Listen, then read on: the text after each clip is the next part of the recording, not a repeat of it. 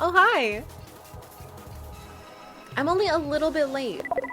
Now I can play 52 card pickup with my subscription months. Captain Ultras, thank you very much for 52 months. Welcome back. Hi, everyone. It's a DS game. It's a good day for multiples of the same number. Whoa. Hopefully you guys can hear. I tried to mess with the sound, but we'll talk a little bit about that in a second. Welcome, everyone. We're starting a new game today. We have beaten as much of Fallout 3 as we're going to beat for now, if you're curious what that means. I beat the main story, but we have some DLC to do another time. So we're starting a new game today. We're playing... This is a different cover than that one. I found this is a later release, but that is the original cover. So I'm playing 999 because you guys voted for it. Yeah. So, hi. How you doing? You having a good day so far?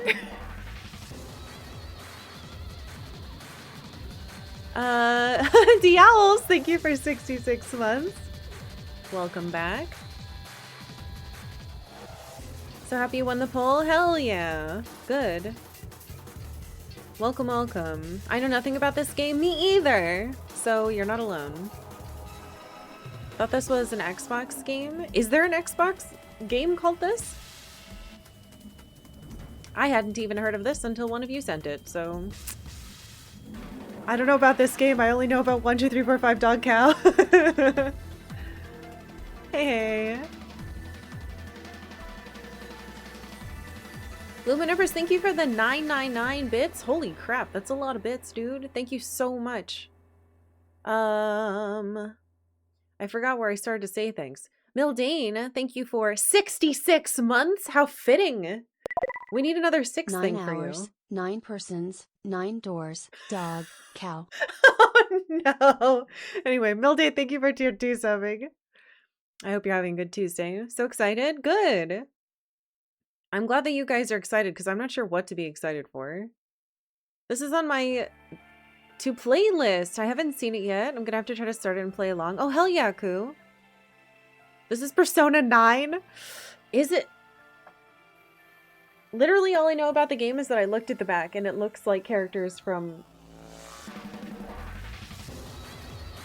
other like anime-ish DS games. I don't know. Okay. Captain Ultras I saw. 52 months. Yes, yes. Thank you, thank you. Yes. I'm catching up. Oh gosh. Mr. Jawbones, thank you for 77 months. 9 at tier burgers, 2. 9 fries, 9 tacos, Yes! 9 pies, 9 cokes, 9 tater tots, 9 pizzas. Yes, 2 that's exactly what I wanted. 3. Okay. Yes, that's true.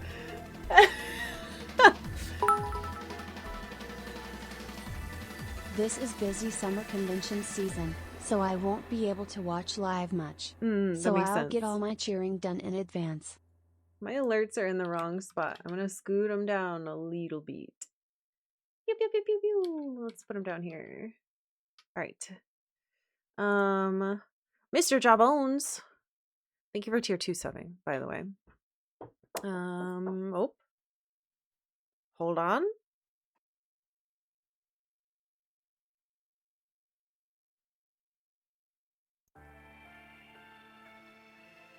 Guys, my husband just came in here to tell me that I have to make sure I erase the data on the game. Guys, I know when I open a new game that I need to make sure I delete the save that's in there. Oh boy. He's so helpful, isn't he? Anyway, I'm glad you upgraded Windows to... God, no! Yeah, we'll talk about that, G-Bomb. It's nice of Rain to tell you how to stream a game since it's your first time. I wish I could record that and just like play that line at him around the house sometimes. Thank you very much. The Deals was the last handheld built like a tank. I dropped mine so many times and still works. This is a less durable one. This is the new 3DS XL. It's a little floppier, but man, agreed. The S's are amazing. Also, you can see how many cords I have running in this mess. We've got USB to hook it up. We've got the power. We've got the audio. Yes. What a fun time it is to try to stream from original hardware that Nintendo doesn't want you to do. Oh, you played this for the first time last year? Hell yeah. Also very excited. Yes, yes, yes. The only thing I know about 999 is grim grinning ghosts came out to socialize. What? I ran errands, it was too hot and took too long, so I'm sweaty and gross. I haven't had lunch, but my day has clearly been way less of a pain in the ass than yours. Yeah, we'll talk about that. Oh, we'll talk about that. I played this game a few weeks ago for the first time, so I could be prepared for stream. Oh my god, that's so cool, Eddie. Hoping this one works. Wait, what happened? Oh, there we go. It's in the right spot now. So they were G's all along and not 9s? Triple G. What's happening? Okay. What have I gotten to? Tiny Trade World, thank you for 51 months. Welcome back.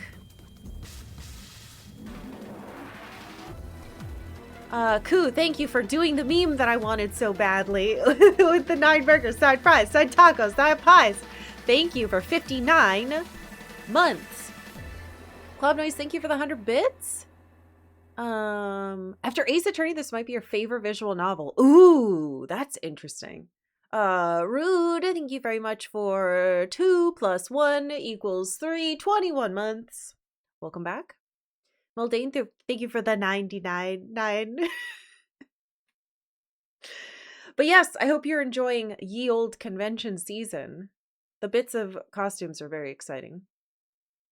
And a large number 9, hell yeah. Do the laugh rain. He already ran away. Erase the data 999 times or else. Fractal, thank you for the bits and for dunking on Rain. Oh, I see. You're trying to do the pride cheer. That's weird. I wonder why it broke. Thank you for the bits, Austin.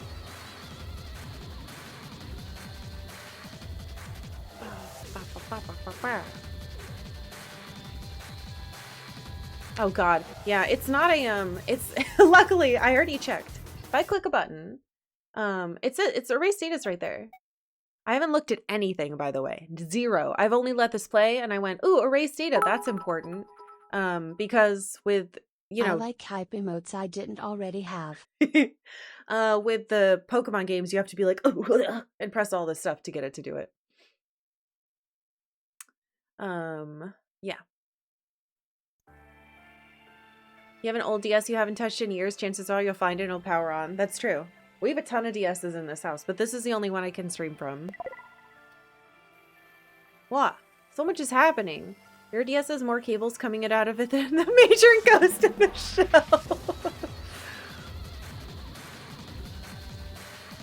Fractal, thank you for 100 bits. Twitch stopped allowing bits to be typed. Oh, weird. It might just be bugging out though. Sometimes it gets mad. Oh, hey, BB Austin. Hi. Dales, thank you for the bits. Yay! Thank you guys so much for the level 4 hypey train. I Papa. also need an emote. Oh no, I don't know if it'll go through now. Papa, thank you for gifting a sub to someone with a name I can't read. Hi. I think it died. I didn't get anything. I'm sorry. Twitch should give me a refund bits button, but they don't let you do that. All right. Welcome, everyone. Now that I've said hello to you all and you've clicked your buttons, let me see if the thingy updated. So I wasn't going to mention it because I didn't hit it last month and I was really sad about it. Partner Plus, I didn't hit it last month, so it canceled. So we have to hit it 3 months. 3 months in a row. I don't know why I held up 4 fingers. And I'm 3 Partner Plus points away as of right now. I don't think it updates in real time, but if 3 of you aren't subbed, And you could do a non-gifted or non-prime sub somehow. I would really appreciate it before the day ends. 3 points, 3 months, 3 persons, 3 doors. Exactly. 3 dogs. Yes, all of these. 3 is half of. Nope. 3 is. I was gonna say 3 is half of 9. It's not. Hi. We're playing a new game today. I'm excited. Yeah, not counting gift subs or prime subs. If it was, I would be fine every single month. Alas, they want other stuff. Whoa, there's a nice in here. Nice job, Reverend Papa John. Hiya. Nice. Very nice 69 420. Yeah. No. don't say that. Oh God. The speaker girls on this DS Lite overlay are freaking you out. What, the little black mark? It's, well, okay, so I was going to spend my time this morning updating this to be a dark mode one. I have a different DS picture that I was going to edit. Black DS overlay. Okay, I'll show it to you. I'll physically put it in. Because I didn't do it. Because I have to edit some stuff out to make it fit properly, you know, because it doesn't, the things don't just work. But look at this. So I was like, cool, I'll use this picture, this fancy picture of a DS. I guess I should follow up that 69,420 redeem appropriately. Wow. Joel, thank you for 69 months of her tier 2 subbing. Very nice. Anyway, I was going to replace this one with that one, but I didn't have time because the craziest thing in the world happened this morning. Oh wait, someone asked me a question. If I'm already subscribed, I can't help out at all for Partner Plus. So here's how Partner Plus works. If you have a normal subscription, your tier 1 sub counts as 1 sub point. If you have a, wait, how does it work anymore? It's been so long. If you have a tier 2 sub, it counts as 2. And if you have a tier 3 sub, it counts as 6. So if you upgraded your sub, you could do it more. But also, I don't want anyone to do that if they don't want to or can't. It's very expensive to upgrade your tier. But if you are already subbed with a normal sub, you can help by doing that. That's the only way I know how to do it. What a perfect and logical system. Yeah. I was trying to sub right just now, but I can't. I just got here. Are we talking about subs? Ah! Jesus. Karkalla heart. Team Weevil, thank you. Why is this scrolling away from me? Team Weevil, thank you for 29 months. Welcome back. Thank you for tier 2 subbing. Yeah, so that would count as 2. Blue Star, thank you for subbing for 23 months. Thank you for the heart. And that one counts as 1. But yeah, prime subs do not count. Gift subs do not count. I was trying to sub, but I can't get into my account on my computer. No worries, no worries. No. This isn't, I'm not asking any of you to, like, do anything immediately. Just, like, if you happen to do. I don't know. If you happen to do it. But I don't think it updates live. I'm actually unsure. Yeah, even on the little thing, it says 296 on that little bar up there. But on my HUD, it said 297. Where's... Now it says 298, so someone did something. Stray Elk, thank you for, 50 months. Thank you for tier 2 subbing. Welcome back. Thank you. Anyway, so now we only need 2 points. But I'm going to have to hit it 3 months in a row. But yeah, it's scary because if it goes under for a whole year and doesn't hit the 3 in a row, this is such nonsense to say out loud. If we don't hit it for 3 months in a row to re-qualify it for the year, right? It gets activated for a year. Then on May 1st, 2027, I will drop down from a 70-30 split on my sub split with Twitch, from that down to like 60-40 or something. I don't make very much money. It's very significant. So thank you guys. New game. New game. Oh, thank you, Team Weevil. Thank you for the 200 bits. Time to go run around doing more things for a bit. No worries. Yeah, seriously, I'm gonna talk about that. Don't worry. Don't worry if you're on YouTube. I'm making chapters so you can skip. Surprised you never played this? I've never even heard of this. Did it hit it? Hold on, I refresh. Yoop. Yes! Oh my god, thank you! Wow! Thank you so much! I don't have to worry then anymore. Thank you, thank you, thank you, thank you. Ah! Thank you guys so much. All right, 2 more months to go. No, seriously, it makes a huge, huge difference. It's basically the difference between me being able to pay my rent every month and my mortgage, and not being able to pay my mortgage every month. It's like a big deal. Thank you, thank you, thank you. I was already trying to do it before you start talking about it. It would be good timing. I will say, I know that Firefox is having a fight with Twitch right now. And also ad blockers. And it's not me. I don't use them. I'm good. I watch ads. Mr. Bezos, I watch your ads. No, I pay for Twitch Turbo. Aman, thank you for 53 months. Welcome back. Anyway. So. The DS. The DS that I paid a lot of money to have a capture card in. This is what we're streaming with today. See? It's just what's happening on screen. Isn't that cool? Wow, how neat! So I'm going to be looking down and playing from this, even though that is on my screen as well. So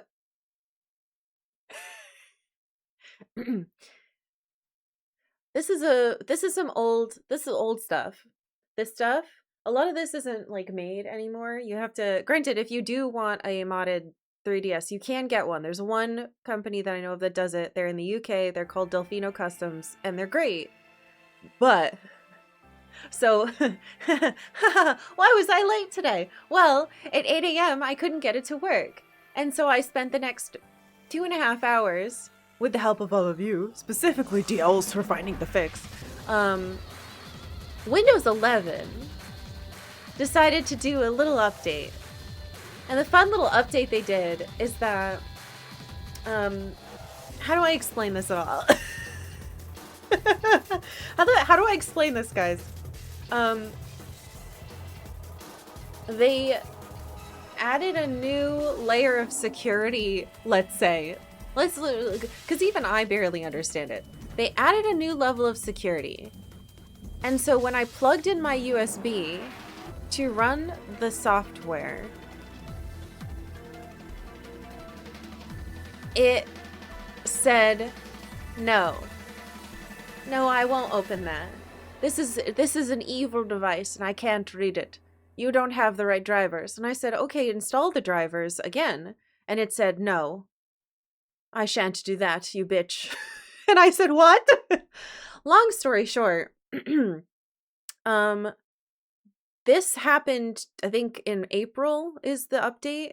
And most people have no idea it either happened or don't know what the fix is at all. And so DLs found a fix in Japanese that we then had to use our combined power to both translate and then fix. I had to like double check because like, anyway. And then one of the solutions was to manually open up this and physically cut a connection. And we were like, well, we're not doing that.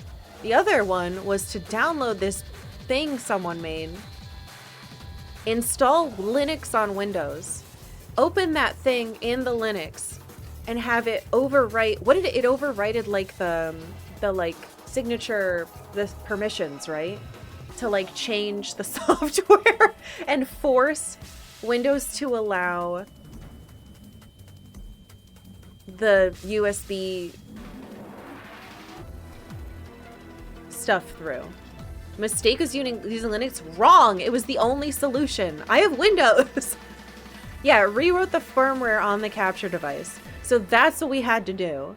DL's tried it first to test it, which was incredibly kind, and to even find this. So the only reason that we are able to play this at all today is because DL's found a solution. The only one online that I could find. And then we worked to like figure out what the Japanese said to do it ourselves and download this thing from GitHub and then use Linux and then write the stuff. So I am not smart enough to do any of that by myself at all. At all. So is this a first playthrough? Yes. At least it will be. So, I am streaming it from a real DS. And it was a very stressful morning, which is why I had to start like 30 minutes late. From what I understand, it wrote data to that EEPROM that somehow bypassed something the driver was trying to read, some sort of registration copy protection kind of thing. Yeah. So, all this to say, we worked very hard this morning to get this game to work. I had no idea that this window update happened, but if you use this same type of capture device for your 3DS and you have Windows 11, this bug is coming for you. So, if you need help, unless I don't see Windows changing this because it's a security measure that they upgraded. But if you need help, we can kind of walk you through it. But yeah, so that was fun. Now that it's almost 1 p.m. All right, for future me and YouTube, this is where the real video starts, kind of. Oh, you know what's neat too? For some reason, it's probably because I have a new computer now. The audio cable is actually working. I'm able to not have to send the audio out of the USB. I'm instead sending the audio through the actual audio jack into my computer, so it sounds better. That's exciting. And it's not sending data, which could overload. So fingers crossed, my computer and or the stream don't crash. But that used to happen on my broken computer, so...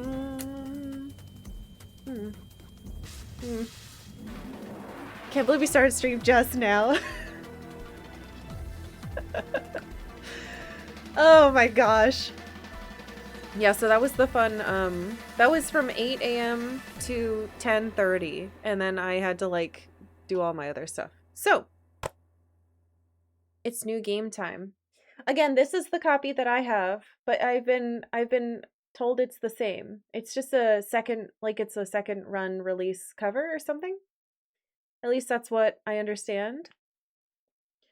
Sub-goal still happening? Oh, it's not on this layout. See, I didn't have time. I wanted to make the DS black too. Hold on, I can steal it. If we go over here, whoop, there it is. And then I can, where is it? Which one is it? And then we go boop. And then I do that. Now it's here. I gotta squish it a little bit. Ship, ship, ship. Not so bad.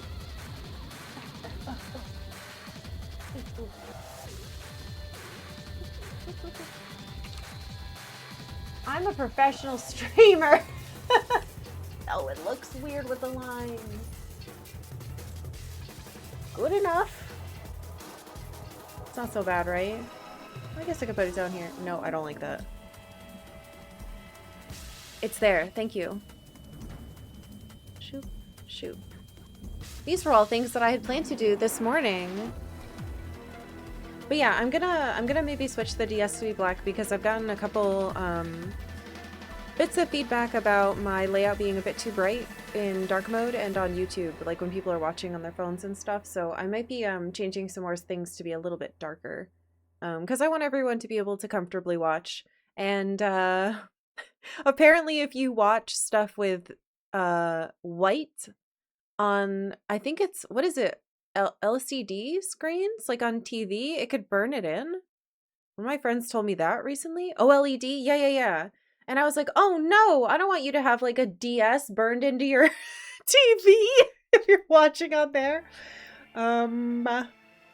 So I think I'm gonna change this to be that black one that I showed you. I just have to edit it because I like cutting out the middle, this thing, because it just means that the screen's smaller and I don't like that. Okay. All right. Now we're gonna start the game. Hello, everyone. This is 999. I don't know anything about it at all. I'm playing it for the first time. Actually, we're gonna have to read the back because I don't have any idea what it is. It's a Nintendo DS game. I'm gonna be taking notes. I wrote the title. It's got a long title. Yeah. I'll show you the copy I have. Oh. No, I won't. Ooh, never mind. That's broken. Cool. Streaming's great. Here you go. It's this one. Let's see. It says the water is rising. There are 9 doors and time is running out. You have only 9 hours before Junpei and his fellow abductees drown. What? Numerology, music composition, and logic puzzles. Oh no. Are just a few of the 30+ obstacles that stand in the way of their freedom. You'll have to solve everything in your environment to get out.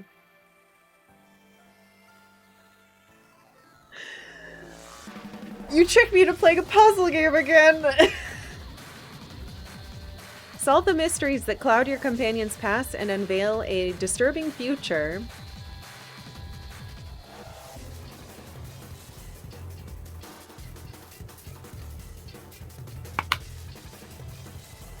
There's an instruction booklet.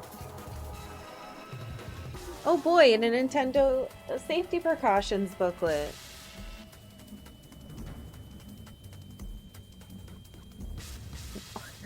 Are you guys making me do math? There's math on it. I'm not gonna be able to beat this at all. The first page is a girl with her butt sticking out. So, how dare you? Oh no. Oh. Oh. Diddler. Thank you for gifting 9 subs. Very topical. To Cicero, Beesworth, Zalapsky, Kidroit, what? Kidroitus Verhi, Sandwich Hammock, Minduin BR, the Stasi, Kargalinks, and Ahaltkob 77. Thank you, Diddler. Yeah, I was told there would not be math in my life. I do need to watch this intro.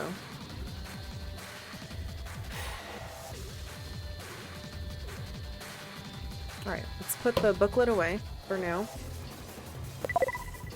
Oh my god, I've been waiting for you to play this game forever. I hope you love it, Karkal Heart. Sam Emoji, thank you for 26 Prime months. Welcome back. I am 0. Alright, let's actually watch the intro. So I think if I... Actually, here's what we can do. Do you remember these sounds? In case you were wondering, it's real. Yeah, I'm gonna change the DS on the screen tomorrow to be black. Apologies for dark mode enjoyers. But it will be fixed tomorrow. Someone needs to send a game that has the cover called Shoot 'em Up, and when she boots the game up, the splash screen says oops all puzzles miss ho evil laugh. Thank you, Karkalla. Oh no. Alright, let's watch the intro. I should be watching on the DS, not on my screen. Did I touch it? I touched it with my thumb! Damn it! Alright, hold on. Where's my stylus on this one? So the stylus lives down here. Also, this is a limited edition Pokemon Sun and Moon new 3DS XL. It's a little too big for me, to be honest. Alright, here we go. We're watching it.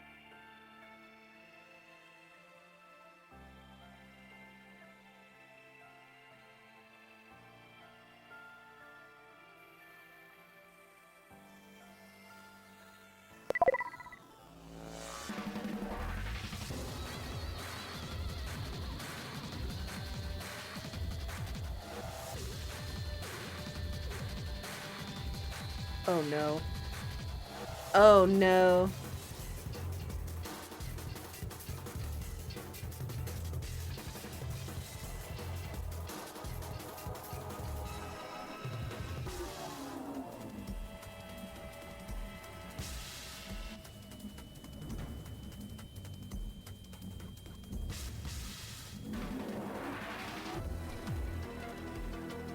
Seek a door that carries a 9? 9 hours, that is the time that will be given to make your escape.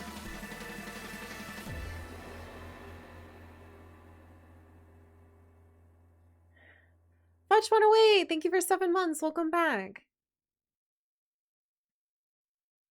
Alright. Erase data. Do you want to delete this data? I'm not looking at it. Yes. Are you sure you want to delete this data? All information from previous playthroughs and unlocked escapes will be deleted. You'll be unable... Yes. Because that's none of my saves. It's whoever gave it to me. As always, I don't like... If you're the one who gifted it to me, you're welcome to say you did. But I will not embarrass you. Alright, cool. Oh boy. 9-hour stream, let's go. Oh, we could do that. That'd be kind of fun. I would have to eat somehow, though. That'd be a problem. Okay, so, as always, no spoilers, no hints, no backseating, no fun facts, please. If you have questions that might contain spoilers, please, don't ask them here. We have a Discord channel called Spoil City. It should be called Spoil City. The mod keeps changing it without me seeing it because I don't have it. Anyway, I can't see it. You can ask questions there that might contain spoilers. You can also discuss spoilers there. It's totally open to everybody. You don't have to follow or sub or any of that. My Discord is just open. It's Spoil City right now. Okay, good. Am I allowed to say unfun facts? Now! Again, it seems like this is going to be, unfortunately, a puzzle game. So that sucks. Because I'm going to do a really bad job. Emily Repost has been gifted a sub by a ghost. Thank you very much and congratulations. All right. We've waited long enough. Let's just give it a shot. Also, if I need to turn the volume of the game up or down, please let me know. I know I'm a little further from my mic than usual because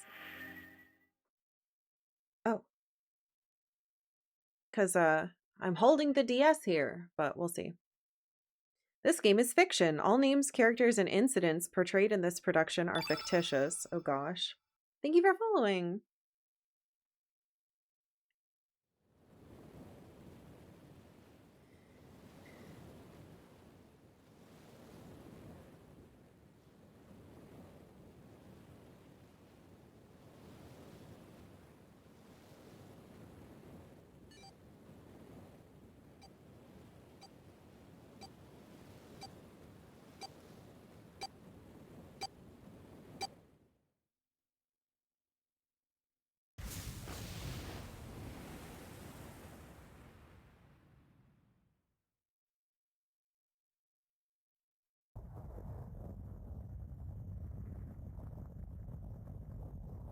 A loud noise startled Junpei awake and his eyes snapped open. This is the Pokemon font. Well, this is terrifying. Is that the Chrono Cross soundbite? It is.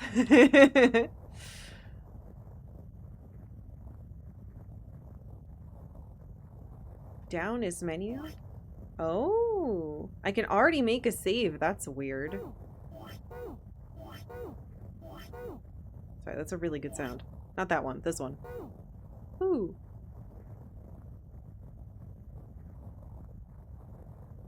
As they adjusted to the light, he realized that he didn't recognize his surroundings. Ow! With a crack, Junpei's head connected with something metal. He rolled over and threw his hand to steady himself. Over and threw out his hand to steady himself, but he found himself groping at empty air.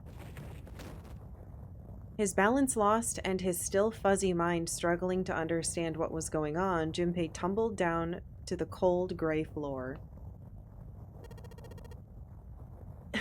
Ouch! God damn it! Ugh, what the hell? Junpei glared around the room, still trying to determine where he'd woken up.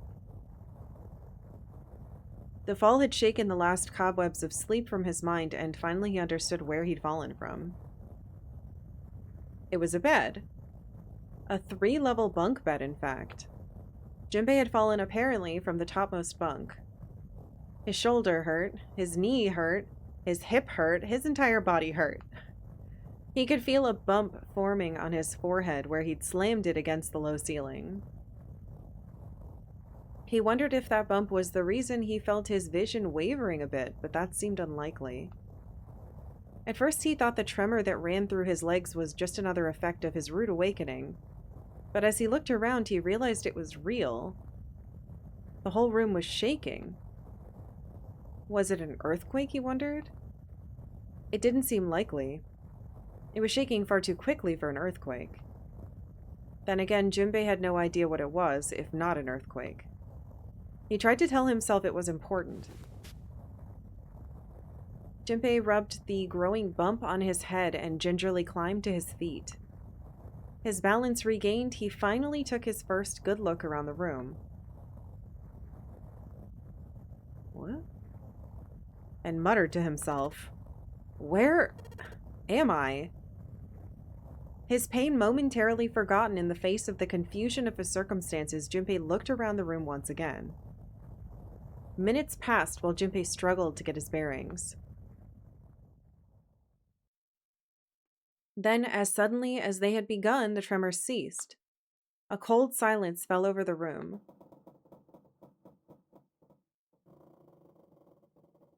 Did I actually hear something? Yes. From somewhere far away, Junpei could hear the sound of metal squeaking. I thought that was in my house for a second. Profanity on the DS. Wait. Boop.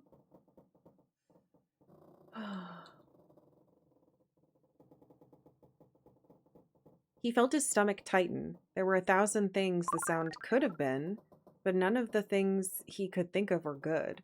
Oh, thank you for the raid. Welcome. We're just starting. Thank you. In an attempt to distract himself, Junpei looked around the room once more. There was a stove that looked more antique than functional. A 3-level bunk bed had mattresses that were so thin that they were little more than blankets. On the other side of the room was an identical bed, and set in the wall between the beds was a slightly dirty iron door. The first thing Junpei noticed about the door was the number roughly emblazoned across it. On the surface of the door in red paint, someone had written 5. 5. Hey, welcome. Thank you. I hope you had a good stream. Welcome, everyone. Just so you know, I've never played this before, and we have a very, very strict no spoilers, no backseating, no help, no hints rule. Just FYI. I literally just started. Okay, 5 on the door, and I am taking notes. I'm not sure what kind of game this is. All I know is the back of the thing said something about 9 hours and drowning, so that's not great, and puzzles.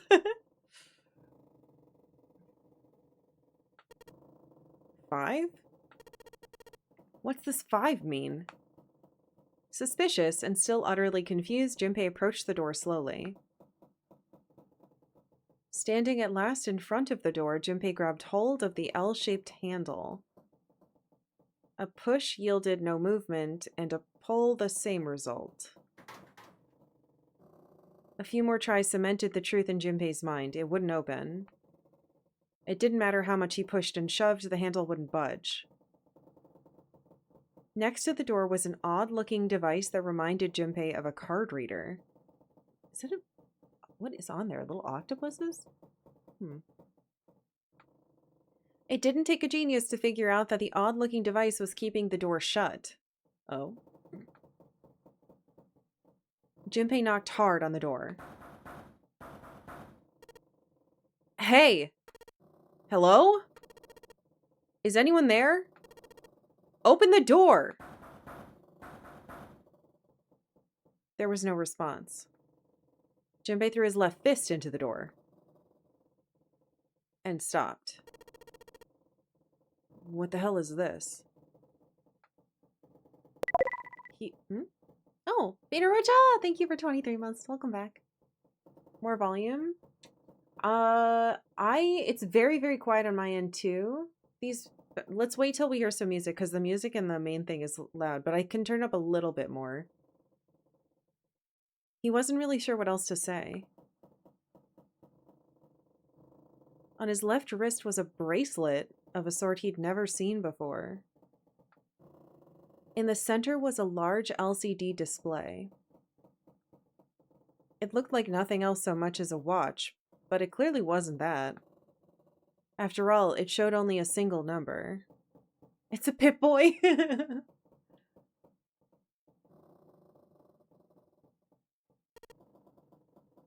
5? That's the same as the door. True, the numbers were the same, but he had no idea what that might mean. All he knew was that it was strange, and new, and he wanted it off. Junpei flipped his hand over as if to remove the watch, but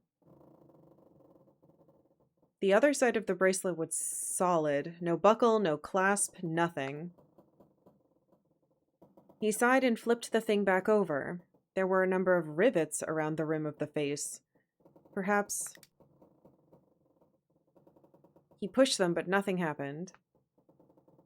On a watch, they might be dials for adjusting date or time, but on this bracelet, they did nothing. Junpei was at a loss. What was he going to do? Growing more desperate, he began to tug at it. However... Ugh! Damn! It's no good. Damn thing won't come off. A steel ring ran from the face around Junpei's wrist and back into the face. He wouldn't be pulling the bracelet off any time in the near future.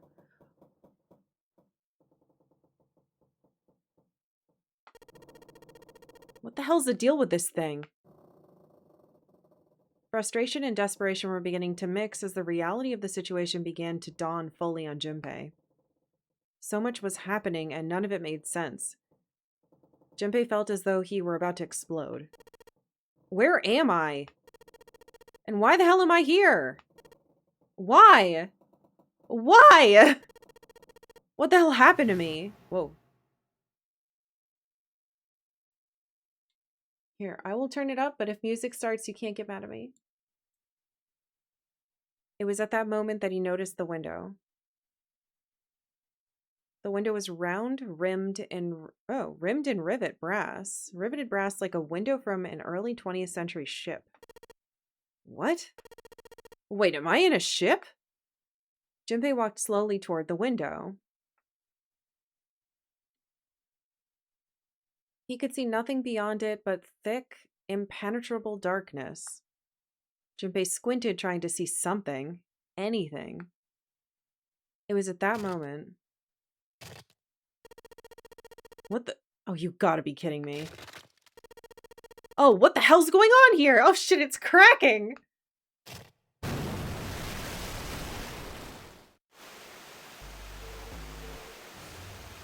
A crack split the glass of the window, and for a moment Junpei stared at it. Volume better now? Then the window burst, and water began to pour into the room. What the hell? God damn it! Junpei yelled and spun around. His feet slipping on the water already coming through the window, he ran for the door. Hey! Anyone! Is anyone there? Come on, if you're there, say something. There was no reply. As Junpei screamed and pounded on the door, the water began to rise. It was now ankle deep on the floor and rising quickly toward his knees. Things were not looking good for Junpei. Not good at all. He needed to find a way out, and quickly. Junpei ran a hand across his forehead, brushing the sweat out of his eyes, and looked around the room.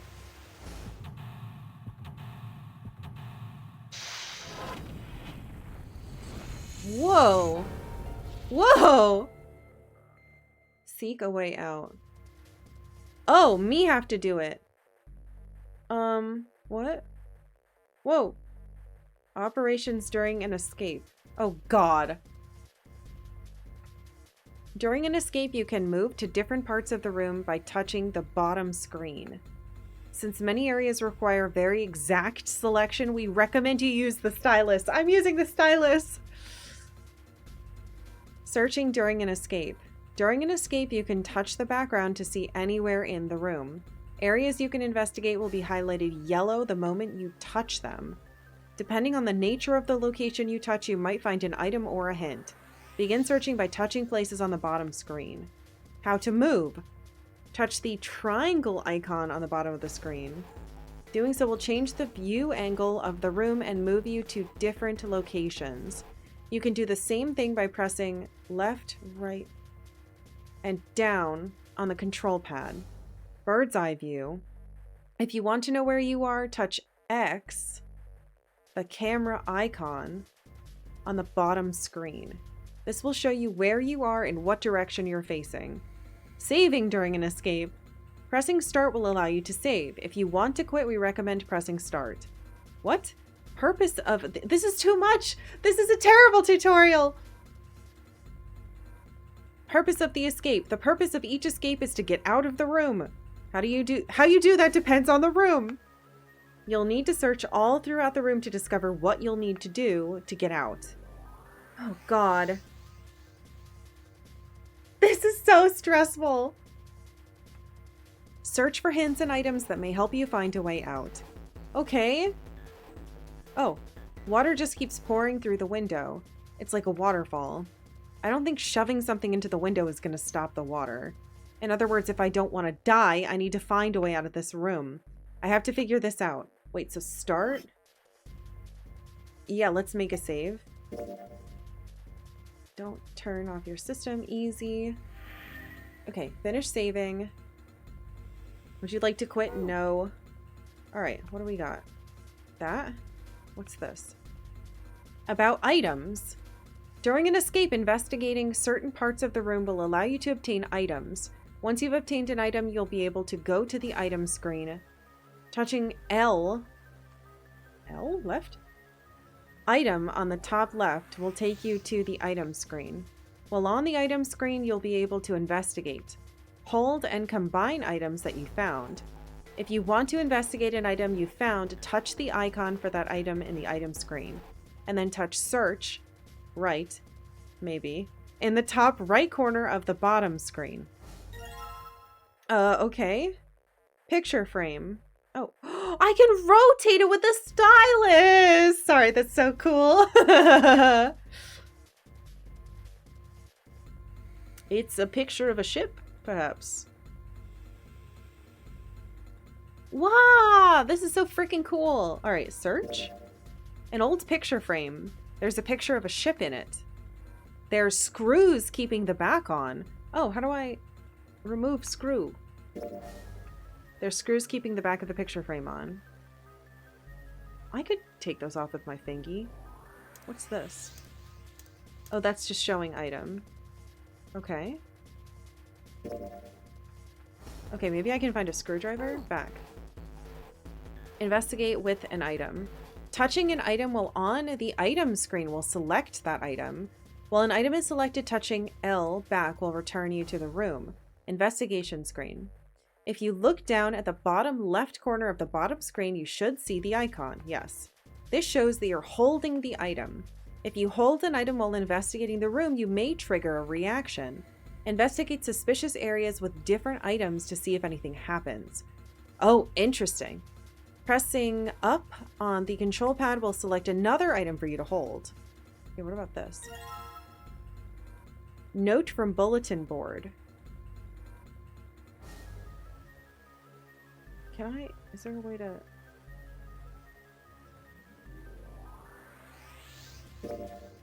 The note's got triangles in red and in blue. Okay.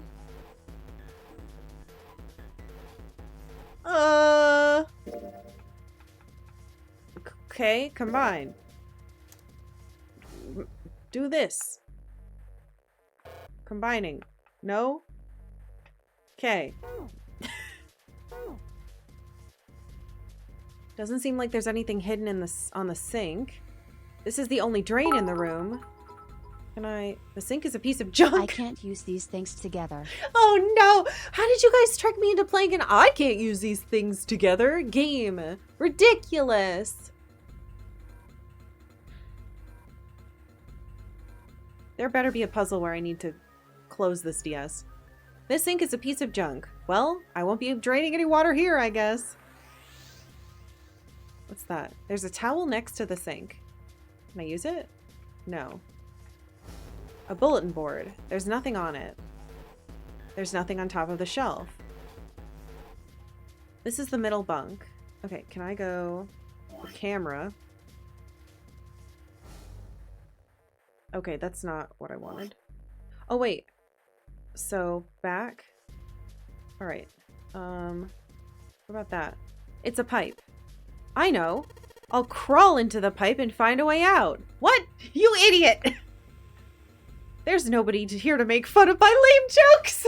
It's me, the game player. I'm making fun of your lame jokes. Man, this sucks. Already clicked on that. Doesn't look like the water's gonna stop anytime soon. I have to find a way out. Okay. Pipe's not very big. There's no way I could fit into it, even if it does lead out of here. What about this thing? There's a pair of simple chairs next to the table. The water's already up to the chair! What? Okay. What? Okay, let's see if there's anything in here. What the fuck? There is? Key? Yeah, there's a little blue key in the bottom of the pot. Odd. It's Kingdom Hearts now. Look. There's a magic emblem here. I don't remember. This key's pretty small. Definitely not for a door. What's it for, then? The key's blue. Is it supposed to open something blue? Small blue key. Maybe it's supposed to open something blue. Well, what about that? Hold on. Combine. With the key. Create. Nothing. Let's hold the key. Oh, this is interesting, but I'm pretty sure I'm going to die. Ah, my kettle key! I know, I really hope this isn't timed. Actually, speaking of, can I? No, I can't. So, let's make another new save. I don't know if this even matters, because some games don't have this kind of saving. It's been an hour, so I have to take a quick break. But I will be right back. I'm gonna stay on this screen and hopefully it doesn't get mad at me. Thank you guys for being here. We're going to not only go an extra hour today because we hit our sub goal, but I'm gonna make sure that we do an extra half hour on top of that. So we're gonna go till like 6:30 today. Okay, be right back.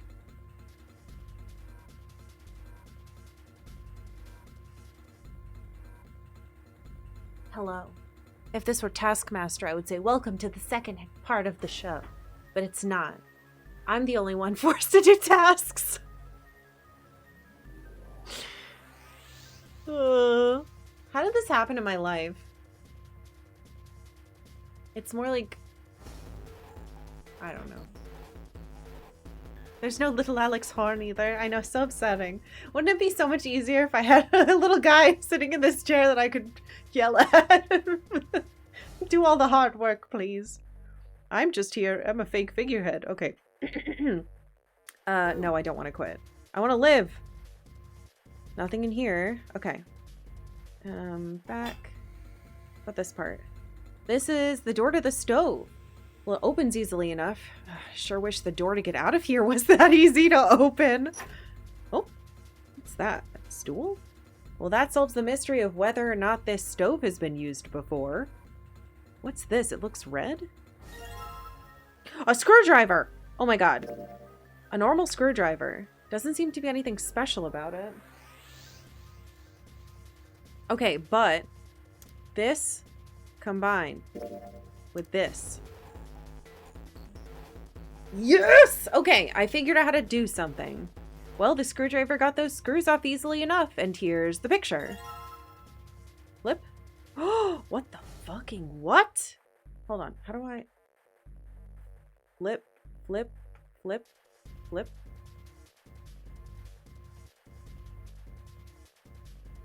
Okay, good enough. Okay, what do we have here?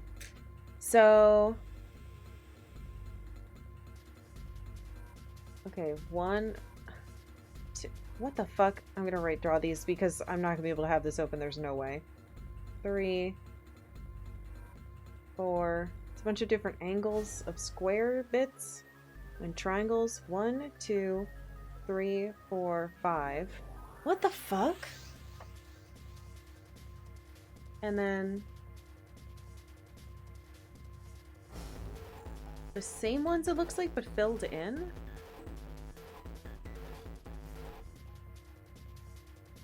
Wait, that's 0 though. So then 6, 7, 8, 9, 0.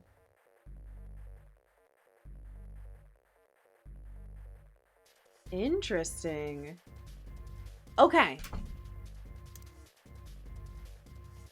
So is this a code? Wait, but what does the red and the blue mean? I might need colored pencils for this game, and I do have colored pencils. And it's saying I'm reading it from left to right, not right to left, I assume.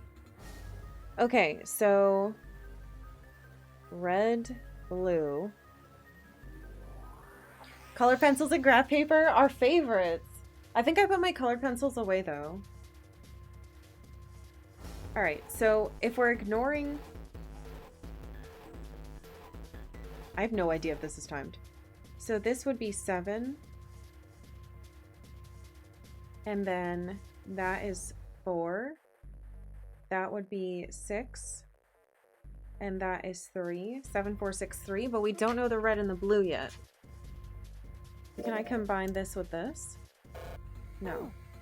Gotta use my brain. Alright, combining items. What? I've already figured it out, video game.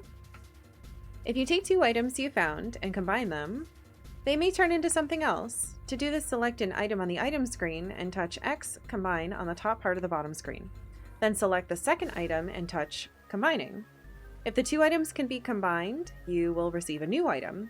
If they cannot be combined, nothing will happen. Okay, good. I'm glad you're not punished. All right, anything else in here? This is totally a stove. Nothing inside, though. All right.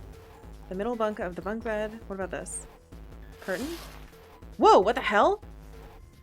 There are some hangers on the pole. Can I take them? No. A briefcase? It's red. Oh, shit! There's a lock on this briefcase. It won't budge. Let's see if there's anything in the keyhole. Okay, so maybe this is what I'm supposed to do? The numbers on the dial. Okay, so briefcase starts with 0101. I guess I'm going to need a key before I can put in any numbers. Wait, can I not? Huh? I guess this is the wrong key. Okay, so it is a red briefcase. Doesn't take the blue key. Looks like it's the right size, but I can't get it into the hole. Okay. Interesting. What about this? Is that nothing? The curtain's already open. Oops. Okay. What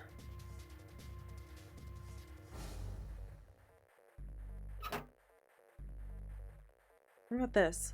I can't see the bottom of the ladder. Oh man, the water's already up to the bottom of the bed. I've got to hurry this up. Okay, blue briefcase. Doesn't matter what I do, this thing won't budge. Guess it's locked? Is this one just like the red briefcase? It still says 0101. Alright, so let's try this. Alright, let's see what happens if I put the blue key in the keyhole. And nothing! Okay, guess I'm gonna need some sort of code for the dial. Mini games! Oh no! Have you tried feeding it red pages? Oh my god, don't send me back there, dude. Don't fucking send me back there. I can't. During an escape, your investigation may trigger one of several minigames. All operations for the minigames are done by touching the bottom screen. Okay, I can maybe do that then. Some minigames will require you to manipulate something, while others will only require you to apply the right object or touch the right thing. Operation instructions. Touching the dial will cause it to move to the next number. Enter 4 numbers this way and then touch the key. If the numbers are correct, it will unlock. What if I do it wrong? Okay, is it 7463?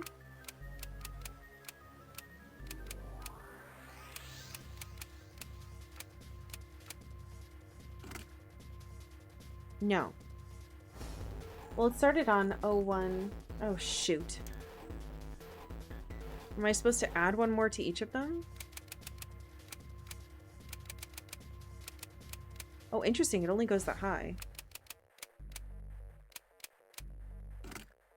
No. Damn it. Open, you stupid thing!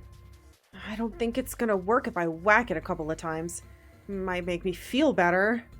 Not gonna help, though. Alright, Junpei, don't freak out. Keep it cool. Look around for some more clues. Okay. What about a ladder that goes up to the top bunk? There's a pipe at the other end of the bed. There's nothing up top. I can keep looking till the cows come home. All I'm gonna find here is a pillow. Damn it! Isn't there anything else I can use? Wait, I can't take the pillow? Here we are at the middle bunk. There's nothing useful here. There's a blue briefcase on top of the bed. Okay, can I look at this thing? I guess that's a lever, huh? Maybe if I pull it? Well, looks like pulling on the lever just makes a weird noise. Great. The light's still red and the display hasn't changed. Damn it! Why the hell isn't this thing opening? The only door in and out of the room is right next to the weird device. Okay. Oh, can I put... No, go back. No, not that. I want my items. Hold on. What's the quick for items? There we go. Can I put this in there? Put that in it. The groove on the side of this thing looks like it's made to have a key card swiped through it or something like that. Maybe if I can find a card, I can unlock this thing. Yeah, use this. It's a mysterious device with a lever on it. It's got what looks like a card reader on the side, but it's the weirdest card reader I've ever seen. Damn it, I was hoping it would help me understand it. Oops. Oh. Okay. 5. 5? Huh. What does it mean? What's this? Whoa, what the fuck? Oh! A small red key.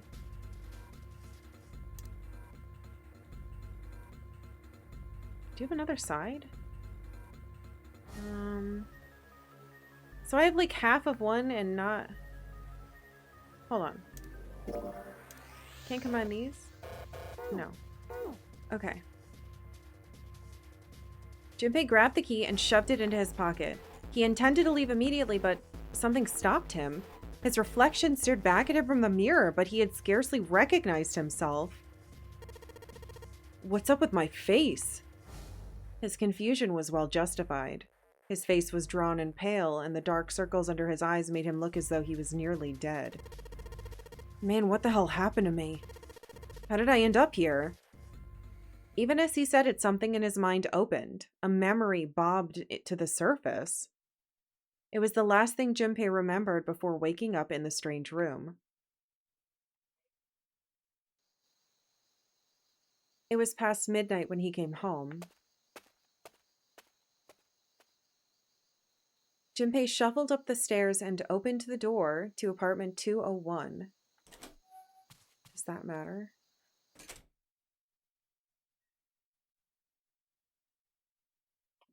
Inside was his apartment.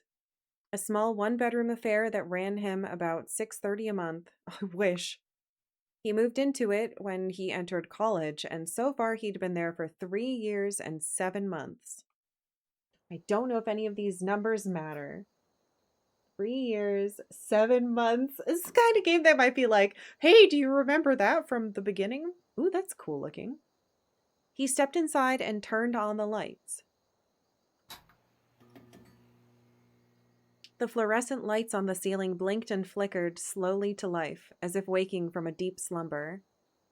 Their cold light illuminated the landscape he'd come home to so many times before. Everything was as he'd left it. The magazines piled up in the corner, the textbooks collecting dust, the CD cases covered the floor, the jeans and t-shirts he'd worn the day before then tossed onto the floor. There was one thing that didn't belong, however. There was a breeze. Breaths of cold night air wafted into his apartment, carrying the smell of autumn with them. The white curtain framing his window swayed gently in the wind. Huh, that's weird. Did I leave that open? Junpei walked toward the window, trying to remember if he'd closed it or not before he left. One of the panes was hanging open. He stuck his head out and looked around. Nothing seemed out of the ordinary. Junpei shrugged. He must have left it open earlier. He closed the window. Then it happened. Oh, Jesus. Junpei turned and found himself face to mask with a man dressed all in black. The man wore a deep hood and a bulky gas mask. His face was entirely hidden. Junpei tried to scream, but all he could manage was a strangled croak. He tried to step toward the man, but his legs could no longer support his weight. Junpei collapsed to the floor, a crumpled heap of limbs like a discarded puppet. Too late, he noticed the white smoke that was quickly filling his apartment.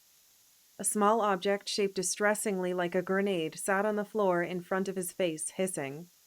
The white smoke poured out of it at an incredible rate. The smoke had grown so thick that the details of Junpei's apartment began to fade into the white haze. He could feel his mind begin to fade as well, a white haze that was not the smoke creeping into the edges of his vision. Oh God. Consider this a privilege. You have been chosen. Yikes! Oh, rasping. A rasping voice wormed its way out of the gas mask. It was cold and harsh and distorted in some way Junpei couldn't put his finger on. You're going to participate in a game. The nonary games? The nonary game? Nonary? Nonary?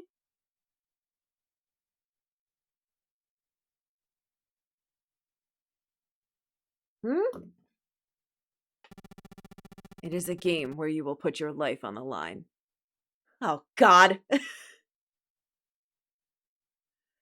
That was the last thing Junpei remembered. The white smoke overpowered him. The masked man faded from his vision, and he felt his consciousness fall away into the white mist. That's right. That guy with the gas mask. That son of a bitch must have taken me here. As to who the man was, or might have been, Junpei had no idea. Indeed, he wasn't even sure that his assailant had been a man. The voice had been cold and mechanical, likely passed through a voice changer, and the body had been covered in a thick cloak. Who was the man in the mask? You have been chosen? Junpei remembered that much, but what it might mean, that was beyond him. Junpei had no idea where he was or why he was there. There was only one thing from his memory that seemed important. You're going to participate in a game. The Nonary games. I don't know. It is a game where you will put your life on the line. The Nonary game, huh? What the hell is a Nonary game? God damn it! Cool italic font. With a yell, Junpei drove his fist into the mirror. Nonary. I don't know. Well, fuck. Anything in here? There's nothing left on the mirror. Great. It's hard to tell it's a mirror because it's not reflecting me. It's reflecting what's behind me, which is strange. Oh, wait. Mirror. Can I put the mirror here? No. Oh! Maybe... No, that doesn't make sense. Oh, what's this? This pipe supports the bed. Nonary? Nonary. Nonary. Nonary? Thank you, Austin. Oh, hey, Bren. Nonary. Alright, well. Nothing left on the mirror. What's that? Nothing? Okay. I didn't get anything from that, though. Pretty poor excuse for a bed. There's barely any space between the bed and the ceiling. I don't think I'd even have enough space to turn over. Oh, right, there's 2 sets of beds, though. Ni no Kuni game. Ni no Kuni game! I do love Ni no Kuni. Thank you for the bits. I bet money was for... What? I'd bet money this was for poor passengers or maybe the ship's crew. I've got to die someday, but I sure as hell don't want it to be here. I've got it. If I pull off these sheets and shove them into the window, maybe that'll stop the water. Alright, window, let's see how you like this. Oh, shoot, that's not gonna happen. There's way too much water coming through here. No way these sheets are gonna be enough to plug up that window. I guess there's only one way I'm gonna live through this. And that's by getting the hell out of this room! After all, there's not really anything else I can do. Okay, so that's the blue one. What about this side? I can reach this bunk. Might as well look through it. Huh? Damn, nothing here. All I can see from down here is the underside of the top bunk. It's pretty high up there. Okay, can I climb it? There's a ladder that goes from the floor to the ceiling so that you can get into all 3 bunks. Well, worst case scenario, I can just climb up there. Yeah, right, like that's gonna work. What? Look up there, please. I can't bring myself to call this a bed. It feels like a board with a sheet on it. It's pretty flat. Oh, a thing!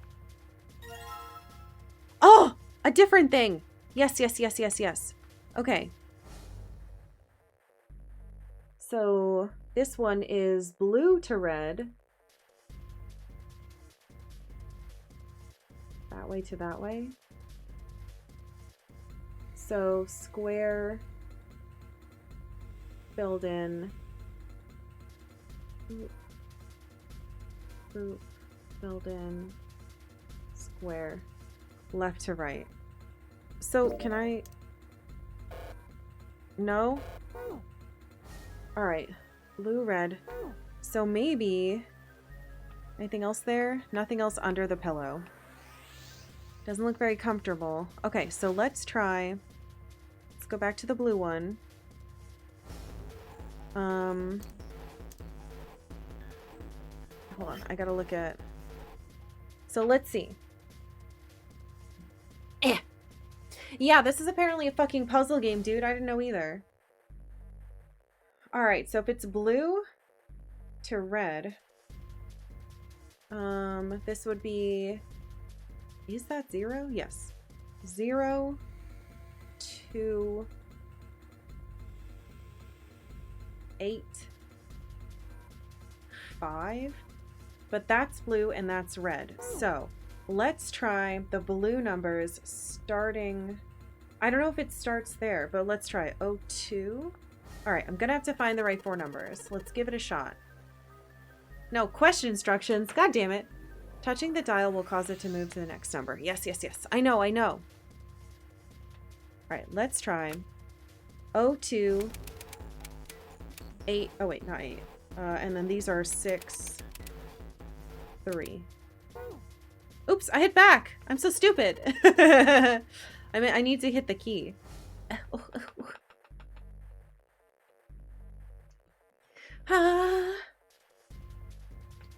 It's giving you Phoenix Wright vibes. It's giving me Professor Layton, but punishing you. And then 6. Oh my god. 3. Did that unlock? Yes! Alright. So blue, then that, which means it must be red, then that. Okay. Alright, let's see if these numbers work. Turn of the key, and hey! Looks like it's working. Yes! Alright, let's open this up. Open. Yes! It opened! Looks like there's something in here. What is this? A file? File screen. If you find any documents or notes during an escape, the information on them will be available from the file screen. To open the file screen, touch File R in the top right of the bottom screen. Once at the file screen, select files by touching them. Okay. Or by pressing on the control pad. If you touch R, the contents of the files... Oh, search. The file you selected will be displayed on the upper screen. Alright, let's see what's in this file. Digital root? Let's see here. Compute... Oh no. I don't know what that is. Compute a digital route with the following steps. First... Oh no!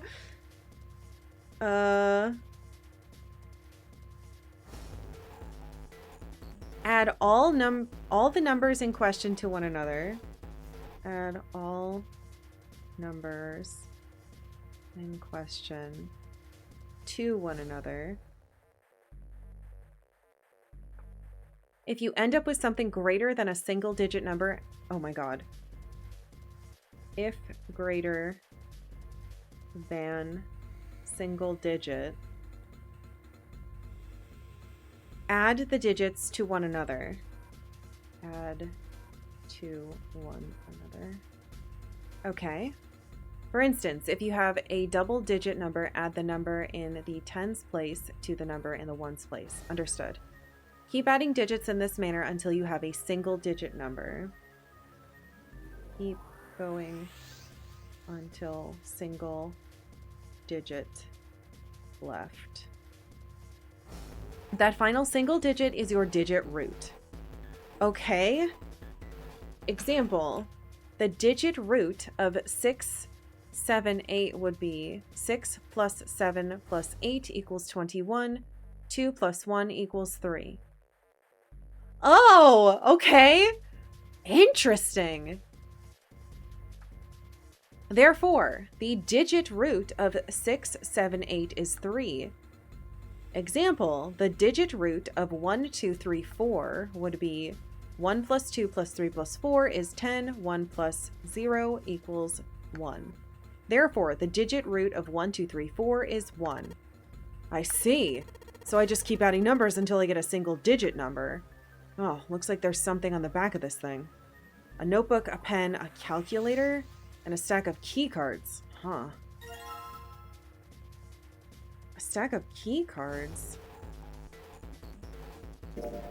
Looks like some key cards. There's a number written on each card. Are these the only ones, or am I gonna have to do more? So, blue, maybe I have to get them from both. From Both of them. Okay, let's open the other one. Does that mean something? New material has been added to the file screen. Calculator. The calculator screen can be used during an escape or during a novel sequence. Oh my god, they give me a calculator so I don't have to feel stupid. Thank you. During an escape, you can access it by pressing the Y. This will open the calculator screen. To operate the calculator, touch the bottom screen. When using the calculator, the numbers on top are your calculations and the numbers on the bottom are your answer. The calculator can also calculate a digital route, which will be important to the progression of the story. It will? Okay. Okay. 6, 7, 8 dog cow. I was already here, but kicks door down math, you say? I can't believe I've been tricked into doing a math game. Anything else in here? Doesn't look like there's anything else. Okay. So, let's go open the other one, which was... where the fuck was that other briefcase? Wait. Where did I leave it?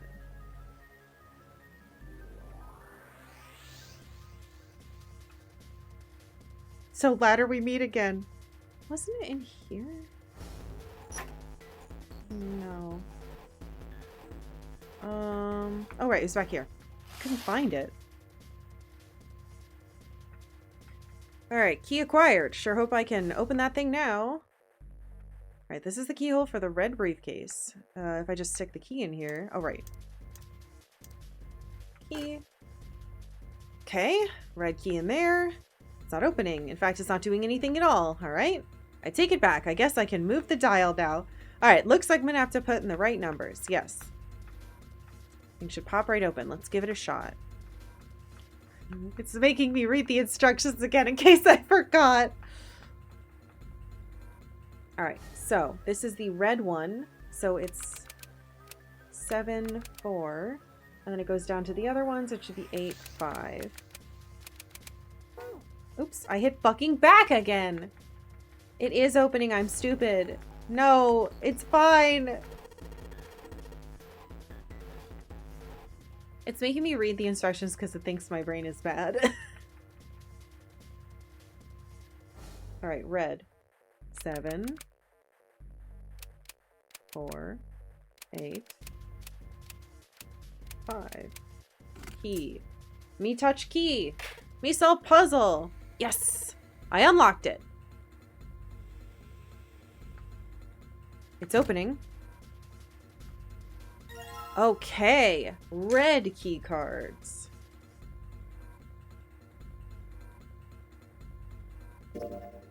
These look like key cards. There's a number on each one. 1, 2, 3. Okay. Can I combine them? No. So what's...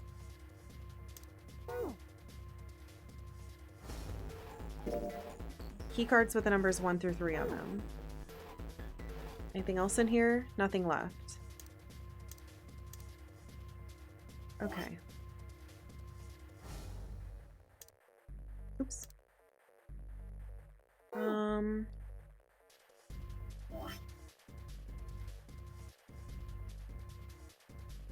All right.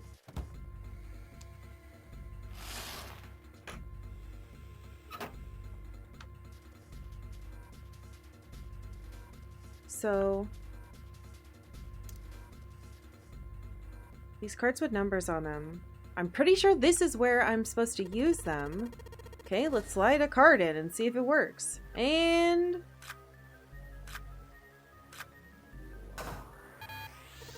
Huh? It's not working. Why? Damn it! No, that's right. I still have cards I haven't used. Damn it! Not again! There aren't any more cards in here. I've only got one other hint. Of course, these files. Oh, right. I need to open the stupid files. That file said something about a digital route. A digital route. The digital route, huh? What am I supposed to do with...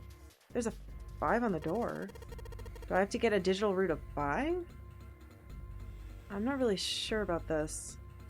Whatever, it's worth a shot. Let's see if this works.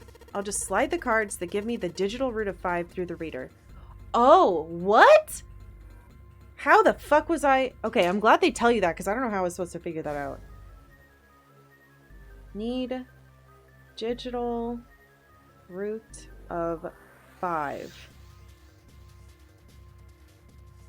Operating instructions. Touch 3 cards to select them. The digital root of the selected cards will be displayed on the top screen. Touching reset will deselect all currently selected cards. After you've selected 3 cards, touch the device. Okay, so I have to figure out which one has a digital root of 5. What cards do I have? 1, 2, 3, and 6, 7, 8. All right. Let's give it a shot. Handheld? Kind of handhold it? I think it's impossible. It would be impossible for them to, like, make you, the human outside of the game, figure out that that's what they wanted. Okay. I have no idea. I'm just gonna have to try random numbers. Well, I know it's not 1, 2, 3, right? It's got to be 3 of them, though, because it gives me 3 to select. 1,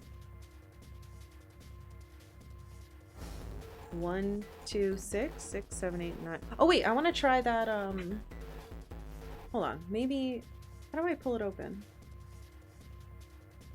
No, it won't let me do it from the screen. Ugh, it's not working.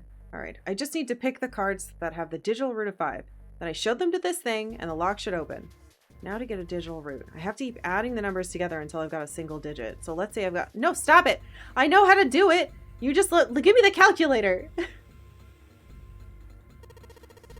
I refuse to read his hints. Alright, how do I do this? So file, this is new. Whoa, what the fuck? There's escape tips as well. How do I open... I can't see the calculator. I don't think I can use the calculator from these screens. That's combine. Alright, doesn't work. That's fine. Oh my god, it's gonna make me read this every time.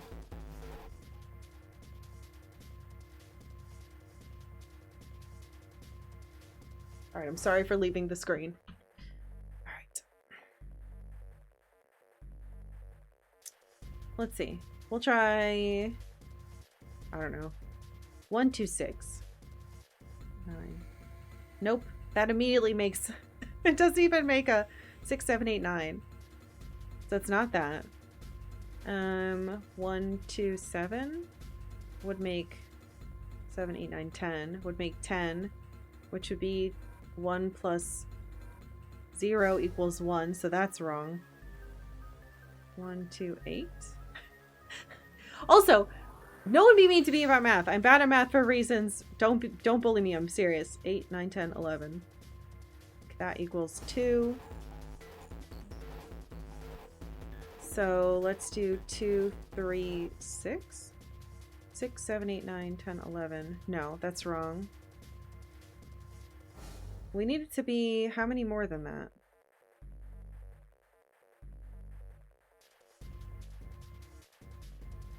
2, 3, what, 2, 3, 8, 8, 9, 10, 11, 12, 13.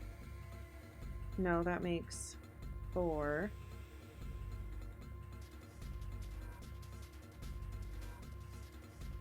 But it's not 6, 7, 8, is it?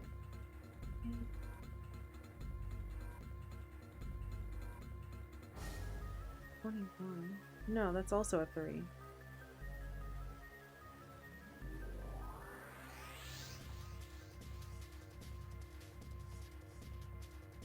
Interesting. Okay.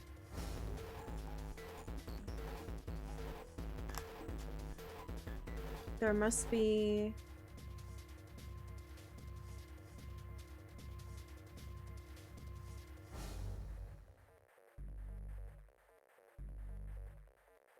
That's 10. That doesn't work. 2. Oh wait, what if I did... 8, 7, 8, 2, 8, 9, 10. Wait, is that going to be too high? That's 17, which equals 8. That doesn't work. 1, 6, 8. Wait, no, that makes mid 6. Damn it. So then how do I get it to be lower and higher? Oh no. I'm not going to be able to play this game. I can do this. There's only so many numbers it could be.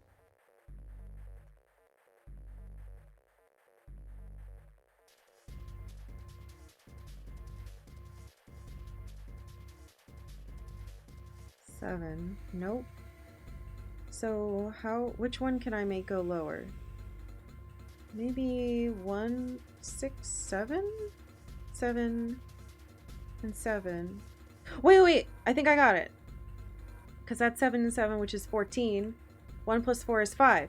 1, 6, 7.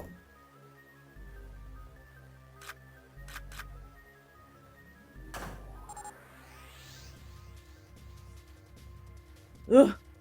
All right. I think this is going to work. There we go. That's the new noise. Or a new noise. Huh? Wait, did it just unlock? Well, that light was red and now it's blue.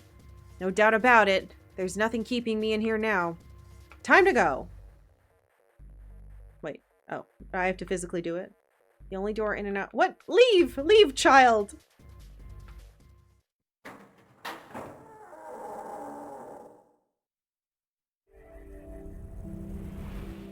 You found it.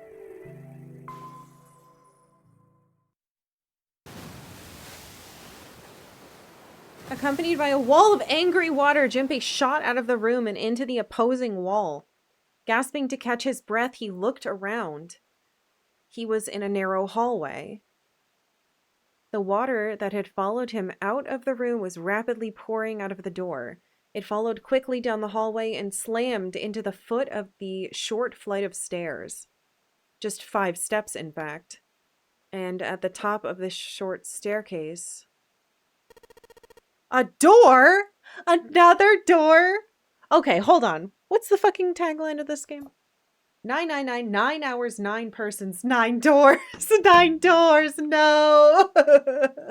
Oh no. Junpei, I think there's gonna be more doors. I haven't been able to watch so far, but I hear there's math. Sure is. There sure is, Fractal. Another door. Okay. Junpei leapt up the stairs straight for the door. The door burst open and Junpei exploded out of it, only to freeze in his tracks. What other possible response could there have been to what he saw? What the hell? His voice trailed off, and all he could do was stare. Are we on the Titanic? What is this shit? A polished floor stretched out before him, ornate staircases rising up from the edges, each one of them equidistant from the others. The stairs and pillars were solid wood, and Art Nouveau embellishments and decorations covered the walls and pillars. It looked like nothing so much as the entrance to a luxurious mansion from the early 1900s. Is it? No way. Junpei couldn't help but wonder. Was he really in a ship? The water quickly filling the hallway behind him suggested that yes, he was. As he looked, a fresh wave rolled out of the room he'd been in, gathering speed as it moved toward the stairs. Yeah, that's what I thought. This is a total... Wait, what the hell? A wave? Shit, I gotta get out of here! Junpei spun around, his wet shoes squeaking in protest on the polished floor, and ran toward the tremendous staircase in front of him. C deck. B deck. As he ran, he glanced quickly at the plates mounted on the wall, denoting the decks of the ship. He took the stairs 2 at a time, not entirely sure where he would find himself. Just as he began to wonder where, in fact, the stairs did lead...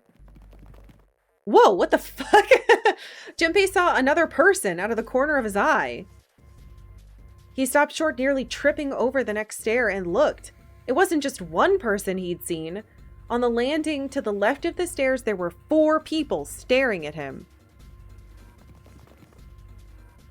And on the right side, 3 more. All told, there were 7 of them.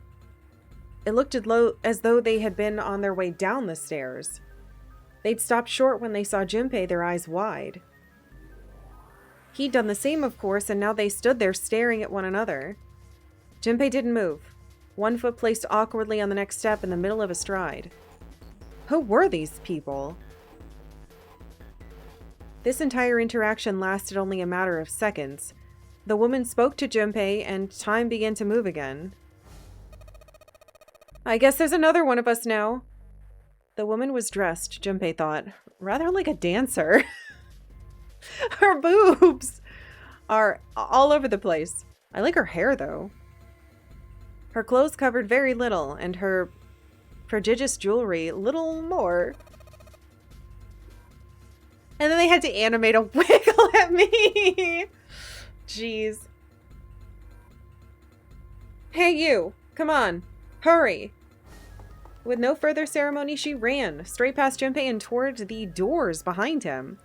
The sudden proximity of a woman with such striking assets left Junpei momentarily stunned. But the others wasted no time and quickly followed the strange woman. The first to pass Junpei was a young man with silver hair. He threw a quick glance in Junpei's direction as he ran, muttering, one of us, huh? Silver. Following him was an older man, his face calm and without fear. Soft wrinkles sprouted from his eyes, and he came close enough as he passed for Junpei to see wisps of gray in his hair. His composure and shock of hair struck Junpei as rather like that of an elderly lion. Going up won't do you any good. There's 2 doors, but neither of them will open. The next to speak was a girl with pink hair and a high voice. Come on! Aren't you coming? You gotta hurry! Her small hand was wrapped around the wrist of another man. His eyes were closed, almost as though he were sleeping. His features were graceful, almost serene, and he was dressed rather elegantly for someone his age. Something about his posture seemed very refined, and Junpei couldn't help feeling he was noble and dignified somehow. He'd certainly never seen one, but this man seemed like what Junpei had imagined a prince would be like. That's 9 of us, then. All of the cards are in hand. What does all of the cards are in hand mean, he wondered. Junpei opened his mouth to ask what the other man had meant, but the girl with pink hair rushed past him, and they were gone. He turned just in time to see 2 more people running toward him.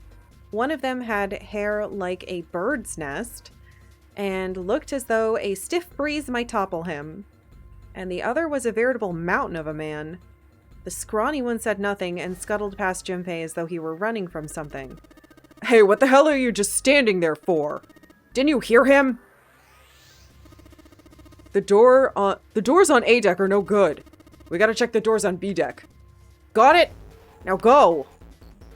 Before he had a chance to respond, the man laid a massive hand on Junpei's shoulder. With no more effort than Junpei would have used to brush aside a fly, the man shoved him out of the way. Whoa! Thrown off balance by the man and recent events, it took Junpei a few steps to get his bearings. He finally regained his balance and looked up at what the other 7 had been running toward. There were 2 pairs of large iron doors set into the wall in front of him. They looked quite sturdy, and each had handles jutting from them. Written across the surface of each door in red paint was a number. The door on the right had a 4. And the door on the left had a 5. They're the same. The guy Junpei had decided to call Silver was mumbling to himself. The room I woke up in had a number on the door just like that. You too, eh? With an arched eyebrow, the lion looked over at Silver. My cell was the same. A number on the door. I opened it, ran down the hallway outside, and found myself in the rather grand room full of stairs, as I suspect did the rest of you. It was as though the floodgates, had been opened. They all began to speak at once. Me too. I did too. Yeah, a door with a number on it. It soon became clear that each one of them had awoken in a room with a locked door and solved a puzzle to escape. They'd all ended up in the same room. Almost as though they'd been guided there. Yes, we all saw the same thing. That's not important. We need to hurry. Yeah, You think I don't know that, lady? Before the dancer had time to finish, Silver was already running. He grabbed hold of the door labeled 5 and pulled. However... Fuck, it's not opening. This damn thing won't even budge. Move! You're in the way. The mountain grabbed Silver's shoulder and tossed him aside. His path cleared, he took a few steps back, then threw himself at the door. Once, twice, 3 times, 4 times. The door shook as his body slammed into it, but showed no signs of breaking or opening. The mountain threw himself at the door again. Junpei turned toward door 4. Next to the door on the wall was a small box. It looked just like the one he'd seen in his room next to that door. If it was the same, then this door was likely locked as well. Still, he had to check. Junpei grabbed a handle and threw all of his weight onto it. Ugh! Ugh. It was locked as tight as the door next to it, as he suspected. Damn it! Junpei punched the door. It did not respond.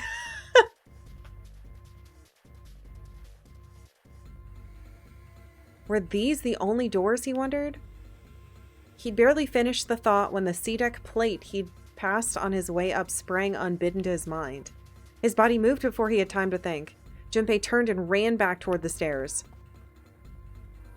He had scarcely taken a step when, at the top of the stairs next to an ornate clock embedded in the wall, he saw a person. There was a girl. She looked to be the same age as Junpei. He froze, unable to look away from her face.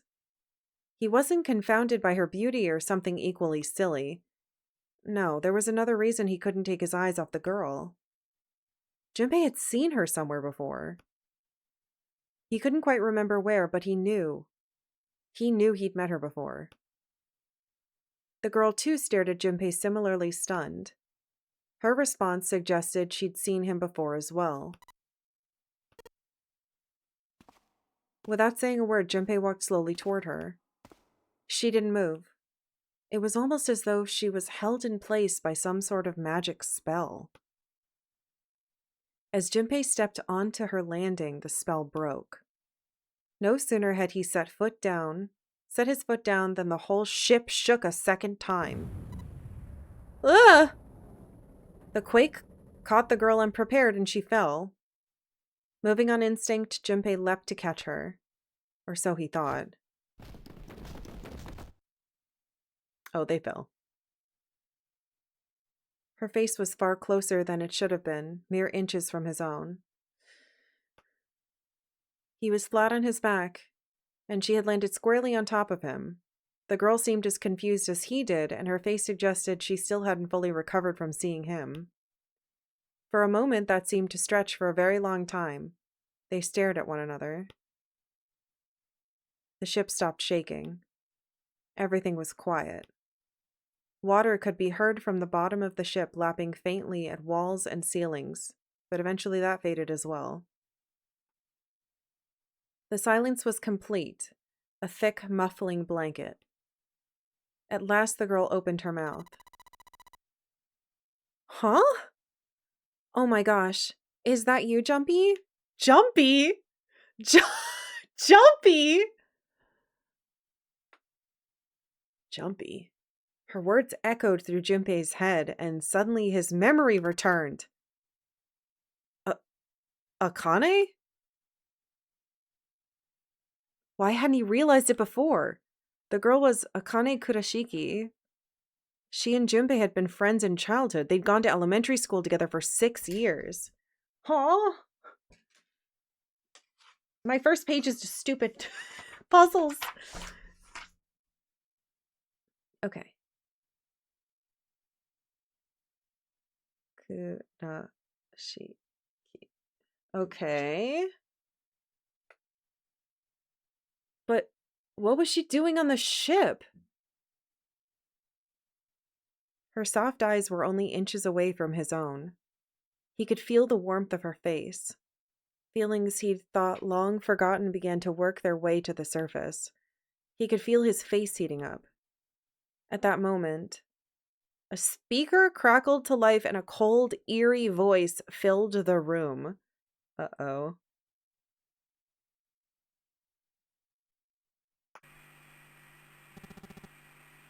Welcome aboard. I welcome you all from the bottom of my heart to this, my vessel. With the voice's invasion, the spell between Junpei and Akane was broken, and all hints of burgeoning romance instantly forgotten. They hurriedly untangled themselves from one another and struggled to their feet. Their 7 companions had heard the voice as well, and many of their faces had gone pale. They looked around frantically, desperate to locate the source of the voice. At last they found it, a speaker set in the ceiling. I am Zero, the captain of this ship. Okay.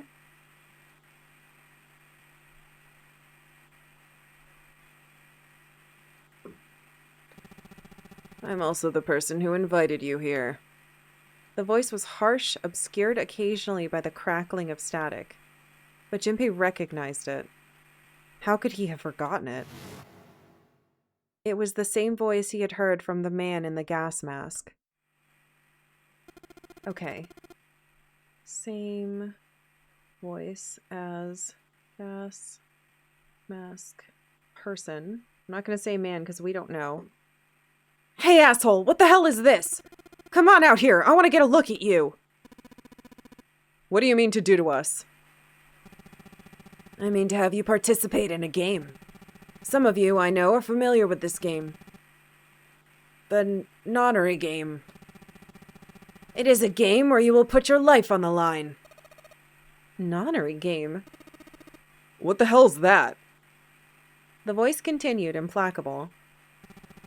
The rules of the nonary game can be found on upon your persons. They're simple rules. Read them. Nonary game? Hey, there's something in my pocket. Check this out. Silver reached into his pocket and pulled out a small slip of paper. The rest of them reached into their own pockets and pulled out similar slips of paper. Junpei followed suit and dug into the pocket of his pants. He felt the telltale crumple of paper, slightly damp from his earlier ordeal. Hey, I got one too. Then it would seem Zero has seen fit to grace us each with a letter. Would you mind terribly reading it to us, young man? His request had been delivered to Junpei, who, after a short moment of surprise, did as he'd been asked. On this ship you will find a handful of doors emblazoned with numbers. We will call them the numbered doors. The doors in front of you are a pair of the same. The key to opening these numbered doors are the numbered bracelets that each of you possess. Should you total the numbers on your numbered bracelets and find that the digital root of that number is equal to the number of that door, the door will open. What? So digital root of bracelets will open door that it matches. Uh-oh. I think they're going to want us to kill each other. Only those who have opened the door may pass through.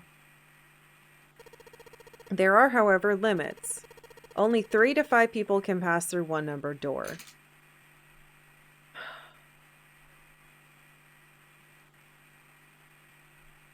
Oh no, I'm gonna get people killed.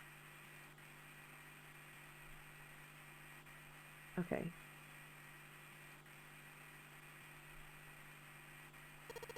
All those who enter must leave, and all who enter must contribute.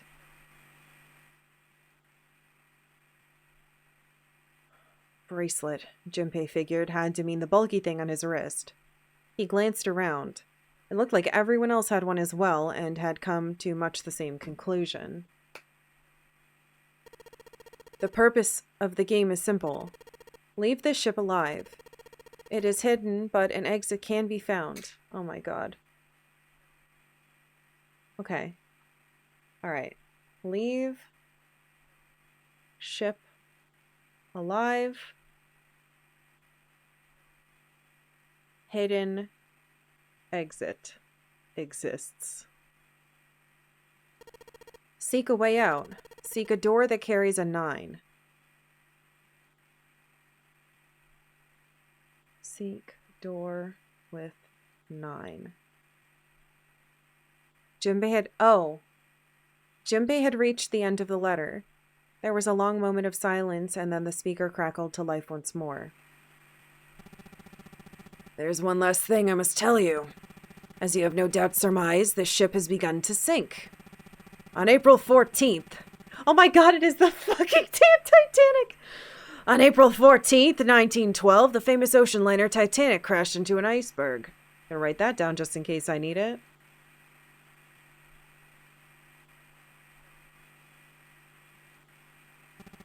After remaining afloat for 2 hours and 40 minutes, it sank beneath the waters of the North Atlantic. I will give you more time. 9 hours. That's the time you'll be given to make your escape.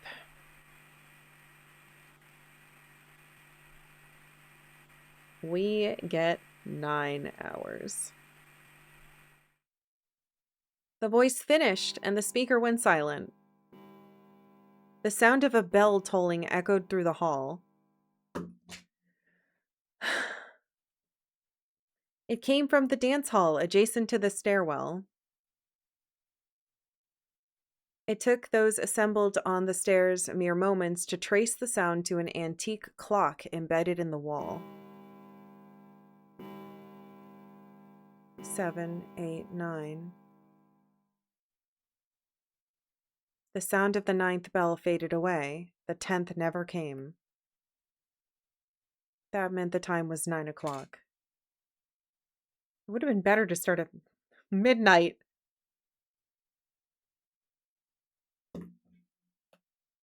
Most likely 9 o'clock in the evening. When Junpei had peered out of the window of his cell, he'd seen nothing but blackness. It had to be nighttime. If that was the case, then they would need to escape by 6 a.m.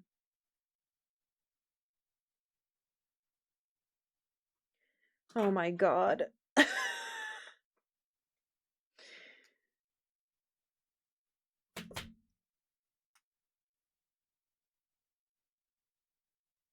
Okay. The following day. Now it is time. Let's let our game begin. I wish you all the best of luck. The speaker went silent and did not speak again. Great.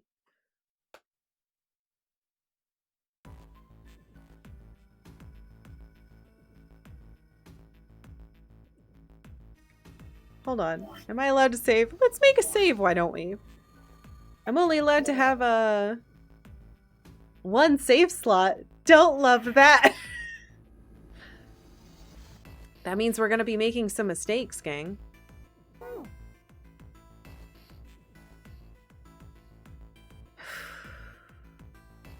Okay. Here's what we're gonna do. It's been 2 hours. I'm gonna take a quick break because I want a water, and I think my eraser is in my kitchen. I don't know why my eraser's in my kitchen. I do remember seeing it there, but I don't remember putting it there. So that's fun. Yeah, I need to hydrate, it's true. If we're gonna be doing a bunch of voices and reading, it's gonna be important that I have a big water. Man. I wish I could I want to turn the volume of the game up, but I legitimately don't think I can. I think it's I have it at 100% now. Unless, hold on. Isn't there a way to boost the audio on this thing?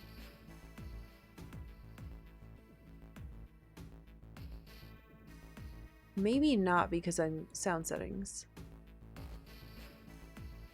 No, I can't.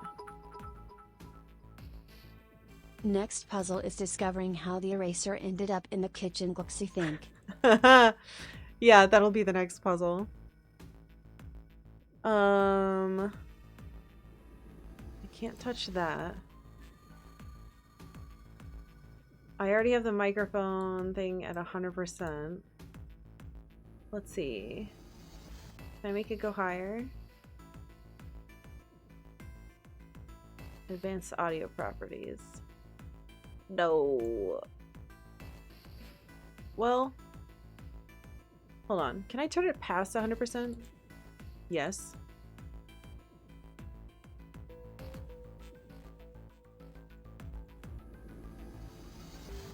How's it sounding? Let me know when you're happy. Better?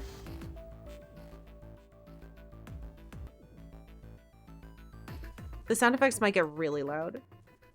I'm putting it on 200%. All right, I'll be right back.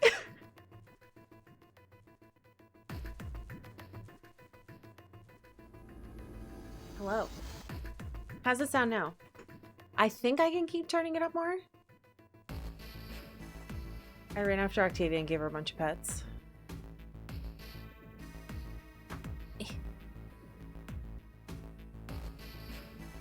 Yeah, I think I can keep turning it up. Yeah, I can. I'll keep doing it. How's that?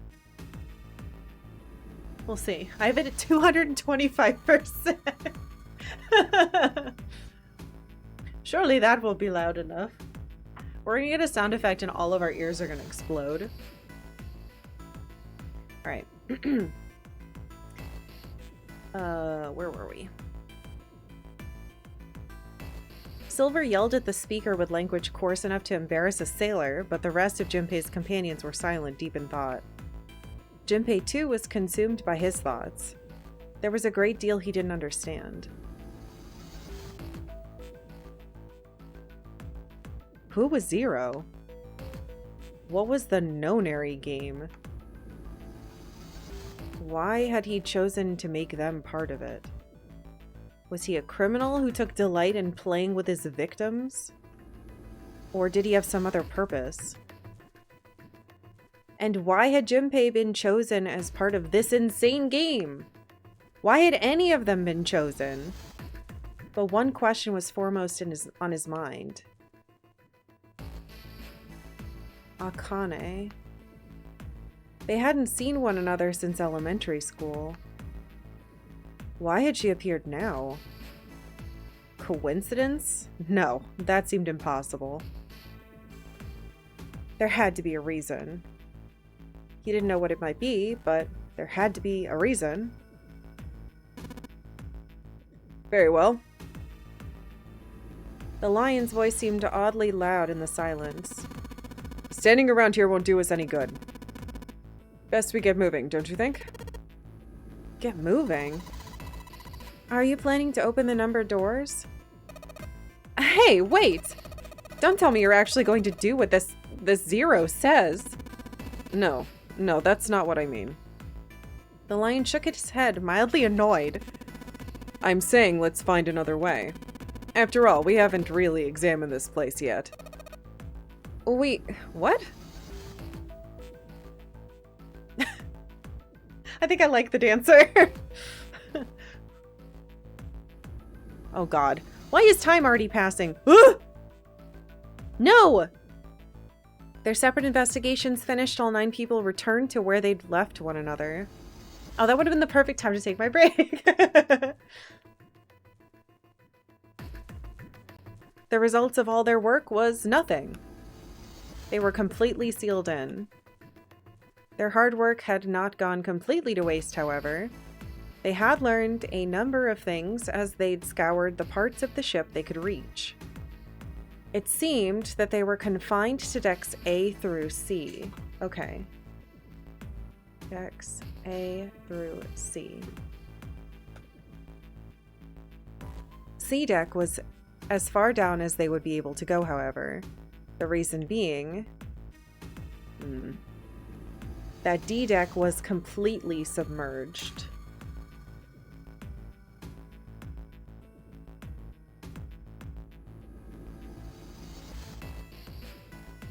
Strangely, however, the water had risen no higher than D deck.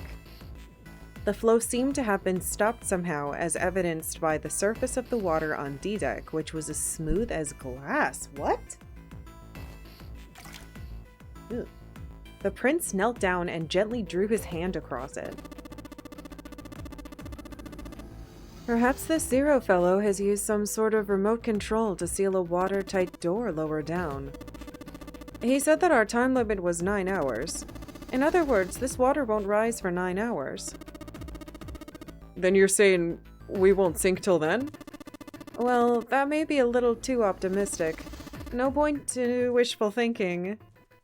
I gotta figure out voices for all these people. There were 3 metal doors on C deck. A single door stood off to the side, with 2 more on the wall facing the central stair.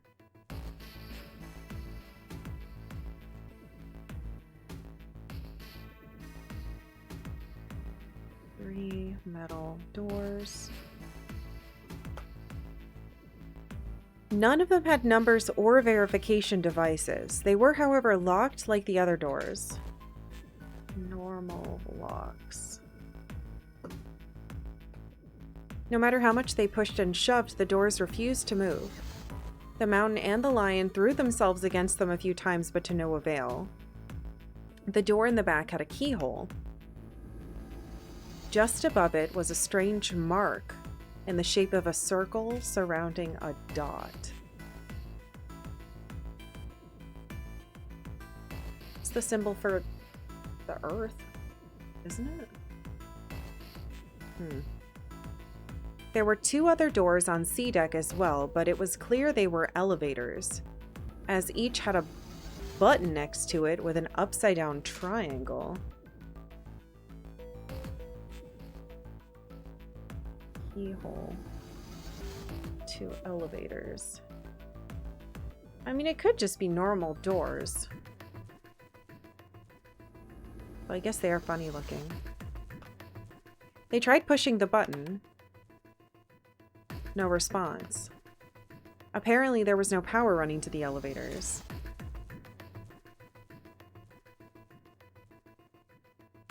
To the left of the elevator doors was a card reader. The card reader also had a strange mark. That's the symbol for Saturn. It's like the only thing I know is stuff about space.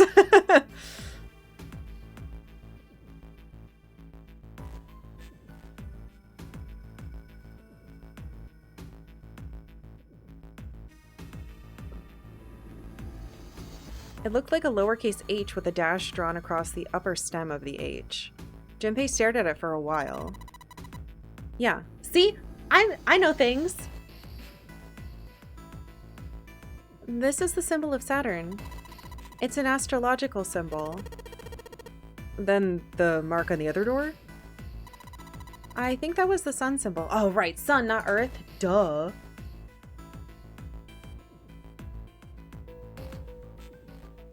Okay. I forgot the eraser. I got my water, though. Hold on. It's been so long since I have looked at this kind of stuff. I wonder how you know what that was? Studying. Yeah, we need to get Sailor Saturn over here. And I guess Tuxedo Mask. They had seen the same symbols on A deck. Oh, they had? There was a door on either side of the stairs. The one on the left had a keyhole with a similar symbol engraved on it. Oh, that's the Earth symbol. Yeah. Yeah. So A deck. Door with earth symbol. Keyhole. This is an earth symbol. The horizontal line symbolizes the equator and the vertical one represents the prime meridian. Junpei looked up at the ceiling. There was a great circle. What? What is this? There was a great circle cut in it, perhaps for a skylight or a glass dome, but it had been filled with a gargantuan metal plate. The metal looked very solid. Anything short of an explosive charge was unlikely to damage it. There were several windows along both sides of the ship, or at least there had been. They too were covered with metal plates. In other words...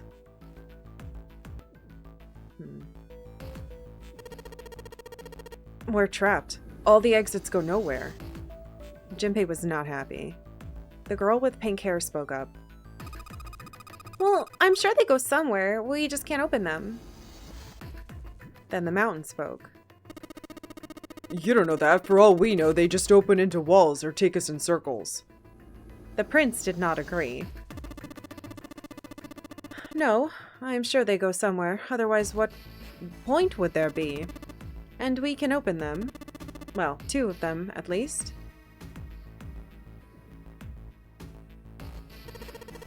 You mean the numbered doors? All eyes turned toward the doors with numbers on them. The atmosphere in the room grew tense. Hey, wait a minute. I think I said this earlier, but I don't think we should do that. The dancer moved in front of the doors as if to block them. We'd have to be crazy to open these doors. If we do that, we're doing exactly what Zeros wants us to do. Suddenly, everyone began to speak at once. I agree. Well, I don't. Well, that's a terrible idea. We should keep going. We should stay here. We don't have any other way to open any of these doors. We should just wait. Someone's bound to come find us. We don't have time for that. In 8.5 hours, the ship's gonna sink. The clamor of voices made it next to impossible to determine who was saying what. Their arguments grew more and more intense until people were shouting and screaming at one another. Oh God. Junpei had remained silent, but at last he could take no more. Hey! Shut up! They fell silent and all eyes turned to Junpei. He felt each stare burning into him, but he refused to flinch. Before we try and decide where we're going to go, there's something else we ought to do. What's that? We need to exchange information. We don't know anything about each other. I want to know who you guys are. Who you are, where you came from, why you ended up here. Don't tell me you aren't curious too. Oh, thank God. Please. We need to Jiko Shokai so bad. They were silent. I can't just call them lion and pink hair all day. Earth symbol is like 4 pizza slices because the earth is a flat. That's very fucking funny. That's good. Good God. Some of them looked the other way, or bit their lip, or across their arms and stared at the ceiling. Okay, hold on. Before we do this, I have to say, I literally just read a book, and I'm currently reading the Japanese version of it. I read it in English first, now I'm gonna read it in Japanese, because I want to. Don't judge me, I do weird things. It's... Hold on, what's the English title? It's just like this. It's called Lonely Castle in the Mirror. Like, what the fuck? Except the point of it is to, like, help people. Kind of, ish. I don't want to spoil it. Whatever. It's a bunch of people who are suddenly in a castle. And they're like, why are we here? Who are you people? And it's a big mystery. And they have, like, tasks. And they're supposed to figure it out. So, it's super weird that I read that. And now, this is happening. Anyway. I'm reading it in Japanese now from the library. It looks like... No, don't do that. Stupid media dough. Oh, now it's loading on my phone because I'm stupid. Hold on, I'll rewind to the How do I get to the opening? Media is the thing you use to read it. The cover looks like this in Japanese. Anyway. It's really weird. It's really weird because this was already reminding me of it. Except, that's got a threat of a wolf eating you. Octavia, oh Jesus, just right there. You can't sit on my lap while I play DS games, baby. Does the castle have math? Kind of. She's over there. She's gonna go sit in my shoe. Alright. Anyway, it's just strange because I just read a book that was kind of like this. It was like 7 kids stuck in a castle. Except they could come and go. They had mirrors. They could come and go from home. Anyway, it's not a bad book. It's interesting. But one of them spoke up. It was Akane. I agree. I think Jumpy's right. Jumpy? Oh, I'm sorry. I'm talking about him. I just call him Jumpy. His name is Junpei. She pointed toward Junpei. We're childhood friends. We went to the same elementary school. Wait, stop! Don't tell us stuff we didn't ask you about. Zero's probably watching us right now. What are you gonna do if he's listening in? Would that be bad? Hell yeah, it would! We don't know how much that bastard knows about us. Maybe he just picked a bunch of random people to kidnap. If that is the case, then it'd be dangerous for us to let him know too much. If Zero knows who we are, he could go after our families. Maybe he'd tell us he had him to get us to do stuff, you know? But we still need to know what our names are. It's gonna be hard to talk to each other if we don't have names. Alright, then why don't we have code names? Oh my god, no! I want to know everybody's real names. I love anything that sets up the premise of 79 strangers locked in a place. I need to read that book. Yeah, Lonely Castle in the Mirror is the English translation name. I got it through my library because I saw that I could get it in English and Japanese. So I read it in English first. And again, now I'm reading in Japanese, so I just messed up my place. But yeah, I also thought the premise sounded neat. So, I don't know. I didn't realize this game was anything to do with it, so it's pretty interesting. To him, apparently, it seemed like the obvious solution. Code names? Yeah, we'll each pick something. Like, I'll be 7. 7? Why are you 7? It seemed a fair question. The mountain stuck out his left arm. 'Cause his bracelet number says 7. Oh, I get it. Yeah, that's a good idea. He smirked. Alright, I'm gonna be Santa. What? Any of you chumps know Japanese? No? Oh, Santa! Santa-san. San means 3, so I'll be Santa. You know, like Santa Claus. Fits, don't you think? You fucking stupid. This is stupid.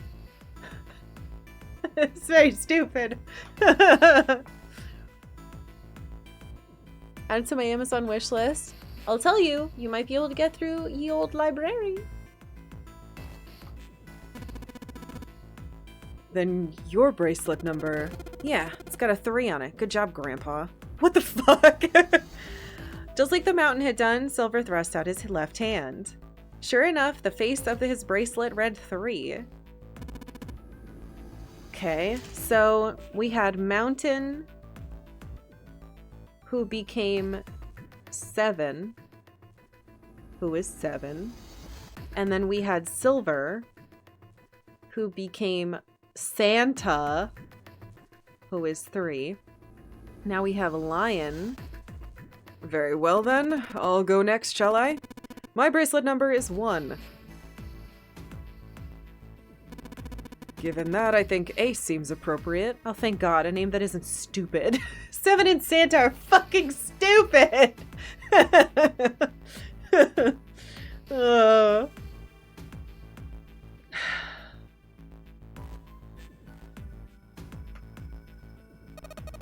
I'll be Lotus, then. As I'm sure you all know, it has 8 petals. Why would people know a lotus has 8 petals? All right, Dancer becomes Lotus. I mean, it's a cool name, but 8, I didn't know that. Which means, of course, that my bracelet number is 8. All right, bitch. All right, Prince. No fucking... I would appreciate it if you would call me Snake. Ah, because it's a... because 2 looks like a snake. Sure. Since Ace has chosen cards, when I choose dice... Oh, I choose dice. Sure. Whatever. I think mine's funnier. 2 is shaped like a snake. Since Ace has chosen cards, then I choose dice. Snake eyes, clearly. Which is particularly relevant given that I'm blind. Okay, he is blind. I was wondering if he was just, you know, closing his eyes. Blind, really? He kept his eyes closed during their entire ordeal, which had suggested something strange, but to hear it said so casually. Alright.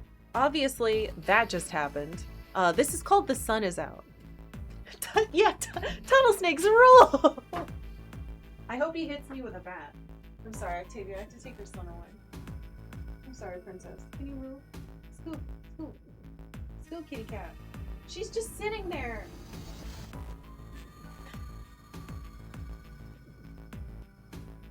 She wouldn't move, and so the curtain just slowly went over her head. I'm sorry, honey. Brock never opens his eyes either, and he's not blind. So true! By the way, good music?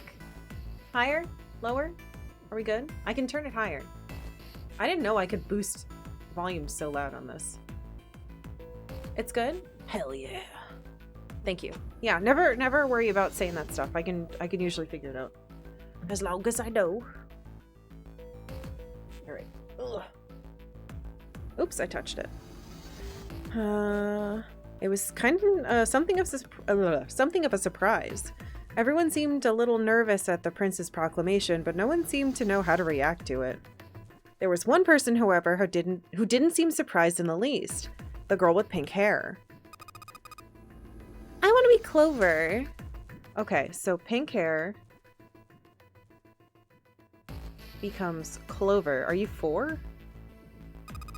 You know, like a 4-leaf clover. Good luck, right? Looking almost bored, she held out her left hand. 4. The face of her bracelet showed the number 4. They'd come around to Junpei. He held out his bracelet. Alright, my number's 5, so my codename's gonna be... Oh, I have one. It's not like there's any point to it now. What? I don't get to be like Goemon or something? The dancer cut him off mid-sentence. I mean, we all know your name already. You're Junpei. Oh. Fuck! Man!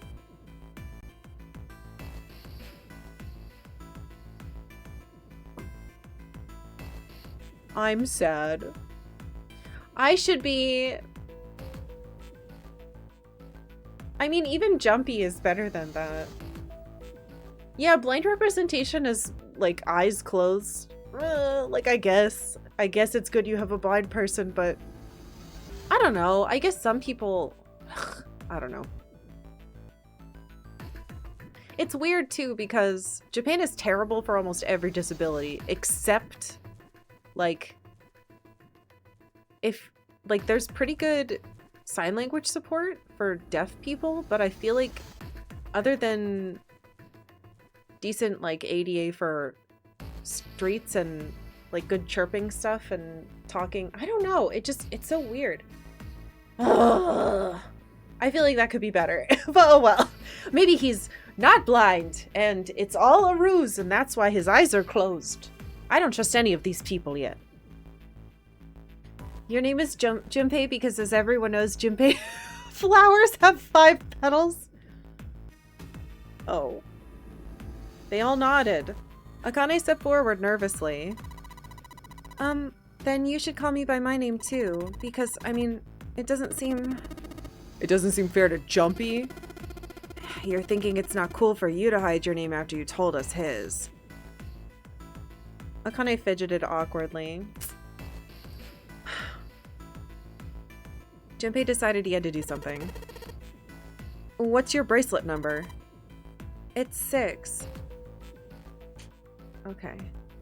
Akane 6. She hesitated for a moment, then held out her left hand. Oh my god, it's over her fucking...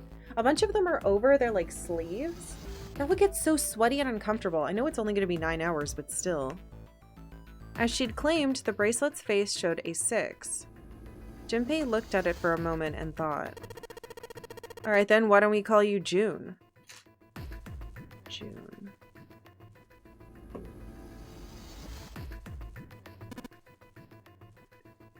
June? Yeah, you know, it's the 6th month of the year, so you're June. Jumpy. Akane kneaded her hands and looked up at Junpei uncertain. He smiled back at her reassuringly. Are you good with that? She thought about it for a few more minutes, then seemed to come to a decision and gave Junpei a small nod. Tyrannosaurus. Nice name. Thank you for following.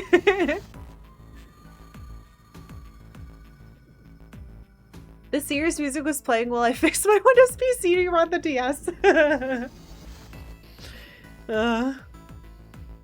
It is weird. I mean, I know it is the last day of June.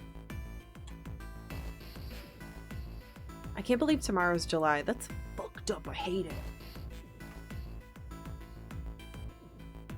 Their names decided, Junpei ran over them quickly in his head. 1 was Ace. Yeah, mine are out of order, huh? Oops, sorry, I bobbed my thing.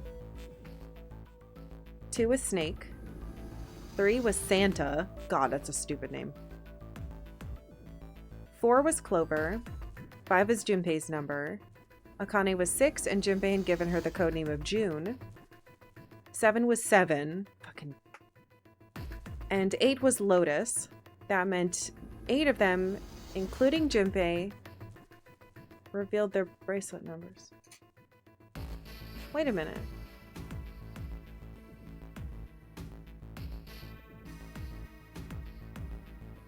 Who's the 9th one then? It says 9 persons. Oh, 0. 0, 1, 2, 3, 4. Okay. The stupid asshole. But there was still 1 person left. Oh no, the guy who didn't talk, the squishy hair guy. Okay. He was the man with glasses and hair like a bird's nest. He hadn't said anything since they'd met on the stairs, and he didn't look like the sort of person who was inclined to conversation. Oh. His skin was pale, his breathing was heavy, and he was soaked with nervous sweat.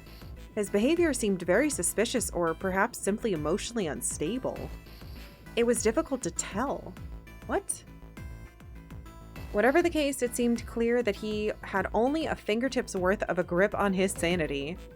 The girl with pink hair, Clover, walked up to him slowly. She put her hand on her hips and eyed him suspiciously. What number are you? He didn't answer. Does he not speak Japanese or whatever we are speaking English? His bloodshot eyes twitched from person to person, and his breath came in hot pants. Hey, I'm talking to you. The man licked his dry lips with a shaking tongue and spoke in a voice like old paper. Oh, he does speak. What's the point of... Okay. Isn't it obvious? There are 9 people here. And you know who number 1 through 8 are. I'm the only one left. So you're 9? Yeah. He extended a trembling arm. Okay. The bracelet did indeed say 9. Clover looked at it contemptuously. What's your codename? Codename? What do you want us to call you? We all made up names. You should too. I don't need one. Why not? Because I'm not going to stay here with you. He took a shuddering breath and exhaled. Clover looked at him with something very, very like disgust. You've got some sort of plan? I do. Yeah, what's that? You sure you want to know? Yeah? All right. Let me show you. I am going to do this. Ah! What the fuck? By the time they realized what he was doing, it was too late to stop him. The man's body moved like a snake's. In the blink of an eye, he had slid around behind her and wrapped his arm around her waist. Hey, what the hell do you think you're doing? Santa, leapt forward toward Clover and the ninth man. He was halfway there when... Stay back! Suddenly, the man's hand dove into his pocket. Oh, fuck! It came back out with a knife? A pocket knife. He held it to Clover's pale, quivering neck. If you get any closer, I'll cut her open. Santa skidded to a halt. He snarled at the scrawny man with the knife and gritted his teeth. Yes, that's right. The man's smile was neither friendly nor reassuring. Sweat poured down his neck, soaking the collar of his shirt. Clover, are you all right? The prince, Snake's voice, sounded oddly concerned. Yeah, I'm fine. Her voice shook, making her words even less convincing. What the hell are you trying to do? I told you. This is my plan. What are you gonna do to her, you sick son of a bitch? Oh, don't worry. I'm not gonna do anything to her. If she just does what I tell her to do, I'll let her go. He started to move backwards, slowly, keeping his grip on Clover. Keeping their distance, Junpei and the others followed. Eventually, the man reached the wall. He gave a start as his back touched it, then glanced around quickly and spoke. Verify. Huh? The left. Look on your left. Do you see the device on the wall? Place your hand on the scanner panel, the round part. What if I don't? The man's nostrils flared, and he looked like he was about to choke. Are you an idiot? What do you think? I could slit your throat right now. I'll kill you if I have to. All I need is your bracelet. Just do it. Just do it now. He pressed the knife against Clover's neck hard. Slowly, she stretched her left hand out toward the device. Her back was to it, and she had to feel around for a moment before she found the circular panel. It made a cold electronic noise, and on the display above her head, an asterisk appeared. So that's how it works, Junpei thought to himself. By placing one's palm on what the ninth man had called the scanner panel, the user's bracelet number would be entered into the device. Should you total the numbers on your numbered bracelets and find that the digital root of that number is equal to the number of that door, the door will open. Junpei shifted his eyes to the door itself. The number on it was 5. The ninth man seemed to know a little more about the device's operation than he should. Because they said some of you have been here before. Some of you are familiar with this game. Didn't he say that at the very beginning? Zero guy? Yeah, so this guy's probably been here before. But wait, what does that mean then? How would he know exactly what to do? Good, you're done. Next. His bloodshot eyes crept from person to person until finally they stopped on the lion, Ace. You, right? You're the one with the number 1 bracelet, right? Yes, I am. So? Then, you're next. Just verify your number like this little brat did. What are you doing? Do it! Don't you care what happens to her? Okay, just calm down. Ace held up his hands, palm out. The ninth man jerked his chin toward the device. Slowly, cautiously, Ace moved toward the device. After what seemed like an agonizing eternity, he reached it. Now, verify. Ace nodded and placed his hand on the scanner panel. The device beeped again, and a second asterisk appeared. Now the device had Clover and Ace's numbers, 4 and 1. 4 plus 1 is 5. The same as the number written on the door. But I thought only the people who did it could go through. But it wouldn't open just yet. Yeah, and only 3 to 5 too. Only 3 to 5 people can pass through one numbered door. The door needed at least one more person. Who would that be? Get back! His voice shook, but the knife he held to Clover's throat made his words a command. Ace took 2, then 3 steps back. No! Farther! More than that! Go all the way to the back! Slowly, Ace did what he was told. The ninth man's lips curled into a cruel, twisted smile. That was when Junpei understood his plan. Clover's 4 and Ace's 1 added to the ninth man's 9. Oh, 4 plus 1 plus 9 is 14.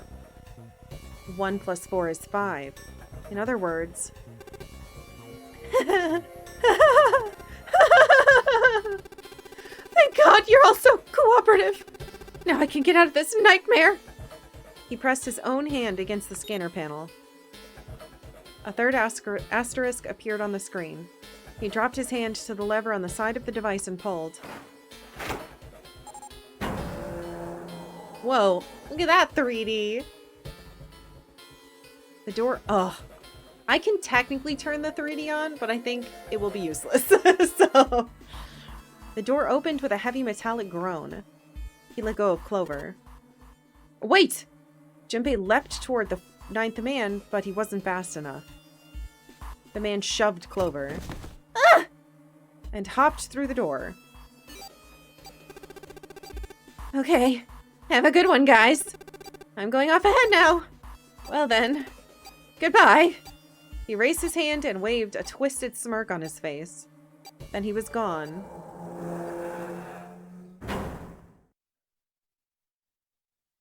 The door ground shut with a dull clang of metal on metal. Clover, are you all right? Snake ran to Clover's side as she lay on the floor. Yeah, I'm fine. She climbed unsteadily to her feet and once there, leaned heavily on Snake's shoulder for support. Junpei, they must know each other. Junpei ran to the door. The others followed him. Several pairs of hands grabbed hold of the handles and pulled. They grunted and strained, but... Shit! It won't budge. That was when Lotus, the dancer, spoke. Her voice was quiet. Do you hear something? Like what? Like some sort of beeping? Junpei pressed his ear against the cold metal of the door. The others did the same. You're right, I can hear it too. What is it? Then they heard something else. It was the ninth man. Shit! Why isn't it stopping? God damn it! You lied! Lied? This wasn't supposed to happen! This is wrong! This is wrong! His voice shook with fear. Safe on the outside, they stepped back from the door and looked at one another. What is happening in there? Oh, open the door! Please! I'm begging you! Help me! Please get me out of here! Get me out of here! Junpei grabbed hold of the device. He slammed his hand on the scanner panel. Nothing happened. Why didn't it register him? He looked at the display where the asterisks had shown up. It said engaged. Oh my god! Oh my god, there's some time left! Listen! I was lied to. He lied to me. He put me in here. It was him. He killed me. It was him.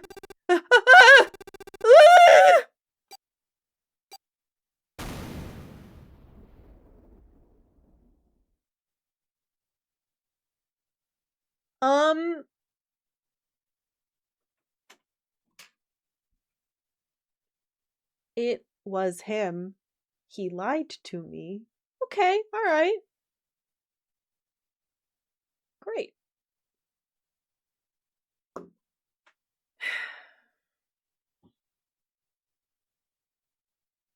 Okay. All right. Okay.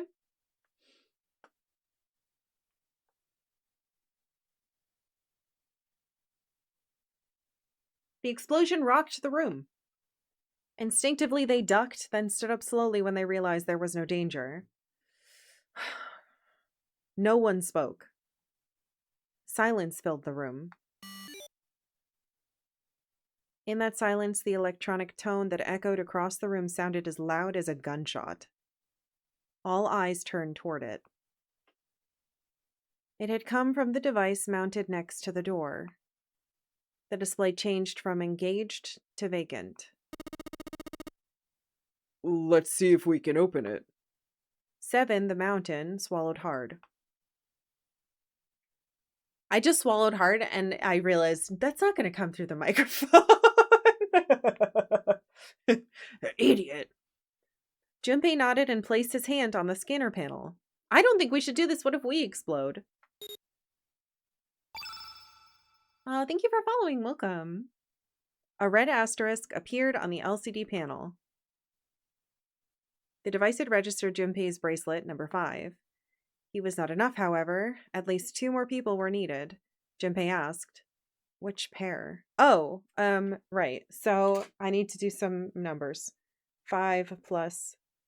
So it has to be, what does that need to equal? It's got to be like 14 or something. Oh God, my leg has been up and now it's cramping. Ugh. So maybe 3 and 6. 5 plus 3 plus 6. What's that? 5, 6, 7, 8, 9, 10, 11, 12, 13, 14 is 14, which is 1 plus 4 is 5. Okay, let's do Santa and June. Santa and June, you think you could give me a hand here? The pun was a little too on the nose, but the mood was grim. Oof. Both Santa and June lifted their left hand silently. Oh my God. Yeah, I don't know. The pun was... Wait. He verified and she followed suit. 5 plus 3 plus 6 equals 14. 1 plus 4 equals 5. They'd fulfilled the conditions. If they were to pull the lever on the side... Are you guys ready? I'm gonna open it. Junpei grabbed the lever and looked back over his shoulder. They stiffened and nodded. Junpei nodded back and set his mouth in a grim line. Then he slowly lowered the lever. We're gonna blow up! I don't want to do this!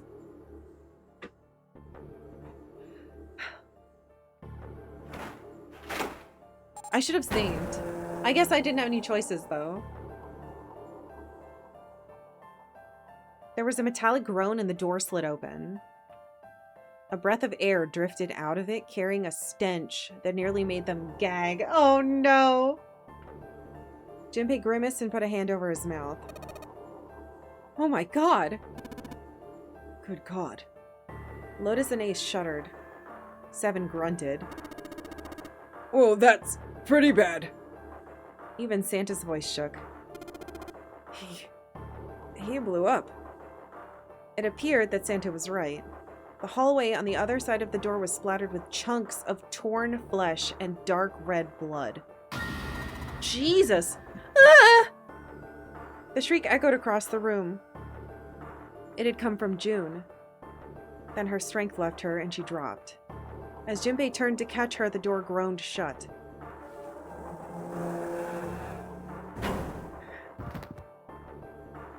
She crumpled to the floor. June, you okay? Junpei dropped to his knees and put his arm around her shoulders. That was when he noticed. Her whole body was feverish. She was radiating intense heat. Is she sick? What the hell? Where'd this fever come from? June didn't answer. Her face looked like wax and her whole body began to shake. All right, let's just rest for a minute, okay? You think you can walk? She nodded weakly. Junpei lifted June to her feet and guided her to a nearby chair.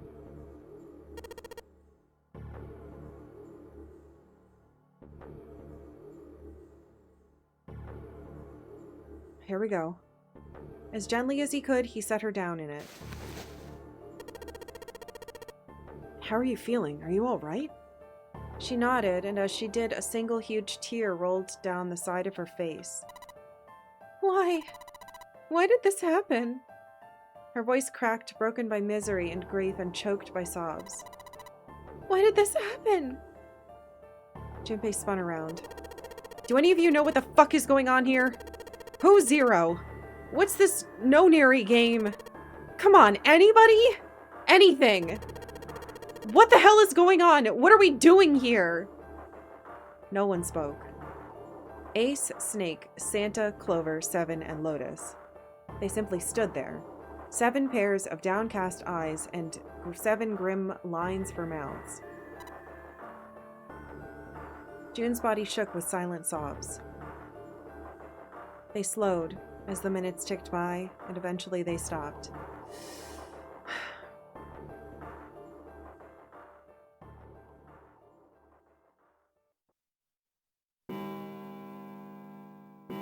Don't tell me it's already...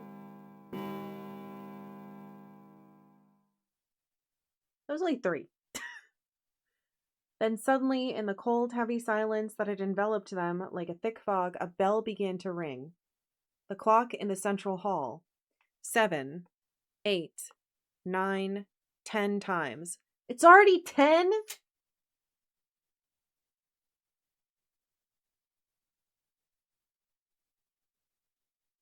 Crap.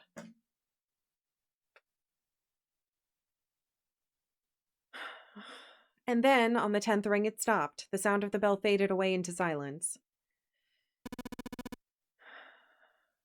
It's 10 o'clock, then. Ace said what each one of them had been thinking. That means it's been an hour since Zero's little announcement. Seven's deep voice echoed across the room. Fuck! I've had enough of this crap! Santa leapt to his feet, his fists clenched. How long are we gonna pussyfoot around like this? We've only got 8 hours until this time limit Zero was going on about is up. Let's get going already! It's... Go! Santa's outburst fell on deaf ears. No one seemed to agree with him. They stared back at him, their eyes blank and their faces tired. Finally, Lotus spoke. No, I refuse. I'm not going to end up like him. Huh? Him? You mean the 9th man? Of course. Who else? In his mind's eye, Junpei saw the corpse again. I'm glad they didn't show it to us and they just showed us the wall, to be honest. I feel like it'd be really yucky. This game should be called 8 Hours, 8 Persons, 8 Doors. Ugh. God. Saw's gonna be movie night this week? Well, it might be the Titanic. What are our options? It's basically the Titanic and Saw. Something with an escape room. Hold on, I'm writing these down. These are great ideas. Oh boy, do we want to watch Titanic or Saw? A 3-hour fucking movie or a movie that's gross? Great. Sawtanic. We'll put them both on at the same time. The dark reddish-black pool of blood, the scattered pieces of flesh. Organs strewn across the floor like the blossoming of a grotesque flower. M for mature, by the way. A movie about math? We could do a movie about math. Math. Movie. Who knows what that means? It could be anything. Oh, we've already watched Clue, but Clue would be great for this.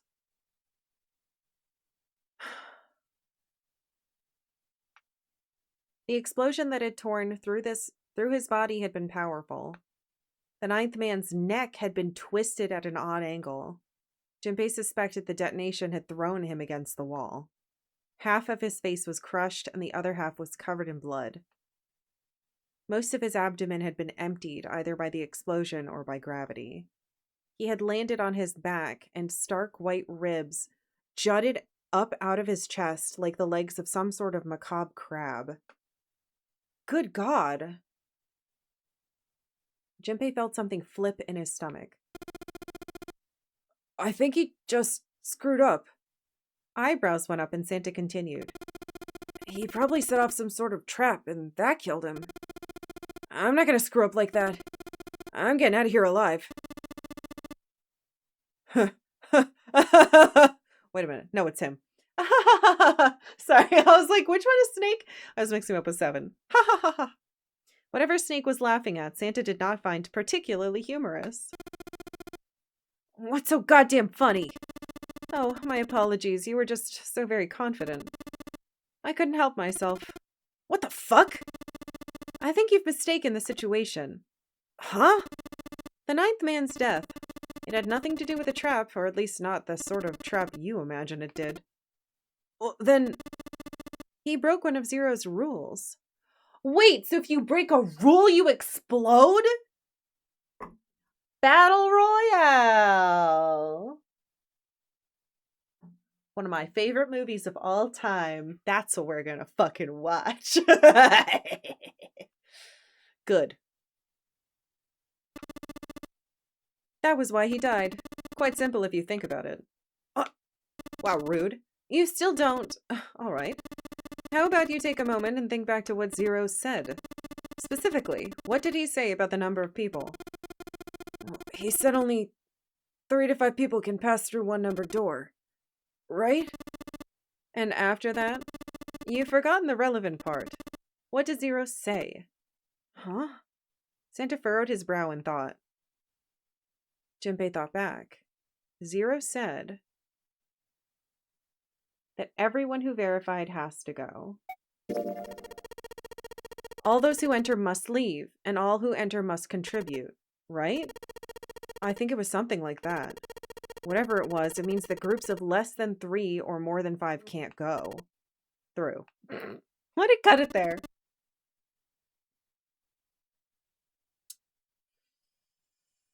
Oh boy. That is correct. A gold star for you, Junpei. Sneak inclined his head toward Junpei. The ninth man, however, broke that rule. He tried to pass through a numbered door by himself. That was why he was executed. Then Zero's watching us from somewhere, making sure we don't break any rules. Oh, I'm not so sure of that. Why not? Because his execution system is entirely automatic. You didn't notice? There's no need for him to monitor us. Wait, but we didn't go through. We just opened it and we didn't go through. Shouldn't we explode? Shouldn't we explode? Interesting. What do you mean? Snake looked at Seven with what could only be described as pity and sighed. Very well. I see it must be me who tells you. I've waited long enough, I suppose. I had hoped Zero might spare me the trouble, but that seems increasingly unlikely. He couldn't see them, of course, but perhaps Snake sensed the confused eyes upon him. When Ace spoke, he gave words to everyone else's thoughts. Looked at him? I mean, you can physically look at someone and not look with your eyeballs. It's the same thing. Unless he, like, opened his eyes a fraction. It was like, it's a secret, actually. Do you know something? Well, I know a great many things, but yes. What is it you know? Here. Snake removed a card from the pocket of his jacket. What the fuck? With a flourish, she presented it to Ace, who took a close look at it and spoke. Come on now, what's the point of giving me this? Give me that! Santa snatched the card from Ace, but his expression of disgust quickly turned to one of confusion. Huh? The hell is this? Seven tugged it out of Santa's hands. Huh, I see. Could someone read it with their words, please? The card went from Seven to Lotus, from Lotus to June, and finally to Junpei. He looked at it and understood. Oh, why do you get more information in Braille than we get in... Braille, the written language of the blind. The card was covered with small embossed bumps. Junpei could recognize it, but he certainly couldn't read it. Sorry, guys, I can't read this. Junpei handed the card back to Snake, who nodded at him with a small smirk. Okay, that was fun. What's so important about the card? I found it in my pocket. I can only assume it's a message from Zero. From Zero? A message? What does it say? Suddenly everyone was crowding around Snake, desperate to hear what the message said. Can we even trust him? Like, if he says... I don't... Santa especially looked as if he were about to grab hold of Snake and shake the answers from him. Snake raised his hand. Calm down now. No need to panic. You don't need to force me. I'll read it. Junpei swallowed hard and waited for him to start. He was not the only one. Presently, Snake began to read, his voice calm. His fingers glided over the tiny bumps as he spoke. Bracelet number 2. Since you are not blessed with sight, I shall bless you and only you with information. I shall tell you of the function of the red, of the dead, and of the bracelet. What?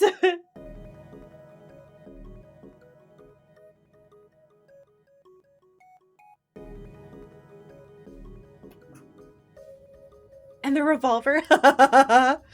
What a weird coincidence that is.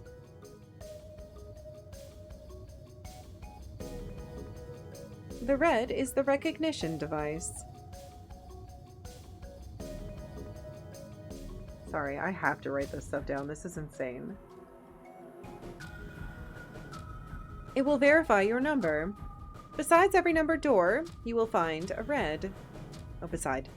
The dead is the deactivation device.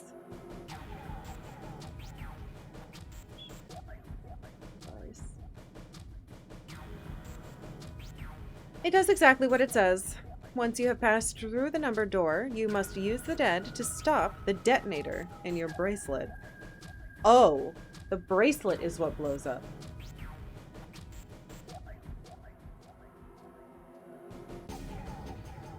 But perhaps you're wondering, what does this detonator detonate? I'm afraid this may be something of a surprise. I have placed a small bomb inside of you. And the people whom you're about to meet. Oh.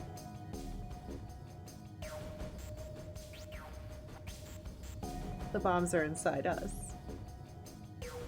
Yes, very battle royale. Well, okay. That's not good. You swallowed it while you were unconscious. I have no doubt that by the time you read this note, the bomb will have passed your stomach and found its way to your small intestine. In other words, you'll be unable to regurgitate it. I suggest you do not try. Okay. As I mentioned before, the bracelet on your left hand contains a detonator.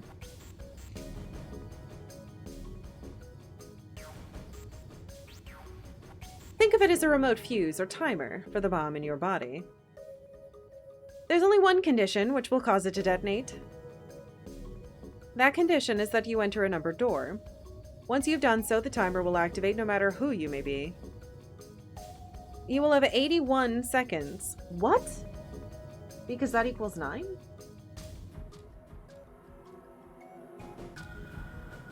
If after that time the detonator has not been deactivated, it will send a signal to the bomb in your body instructing it to explode. In order to deactivate the detonator, every person who verified their number at the red must also verify their numbers at the dead. Okay.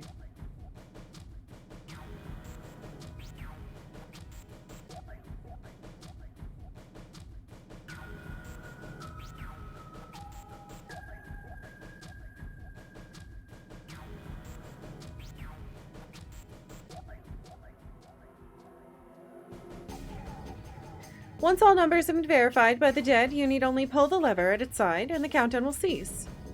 Anyone who does not verify their number at the red will find themselves unable to verify their number at the dead.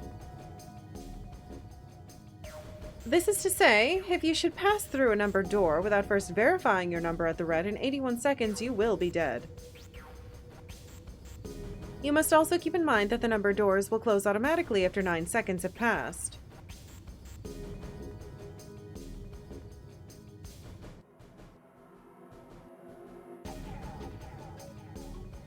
So long as the door is open, the dead will not function. Oh, okay, so that's why we're fine, because we didn't pass through the door. You would do well to remember this. Lastly, let us discuss how to remove the bracelets. There are only 2 ways to do so. 1, you escape from this ship. 2, your heart rate reaches 0. For how long?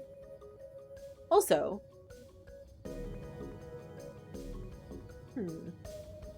okay.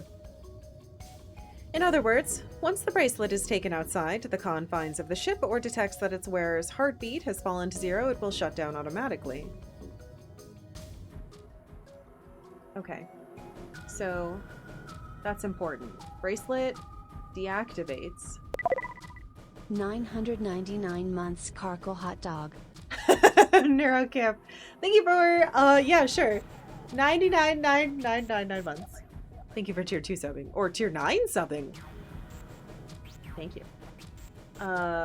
You leave the ship. Or, specifically, your heartbeat. Heartbeat is 0. Yeah, tier 9, my god. If tier 9 subbing existed, I would tell none of you to do it. That would be so high. I don't even know what it would possibly be. Oh, you know what would be cool? I wonder if I can get... I was wondering what to put in this spot. The spot where I sometimes put very long-hatted Professor Layton. And it would be cool if I could get all the little arms and have all the little arms sticking out along the side. That'd be cool. And then if somebody dies, I can get rid of it. Like Mr. Nine's arm wouldn't be there. I wonder if I'd be able to find that without spoiling myself somehow. Just like looking for translucent images. Collecting people's arms? Okay, wait, hold on. That makes me sound like a lunatic. No, wait. We need to slide something between the arm and the bracelet so it can't detect the heartbeat? Yeah. I feel like that would work too. Unless the bomb is also sensing that stuff. I could probably make that for you. Could you? Dude. If you did that, that'd be fucking so cool. I might be able to find them though. I just don't... With Professor Layton, it was fine. Actually, I'm pretty sure I asked one of my friends to make that one too, but... Professor Layton is fine because I know what he looks like and I know he has a hat. Where is my tall Layton? I have him somewhere.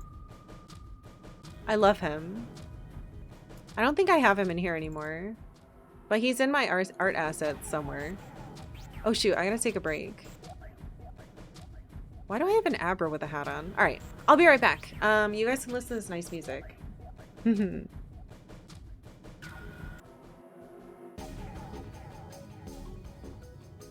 Hello. Oh, hey, Sir Amy. Ugh. Oh my gosh, I never mentioned that there's a new poll. Hey, there's a new poll. Vote in the new poll. There's cool games in there, like these ones that I'm about to say with my mouth that I remember, because I've made it and I put it on there. Odama, which is some weird pinball game for the GameCube. Ys 3, which is, well, it was the oldest Ys game I had. Now it's not. And Guitaro Man. Whoa! That was a hydrate. Thank you.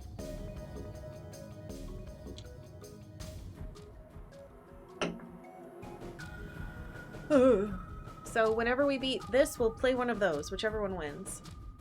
If I ever beat this. Or I might just get my boy exploded. We'll see. Alright.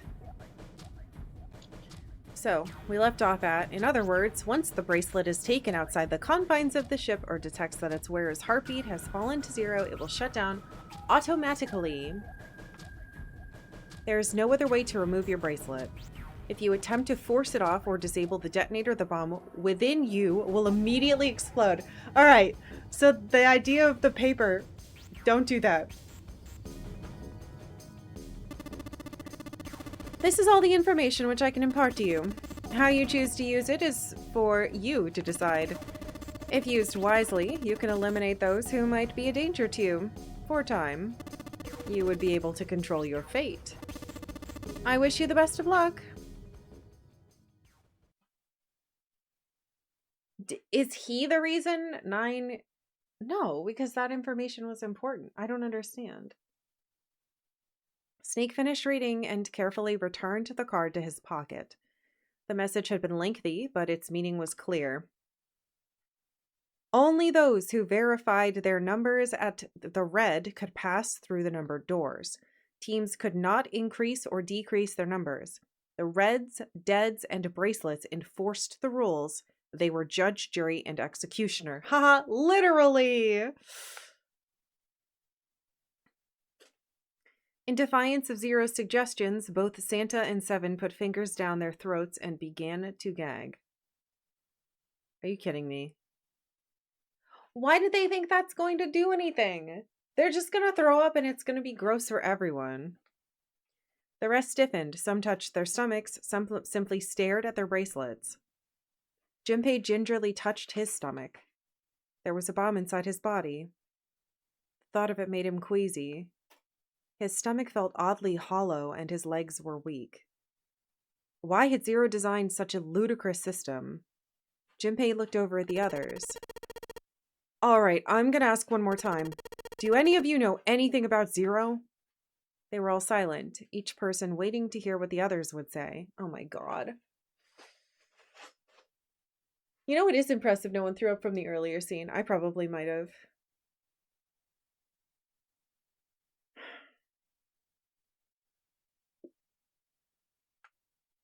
Finally, Santa spoke. Actually, I saw him. I saw Zero when I got grabbed. I didn't see his face, though. Son of a bitch was wearing some kind of gas mask. What the hell? Come on, guys, give me something. You know, like surprise or something. Instead, it was Santa who looked surprised. There was a moment of silence, and then everyone spoke at once. Yeah, I saw him too. Me too! He was wearing a gas mask. As stories were sorted out, the truth became clear. All of their stories were the same. They had been abducted at home at midnight. The person claiming to be Zero had worn a mask. There had been white smoke, and then each person had passed out. When they awoke, they had found themselves on D-deck, in a room with a 3-level bunk bed. Only Seven's story seemed to lack the detail of the others. Oh, me? Yeah, well, mine was just like the rest of yours. That was all he'd said. What?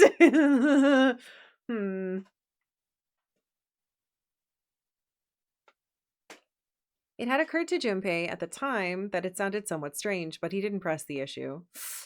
He hadn't done so because there was something that struck him as even stranger. That was the mystery of the relationship between Snake and Clover. Yeah, for some reason they'd been abducted from the same room and woken up in the same room. What? They had?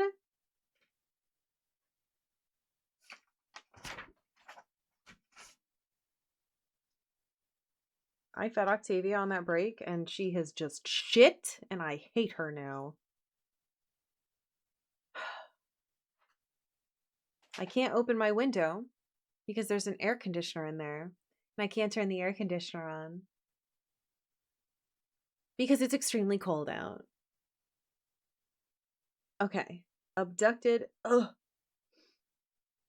It smells. Same room. And awoken in same room. What the hell was their number then? Ugh. Junpei looked at them thoughtfully. So what's the deal with the two of you anyway? It was Clover that answered. Clearly she felt she had nothing to hide. What? We're siblings. Siblings? Yes? Snake's my older brother, obviously. That means I'm his little sister. I don't believe you. I don't believe you. I don't believe you. I don't believe you.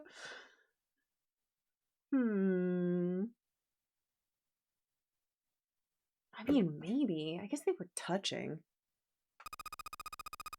That really so hard to understand? Junpei was taken aback. The others seemed just as surprised. She's correct, of course. He laid his hand on Clover's shoulder. Are you surprised? Well, yeah, but... Why? There are other people here with connections to one another. Those two, for instance. Snake pointed at Junpei and June. Oh, you mean between Jumpy and me? Ah, yes. You did say you were childhood friends, didn't you? You went to school together? Yeah.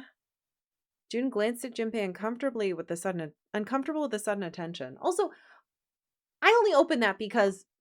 Wait. It's going away. Stupid Portland weather. I'm leaving it open. I'm allowed to have sunlight.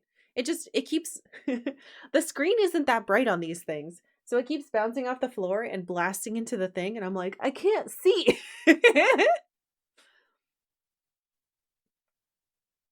Junpei felt somewhat nervous as well and tried to scratch his head as casually as possible.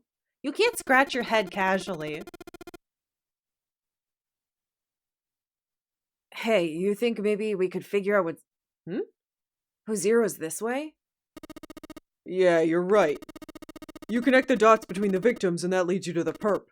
Textbook. Stuff. It paused. It's not my fault. I didn't mean to make him sound that way. Junpei, June, does any of this ring a bell? Ring a bell?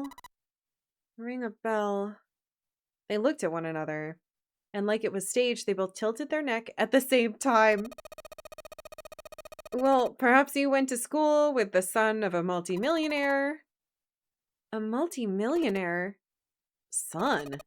Well, someone bought this boat and settled this. Whoever Zero is, they must be incredibly rich. Well, we can't be sure of that. To me, this seems as though it's the work of an organization, not an individual.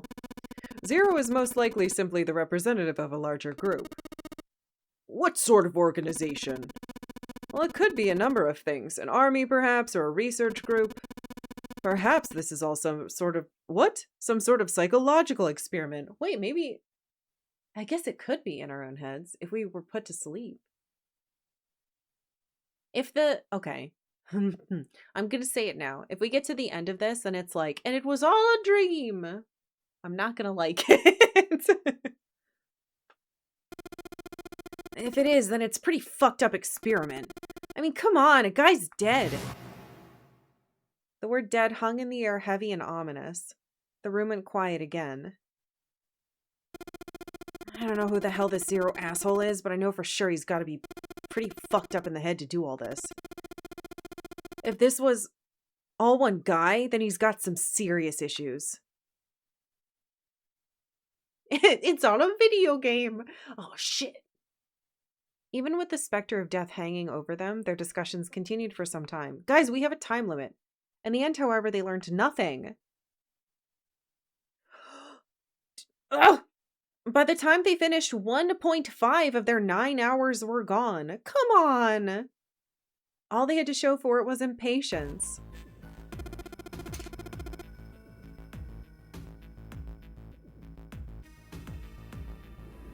Damn time. Why does it never stop?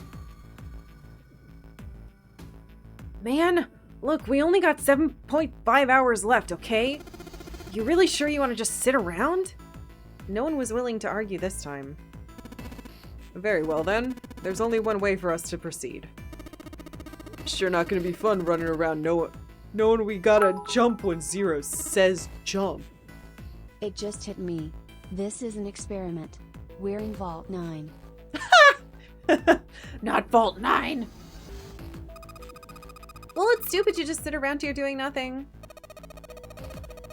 Thanks to Snake's card, at least we have some idea of how this all works. Correct, and so long as we follow the rules, we should... we will most likely be alright. But what? Who's going in which door? June looked toward the numbered doors. Oh yeah, that's right. We can't have any more than 5 people in one door. All 8 of us can't go in the same door. Then it would seem we will have to split up.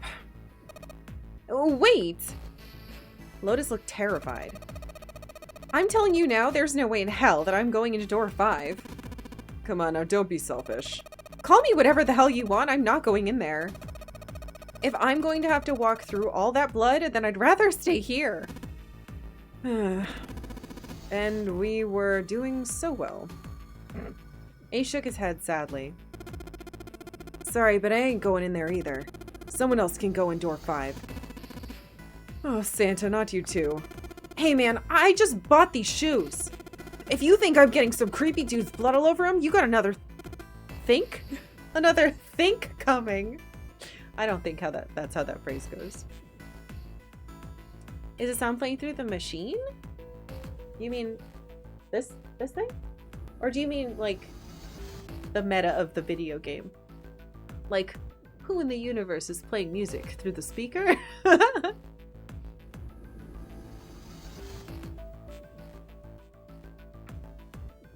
That was the last straw.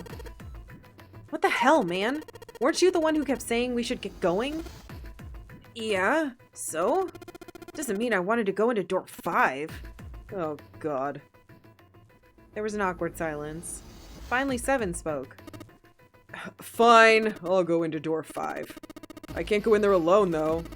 Anyone else willing to come with me? There was another long silence. Hello, Stinky Cat. Is it diegetic sound? Maybe. The DS? Yeah, I have a... Oh, pressed a button. I have a cable running into the line-in of my computer. So it's going straight from the DS to the computer. Really happy you're playing 999. I really like watching people play this game. Oh, hell yeah! Yay! Thank you!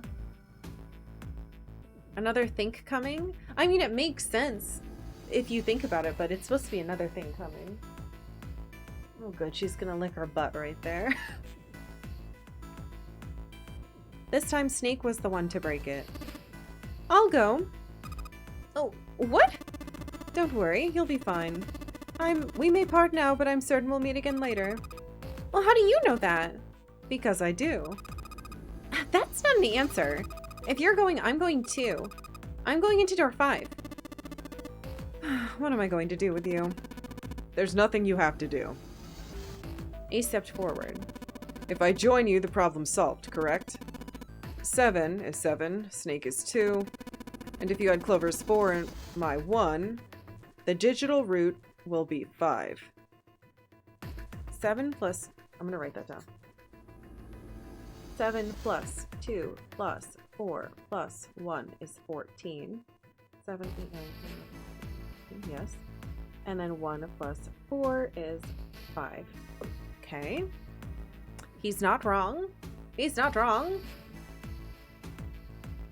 It's a matter of heated debate on the internet. What if it's another thing coming or another think coming? I don't think I've ever heard another think coming. It's probably a line from Seussical the Musical. It sounds like a case of bone apple tea, where someone's hearing the wrong thing and assuming it's what it was. Oh, it works perfectly. The 4 of us can go into door 5. Wait, what about the other 4? What's their digital root gonna be? Junpei did a quick mental calculation. He can do it in his head. Lotus, Santa, June, and Junpei remained. Their bracelet numbers were 8, 3, 6, and 5. 8, 3, 6, 5. 8, 3, 6, and 5. What would their digital root be? Oh. Okay. 8.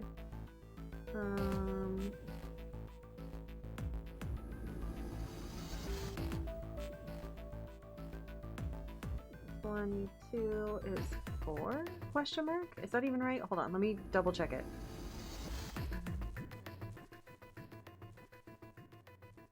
22, 2 plus 2, 4. I think it's 4.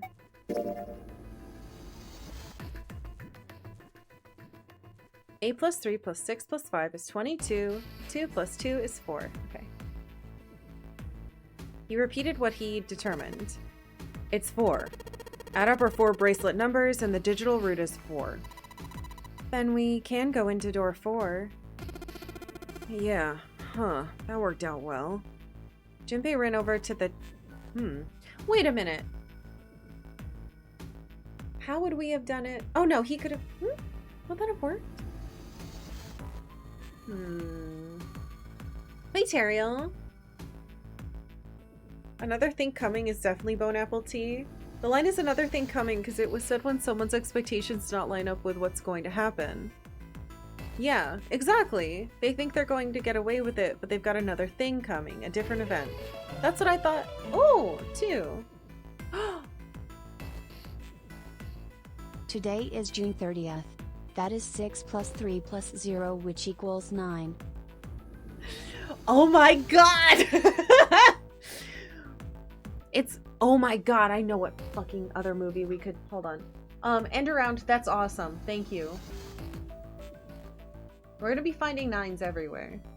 It just gave me a different idea for a movie.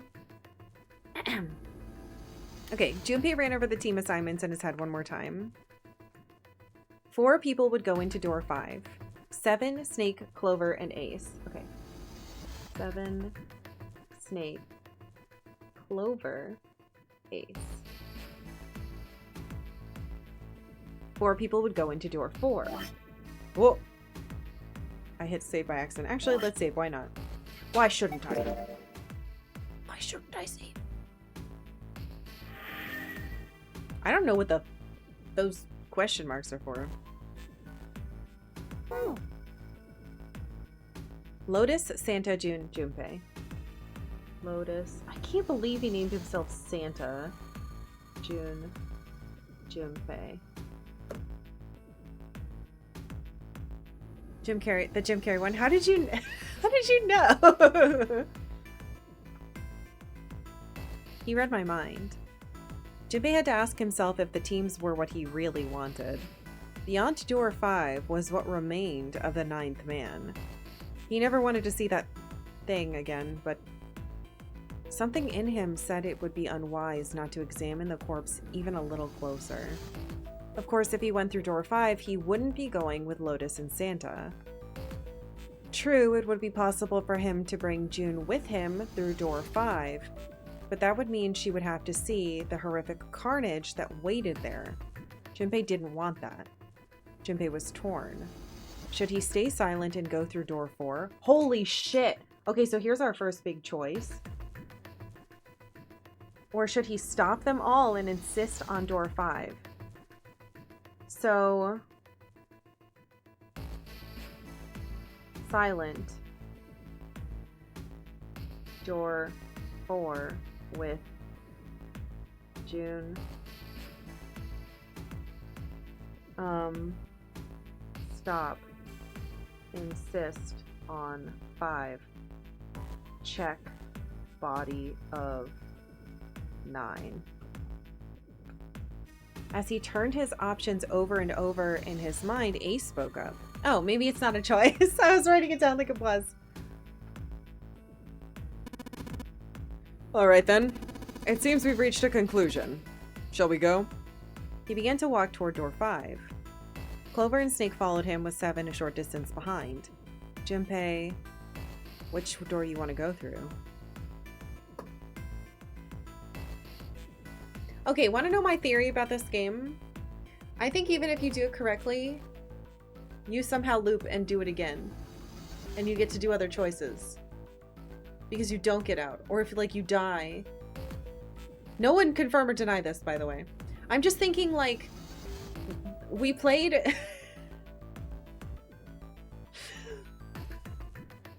Oh, maybe I'm just thinking of that one too much, though. We played The World Ends With You, and now I'm like... Everything's a lie. It's a DS game with kids in it and death. Everything's a lie!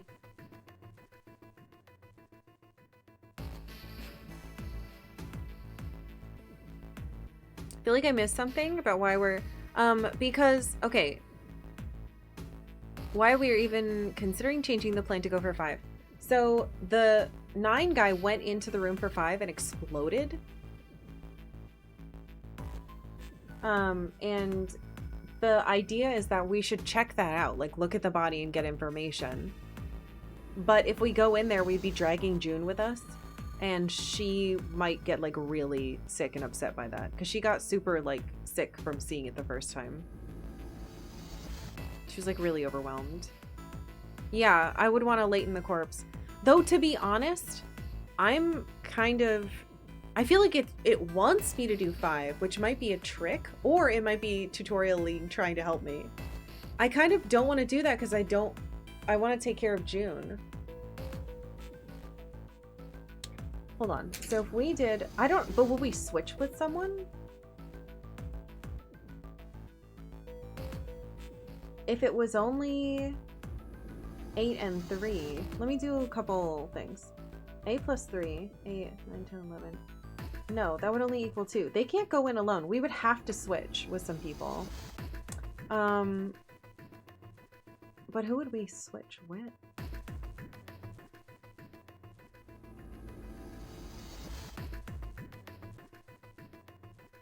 Let's see. 6 and 5 together make 11.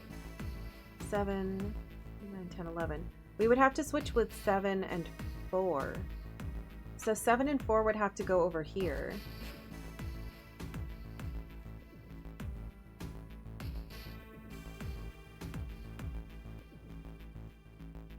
And 7 is 7 and 4 is Clover. Clover would not go... No, Clover's not going to agree to not go with Snake. So that would be kind of tricky too. And we would be putting June at risk. I don't know how I feel about that.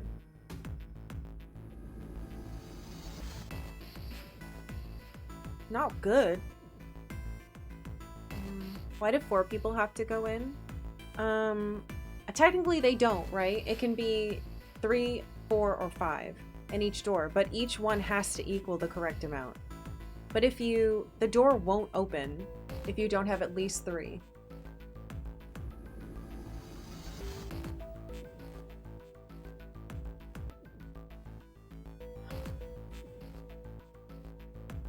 Would there be a way to... No, I think I'm going to do it this way. I want to see what happens. So, can I? Oh, I can save here. Interesting. But I'm only allowed to have 1 save. And I don't know how the saves work. I don't know if they're like weird Metal Gear saves where they put you back to like the beginning of a chunk. Or if they save exactly where you are. What? Have we figured out the Luke equivalent? So we can keep them all from No, they're not going to eat the corpse. I hope they don't eat the corpse. This is what happens when Luke puts matchsticks in his mouth. Okay. I think 4... The problem is that we don't know if we can trust them. Shit. I'm just going to do 4. My gut is telling me that 5 is... probably important information, but I don't want to compromise our friend. So I'm going to do 4. Decide that 4 would be fine. Let's see what happens. Decided that door 4 would be fine. He would go through door 4 with Lotus, Santa, and June. Why had Junpei even considered doing otherwise? He would be there for June. For Akane, Kurashiki. That seemed good. He felt it was the right choice to make. Oh god! Now I'm like, why are you making me feel better, game? He made no shows of affection, but Junpei saw her as something more than just a friend from his childhood. He watched the other 4 walk toward their door. Ace, Snake, Clover, and 7. Junpei said nothing as they left. What the fuck? Oh no! Miranda thinks it's a good idea. No! Damn you, Miranda. Before long, they'd reached door 5. They talked to one another for a few seconds, saying things Junpei couldn't hear, and then laid their hands one by one on the scanner panel of the red.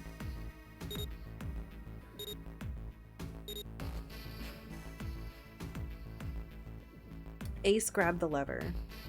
His face tight with determination, he turned over his shoulder to look at Junpei and his companions. Goodbye. Be careful.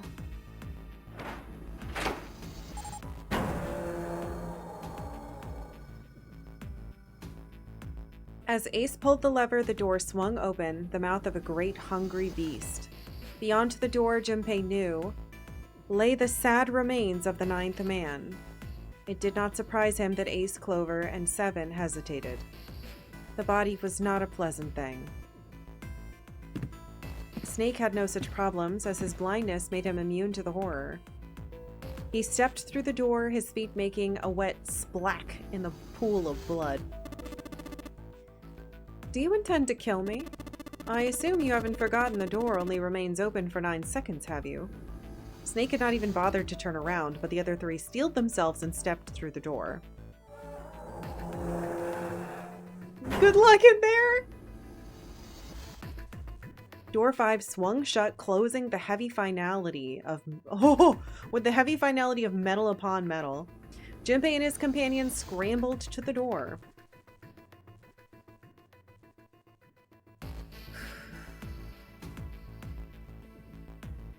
They pressed their ears to it in an attempt to hear what might be taking place on the other side. It's beeping. It's just like before. Probably the sound of the detonator on the bracelet. Do you think they're okay? June's face showed her concern more plainly than her words ever could. Almost as though in response to her question, a voice rang out from the other side of the door. It was Seven. Hey, there it is.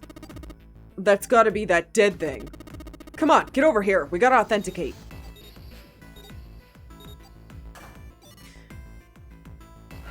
The beeping stopped. Yes! Okay. The sighs of relief were audible even through the heavy door. Ugh, looks like it stopped. Junpei and his companions leaned away from the door and breathed a collective sigh of relief of their own.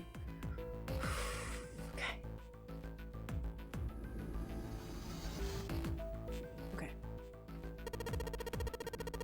Hey guys, are you doing alright over there? They'd heard Seven's voice, but it wouldn't hurt to be sure.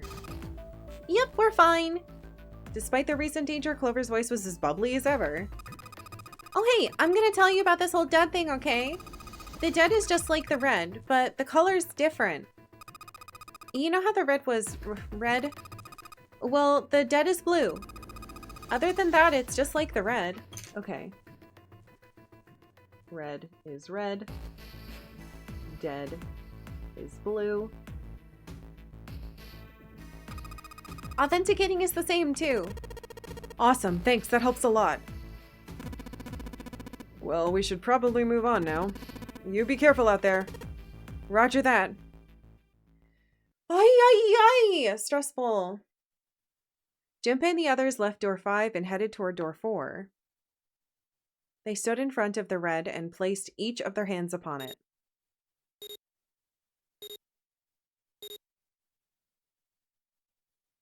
Four asterisks appeared on the screen.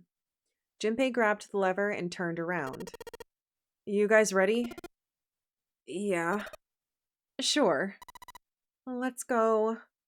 None of them looked particularly optimistic, but their faces were set. Junpei nodded to them and turned back toward the red. All right, let's go. With strength and determination, he pulled the lever.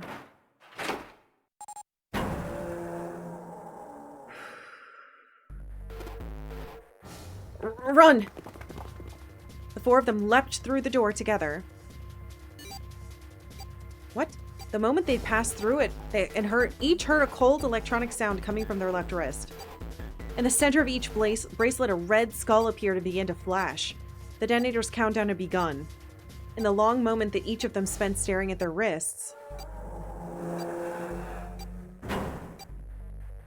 the numbered door behind them closed, the sound of metal on metal reverberating down the hallway. There was no way back now. They were committed. If they could not find the device to deactivate their detonators... Hey! Where the hell's the dead? How do I know? Don't give me that crap. Start looking. I already am!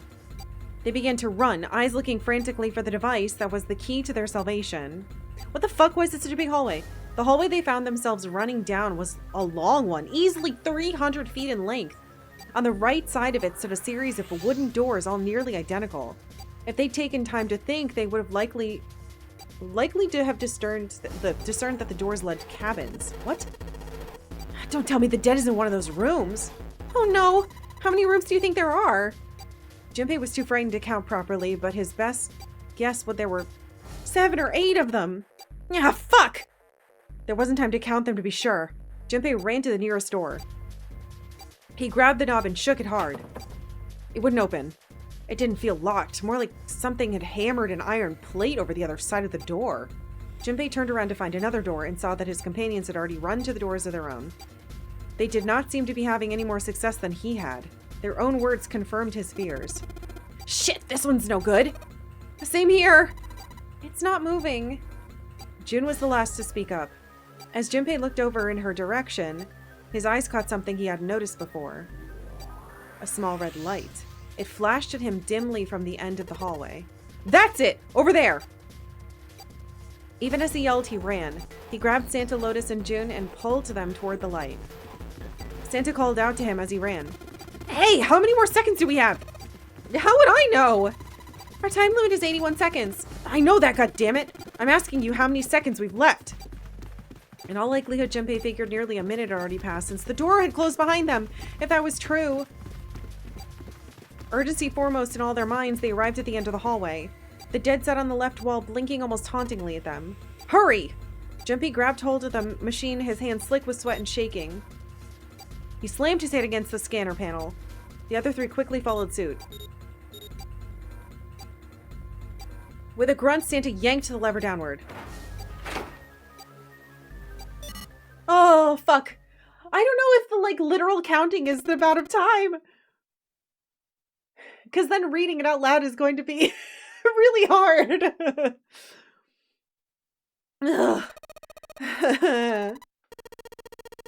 Looks like it stopped.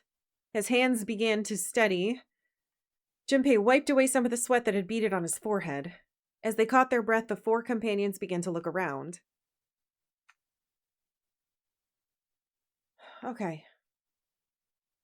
At the end of the hallway lay a heavy-looking set of double doors. Set into the walls of the hallway on either side of the larger door were two smaller ones. Okay. They all needed inspecting, but Junpei began with the largest of the three, the double doors. How many times had he come across similar doors with similar results, he wondered. Or perhaps, he corrected himself, more a lack of results. Whatever the reason, the door remained firm and unyielding and refused to allow Junpei or anyone else passage. Near the handle was a small keyhole. Oh, Mars. Above the keyhole was a small symbol, engraved in the brass. Mail? He wasn't quite sure what to make of it, and stared at it for a moment in confusion. It was June that corrected him. No, that's not the symbol for mail. That's probably the symbol for Mars. Yeah. Me no. I mean, it's also the symbol for mail, but still. Well, technically they're the same symbol. Are we the same fucking person, June? What the hell? But I saw a number of similar symbols near the main stairway. The symbols of the solar system. Sun. Saturn. The Earth. At least that's what I'm assuming. So this isn't the man symbol. It's a symbol for Mars? I think so, yes. While Junpei and Jun talked, Santa had disappeared. What? You little... They turned to find him some distance down the hallway. He'd gone to check the other doors.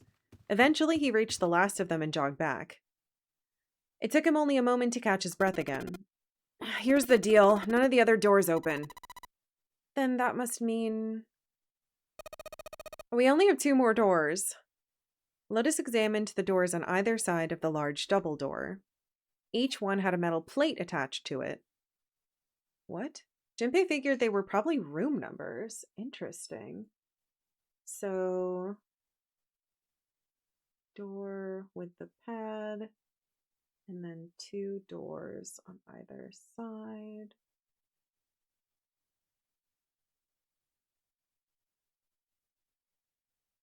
B92 and B93.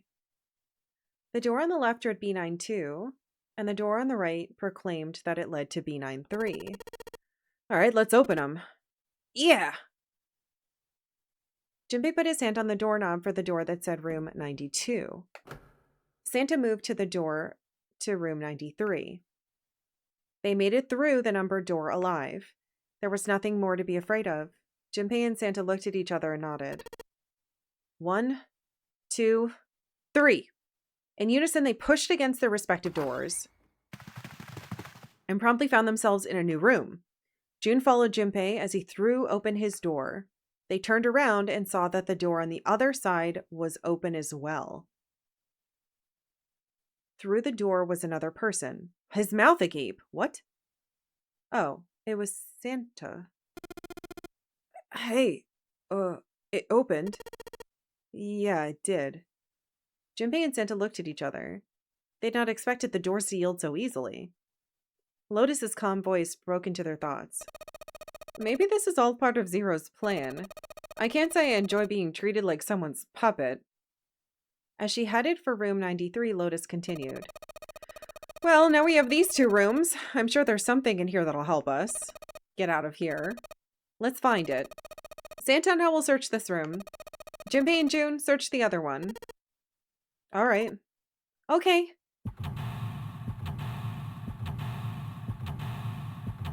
What the fuck? What? Sorry, was there a bathroom with a door in it? Seek a way out. Okay. Let's make a save if we can. Room 92. Am I not allowed to save? I can look at my files. Mm-hmm.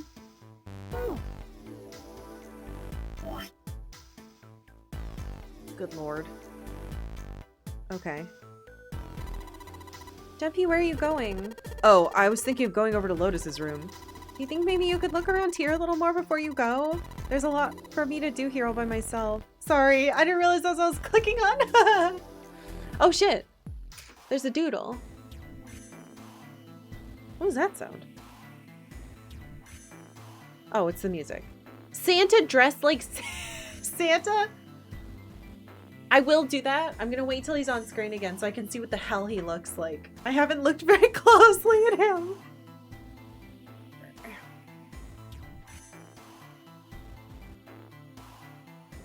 I make a lot of saves? I can only have 1 save. What's this? That face looks expensive. I wonder how much we could get for it. Are you gonna steal it? Okay, please don't steal it. Looks like a valuable vase. Empty though. That's cool. The person with you comments on it. Oh no, those aren't saves. That was just like the tutorial hints from the tutorial. Looks like there's a room to the right of the vase. What's this? This is a kind of weird looking picture. Do you think it's an abstract painting or something? It looks kind of like a demon with an elephant nose. Sucking on a human being's brain. Where the hell did that come from? What's her brain made of? Can't say I'd mind finding out a little more about what goes on in there. What? Shut up, you! It's kind of weird looking picture. It's some sort of weird black and white design. Looks like there's a room on the right side of the picture. Okay, so this apparently isn't anything. Can I touch this? Oh, I could go that way if I do that. What's that? Oh. What's that? Huh? Matches. Matches with like an M or a W on it? Okay. Shaking things does not make them do a sound. Yeah. Oh wait, can I save now? No. It's a box of matches. There are matches inside, obviously. Hey, do you think we could burn down that door at the end of the hallway with these? Matches? No! I don't think we could do that. Not gonna work, huh? Yeah. They're matches. I could probably light something small on fire with them. Okay. Junpei looked down blankly at what he was holding, then up at June. Oh yeah, how's your fever? Are you feeling better? Yes, I'm feeling fine. June certainly looked fine. Okay, good! So going this way helped her feel better, maybe. Junpei held his hand on her forehead for a few seconds. It seemed her fever really had gone down. Are you Worried about me?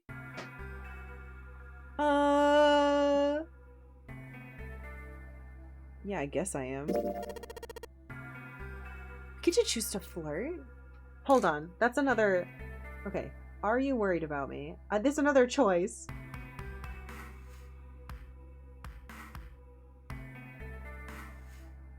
Yeah, I guess I am. I like this music. June blushed and giggled. By the way, Jumpy. Huh? How did you end up here? What do you mean? I told you earlier, didn't I? There was a man with a gas... Oh, there was a man with a gas mask when you got home at night. You inhaled some white smoke and passed out. When you woke up, you were on D-Deck. Yeah, that's it. But is that really the truth? Huh? Jumpy, are you hiding something from me? No. Why would I? Well, if you think about it, this is awfully suspicious. I mean, why would two childhood friends bump into each other in a place like this? Hey, I could ask you the same thing. Are you hiding something? What would I hide? Well, I don't know. I mean, you're hiding it. How would I know? You mean, like the number of men I've dated? Jumpy's heart stumbled over itself. Do you want to know? He had to admit he was a little curious. You stupid idiot teenagers! Don't worry. She smiled at him. Only 18. Huh? Times 0. Yeah, I guess I just haven't met Mr. Right yet. June looked at a little embarrassed. I like how they're like, well, let's add some more math. A little bit more math for you. June looked a little embarrassed and scratched the back of her head in a desperate attempt to seem nonchalant. Junpei coughed quietly in much the same way. Anyway, I'm not hiding anything. Just like you, Jumpy. When I woke up, I was on D-Deck. Well, you do have a point.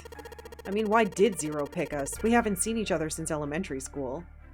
June nodded, and for a few moments she had a faraway look of someone deep in thought. Look for what connects the victims. That will lead you to the culprit. Do you remember Seven saying something like that? Yeah, I do. So? Well, that's what I'm saying. I think this must all have something to do with a classmate of ours. You got any ideas who it might be? No, nothing. Oh. Well, if it had something to do with school, then it could be one of our teachers, or maybe the principal? Or the janitor, or the lunch lady? No, I can barely remember any of them. Yeah, I know. Junpei went back to searching, feeling unpleasant and confused. I'm gonna make a save. Yeah, I'm only allowed to have one save. Unfortunate! I would have loved to have 2 or 3 for a game like this.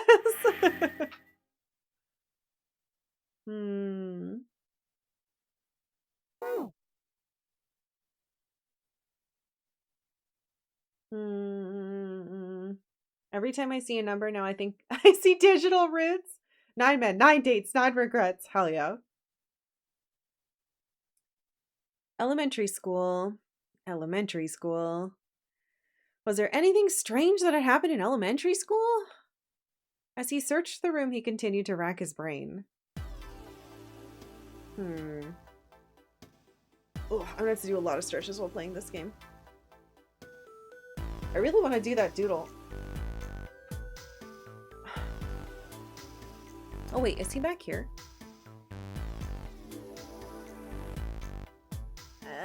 He's kind of on the back of this, but they look very different on the back of this. A lot of them look kind of cool, actually. But I'll wait till he's on screen again. And then I will draw him. Oh, it's been 4 hours. We are going an extra hour and a half today. So I'm going to take a break now so I can keep my timer consistent.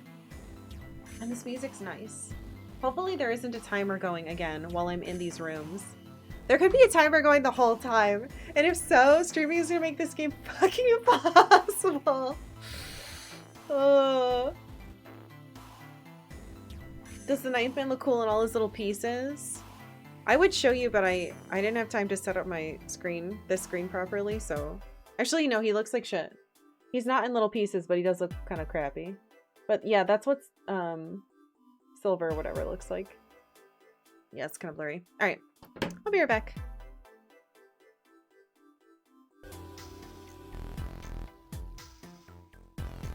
Yellow.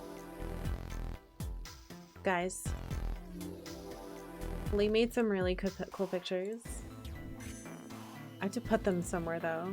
And I can't upload them while we're playing. But I want to real bad.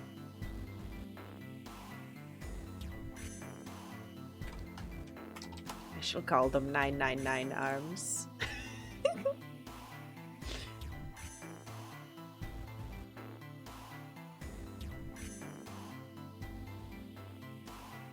I'm at least gonna download them, and I'll show you one of them.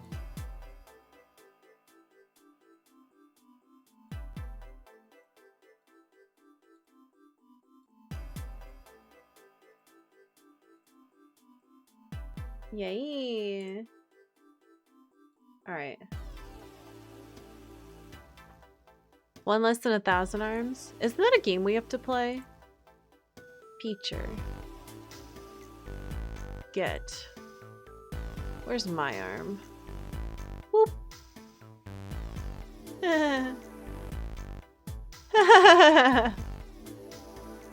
It's perfect.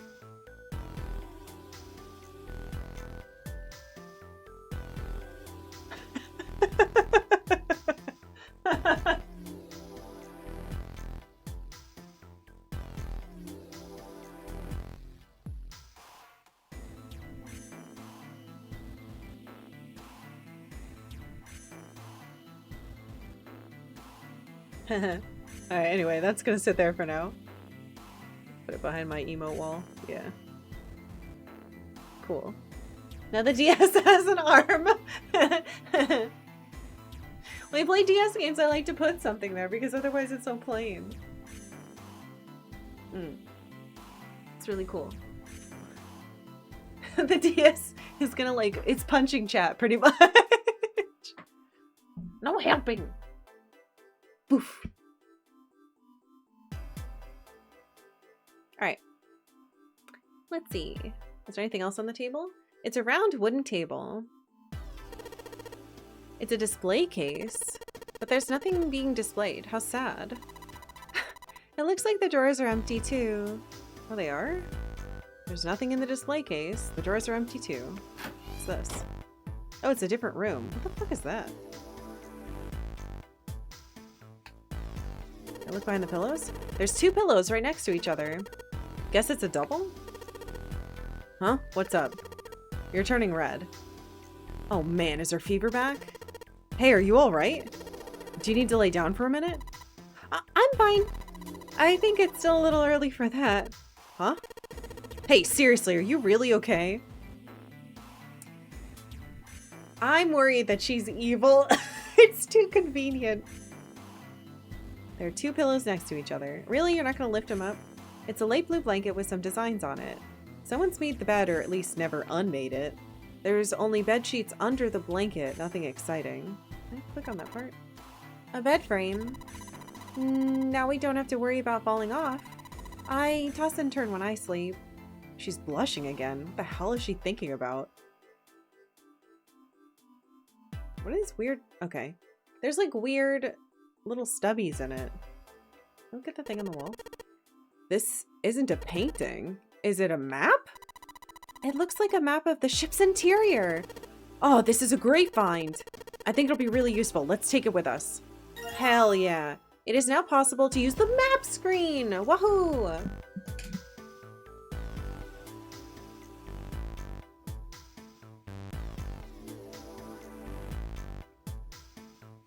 Map screen. The map screen can only be viewed during the story sections. It is entirely different in function from the bird's eye view mode. While on the map screen, you can examine a map of the ship's floor plan, which you will acquire over the course of the story. Touch down menu to open the menu. If you touch X map while in the menu, you will be taken to the map screen. While there, you can scroll around the floor plan with the control pad or the stylus. Touching the green parts of the floor plan will allow you to see the bird's eye view for that room. Oh, interesting. Whoa. Junpei took one last look at the map, then folded it up and slid it back into his pocket. Jun looked up as he closed it. This ship is bigger than I thought. Yeah, it's probably about 900 feet long.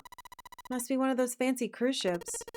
Of course, it doesn't really look like a cruise ship. Everything in here is really retro. Even if it's some sort of style choice, there's just too much. Do you remember what Zero said? On April 14th, 1912, the famous ocean liner Titanic crashed into an iceberg.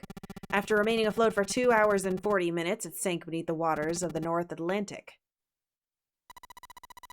Do you think maybe this boat and the Titanic have something to do with each other?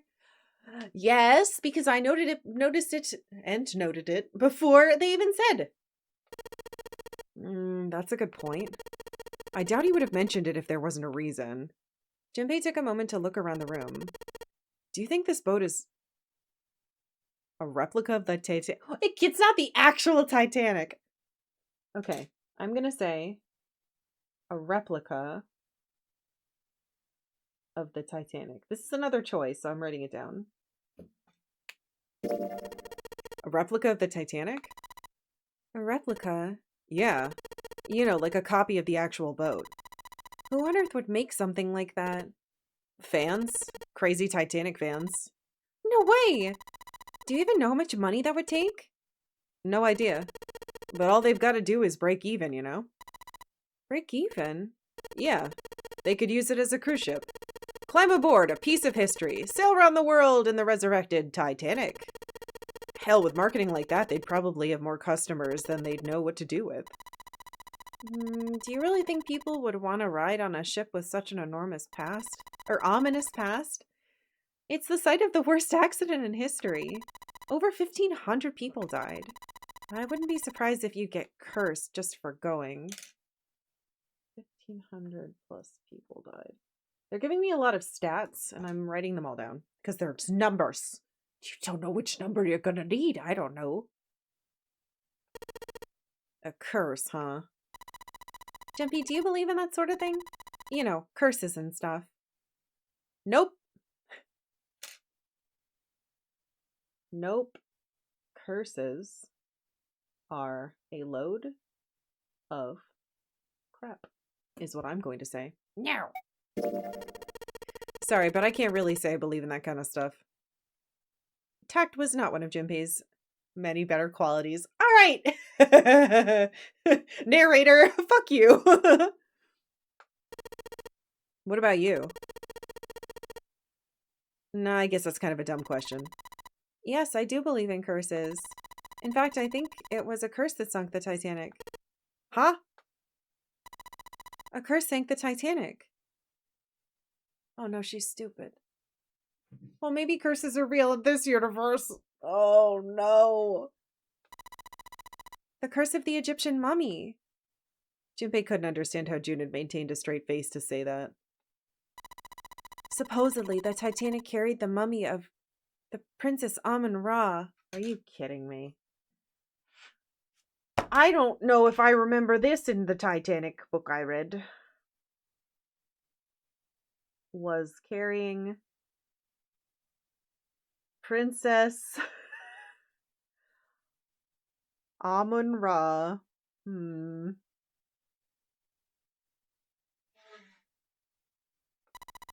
Which was stolen from a pyramid.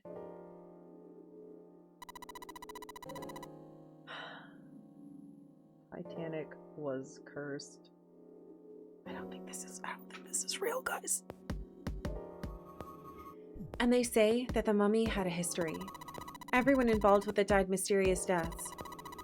Come on, I'm sure you've heard of it before. Those who open the coffin will be forever cursed. Haven't you ever heard of that? I've watched the Mummy movies. I watched a cool movie at the Boston Museum on Tutankhamun's tomb being opened. I know that all of them died, but I thought it was Coinky Dinks. So you're saying the Titanic sunk because of that curse? That's right. June's eyes had lit up with excitement like a child with a new toy. Oh no. Mummy for movie night? Already watched it! We can watch the later ones though.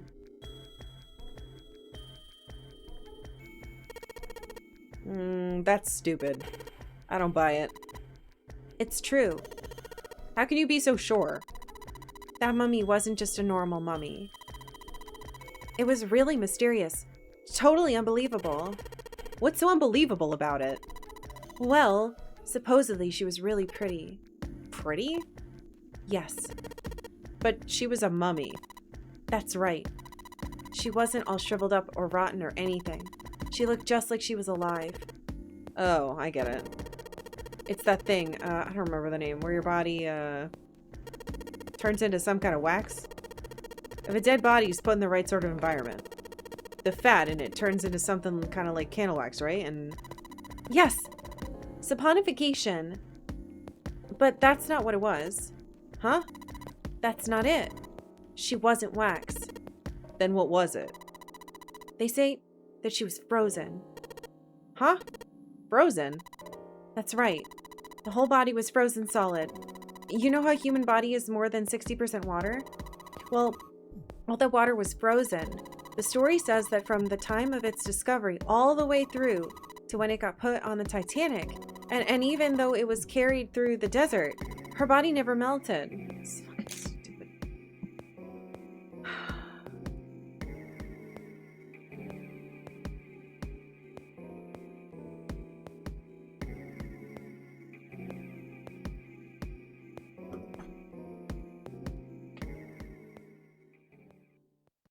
But it was Egyptian.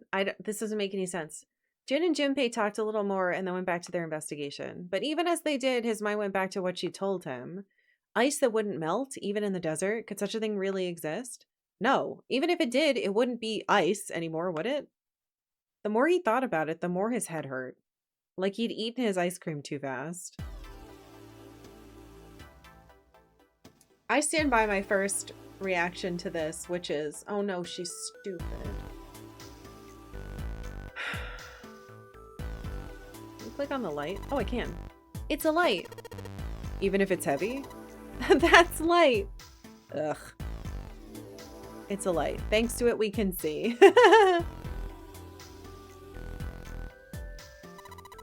It's a bottle with water in it.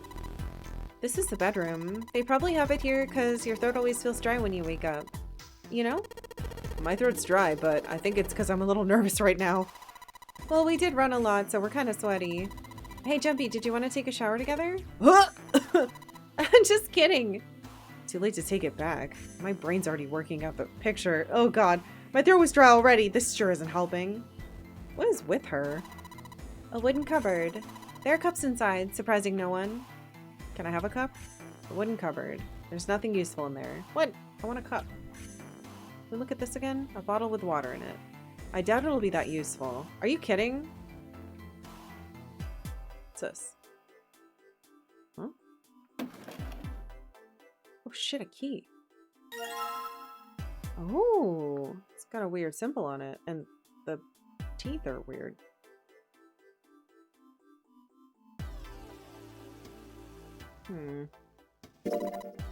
A key? Do you think it's the key to the dresser? Key we found in the dresser. Maybe I can use it on another similar dresser? There's nothing inside. It's a dresser. There's nothing on top. Look at the mirror.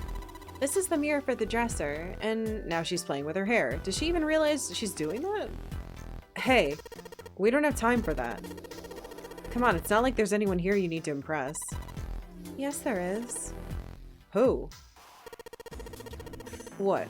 Why are you so quiet all of a sudden? Forget it, Jumpy. Yeah, let's ruin everything. We already flirted with her a little. We gotta stick with it. She's gonna get mad. What about this light?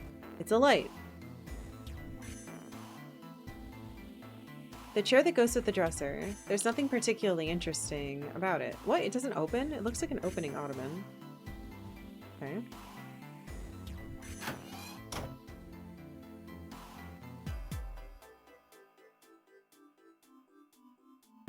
You look at this? Yeah. Boop. Whoa, what? What am I looking at? I'm standing next to the bath? There's a little blue platform protruding from the shower wall next to the knobs. It's for putting soap on. I used a shower once, so I know.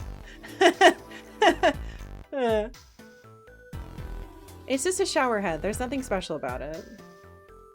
Soap holder. That's the shower knob. Let's see if anything happens when we turn it. No water's coming out. Oh, really?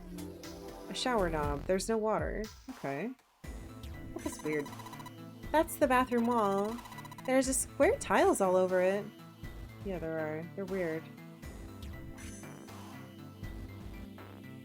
I wonder if I need to care about those shapes.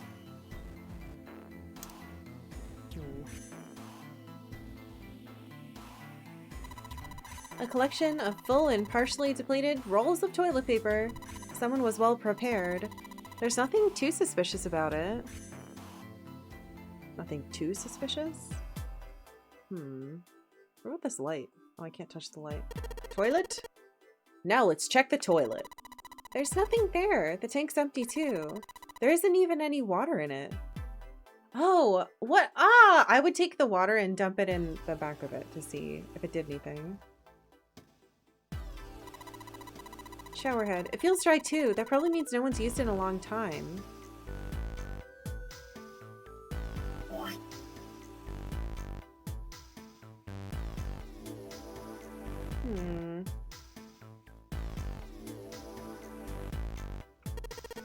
The shower curtains, huh? Let's try closing it. Did that do anything? Oh no, it automatically... Jumpy, do you think there might be something on the shower curtain? Huh? Well, maybe. You want to try closing it? Doesn't seem to be anything here. Yeah, you're right. Let's just put it back.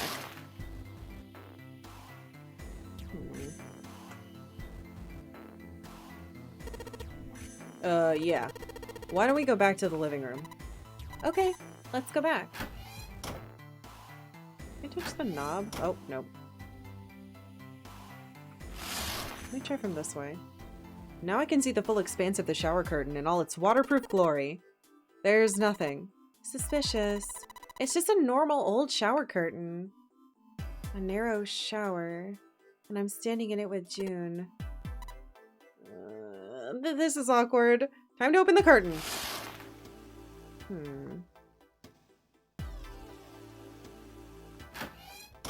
Wait.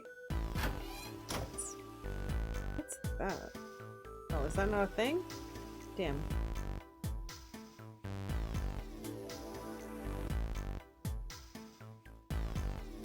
Walls covered with square tiles. They've all got geometric shapes on them.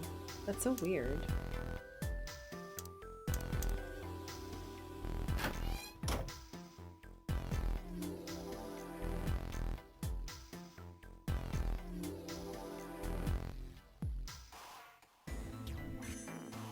Wait. What about the couch? Ah! Jumpy, what are you doing? We don't have time to be relaxing on a sofa.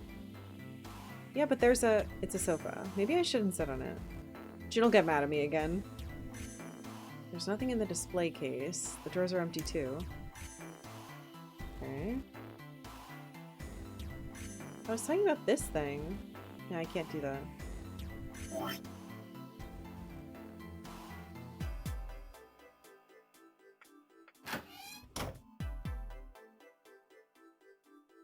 We can't do it. Oh, wait. Wooden cupboard. Nothing useful. Is there anything behind here? Nothing left in the frame.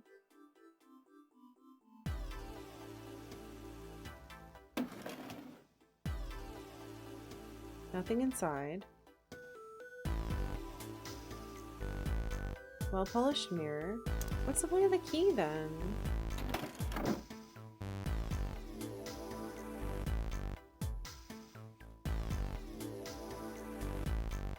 I'm not sure what I would light on fire.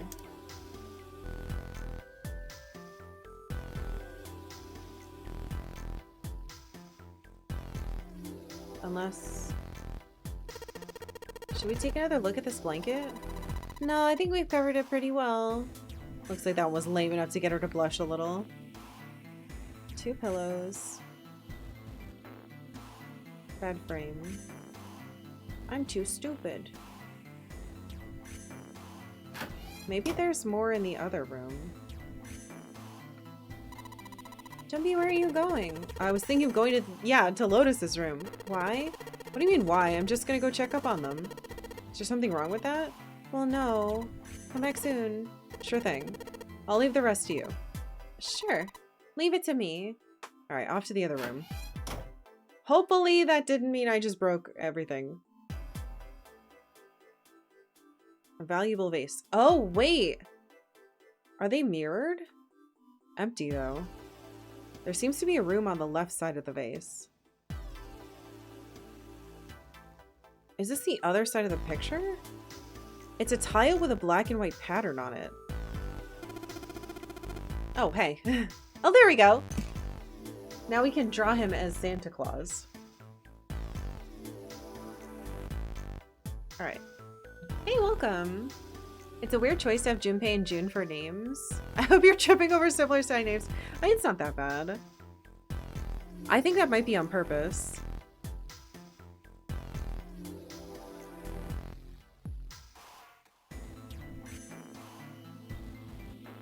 But I'm not sure why yet. But I'm sure it is. Oh my god, I forgot my stupid eraser in the other room again. Hold on. I need it. I can't draw if I can't erase.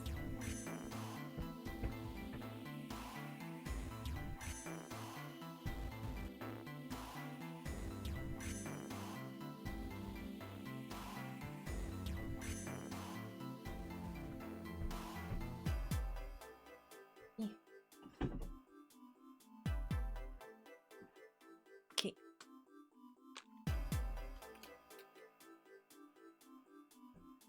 The eraser that left the kitchen. Okay. I just picked up my stylus to try to draw this.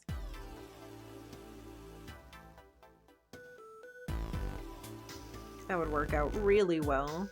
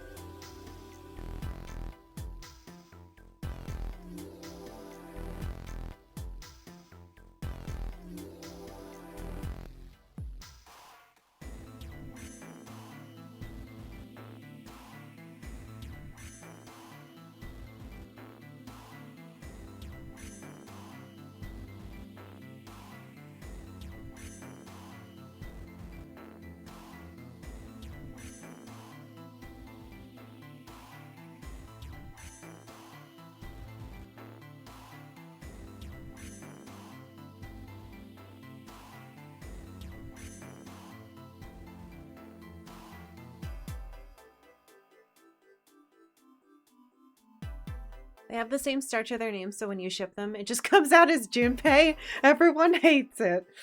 I don't know how true that is.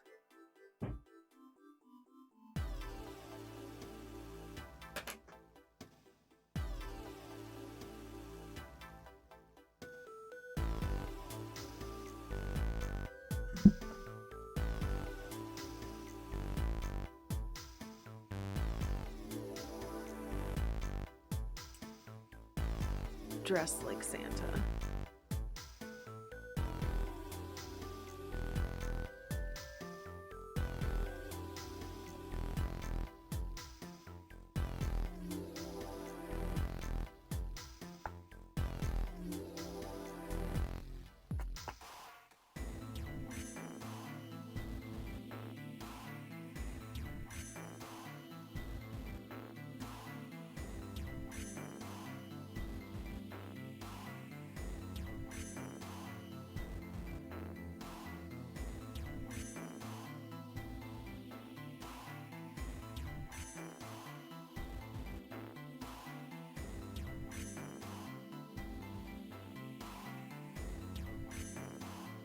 I'm forgetting what Santa's fucking stuff looks like.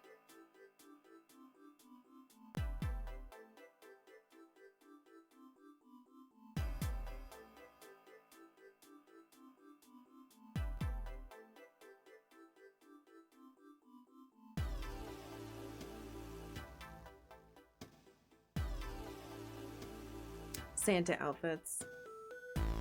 Jumpy? Like June and Jumpy? Jumpy's not that bad. I'm Googling Santa Claus outfit. This is what's happened to me. I don't remember. I just wrote Santa Claus like the fucking movie the Santa Claus. Oh, right, he has a beard. Well, it's too late for that. Oops. Alright, there we go. Man, fucking Google's ruined by AI. Yuck.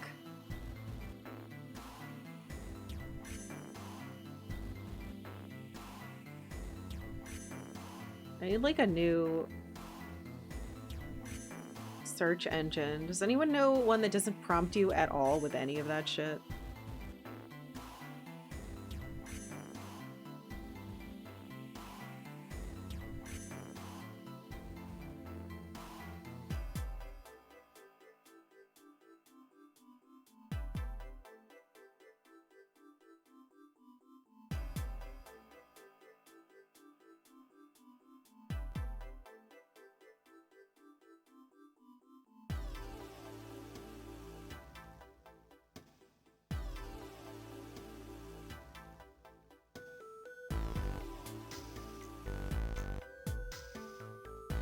DuckDuckGo has AI you can turn off.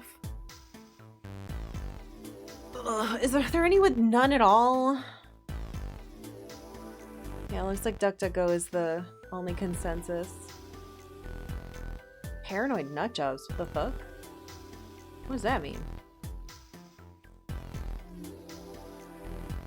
Lets you turn it off entirely through cookies. But until you do, it'll try to throw it at you. I mean, you can't even turn it off with Google, which is driving me nuts. Like, I don't want to see those. You can add -AI to your search.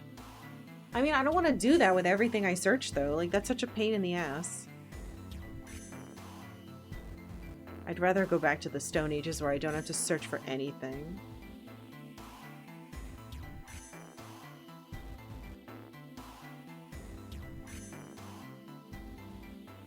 DuckDuckGo tracks search history? I mean, that wouldn't be a problem for me because I'm just looking up Santa Claus. The stuff I look up is so dumb.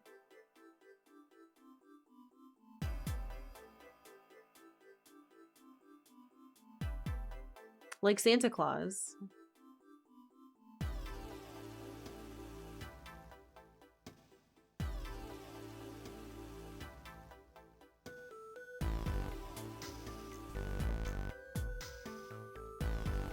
I'm almost done. Sorry this is taking so long. My dumbass forgot what Santa Claus's outfit looks like.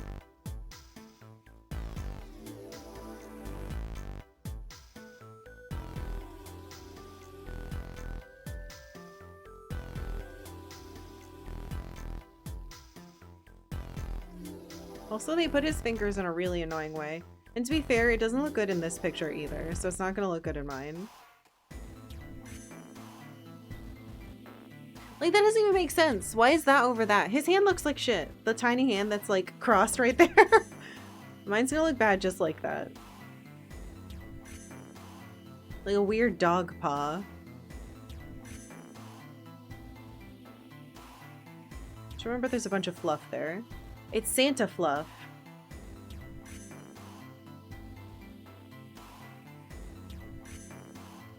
Clearly. You can tell this person didn't want to draw any hands either. Let's just hide it in there. More Santa fluff. Like, if you look at them, they don't make sense. His hands... Whatever. I'm gonna have this hand secretly holding it.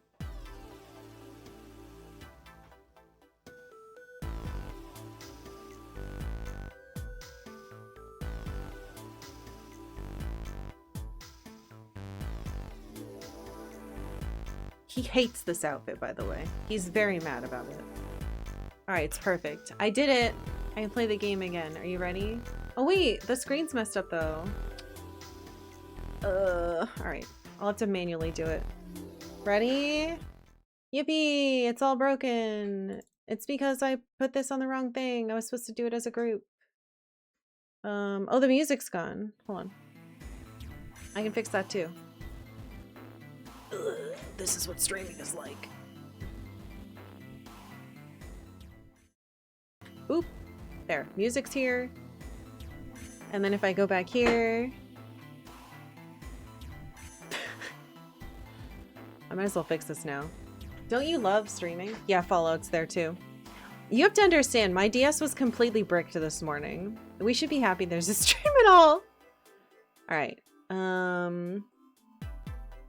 Camera. Filter. Copy. Not copy that. Copy this. Turn it off. Hello, I'm big. Don't worry, it's gonna get fixed in a second.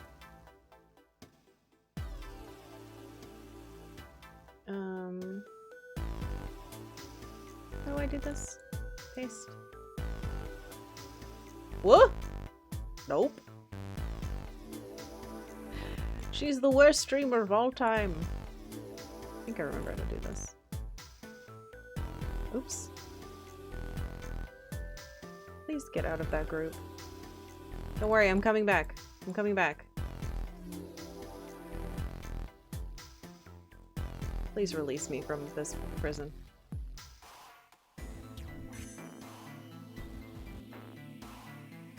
Oh my god. Help. I'm trapped here. It just keeps moving things into folders I don't want them in. There we go.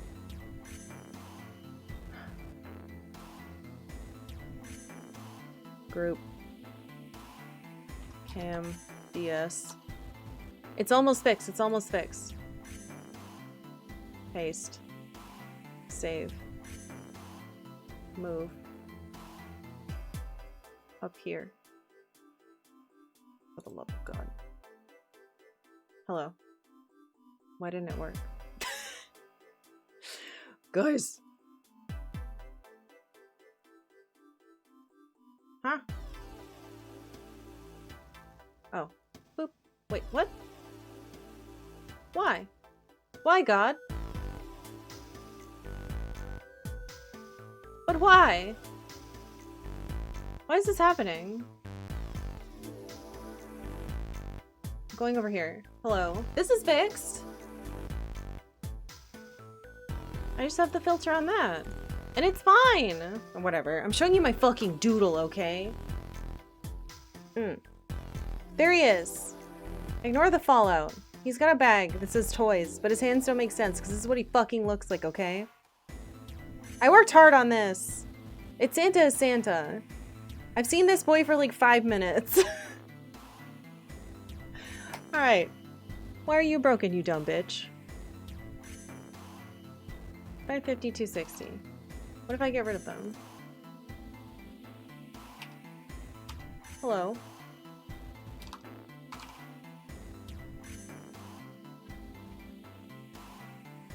Huh?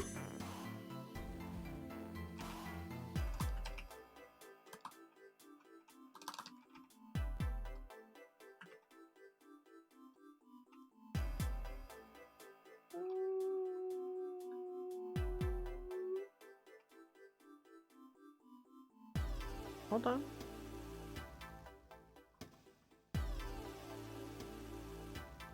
That's better. Switch. Switch. It's fixed. Streaming. Don't you love it? Isn't it so fun? That's what Santa looks like every year when he breaks into my house. It's part of Zero's game. It might actually be. Anyway, sorry. There's a square tile in this frame, says Santa Claus. It's glued in there quite well. I don't think you can take it out. Okay.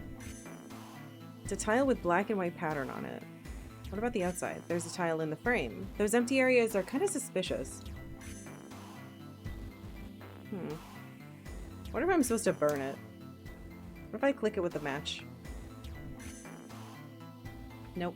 Doesn't seem to do anything. Okay. Oops. I enjoyed watching you sort through them more than you could possibly understand. Yeah, because you suffer through the same hell. I just spit on my DS. How do I wipe it off without... Well, I touched the door. What's up? You're going back already? Well, I can't just leave June there by herself. What do you think? You're her protector or something?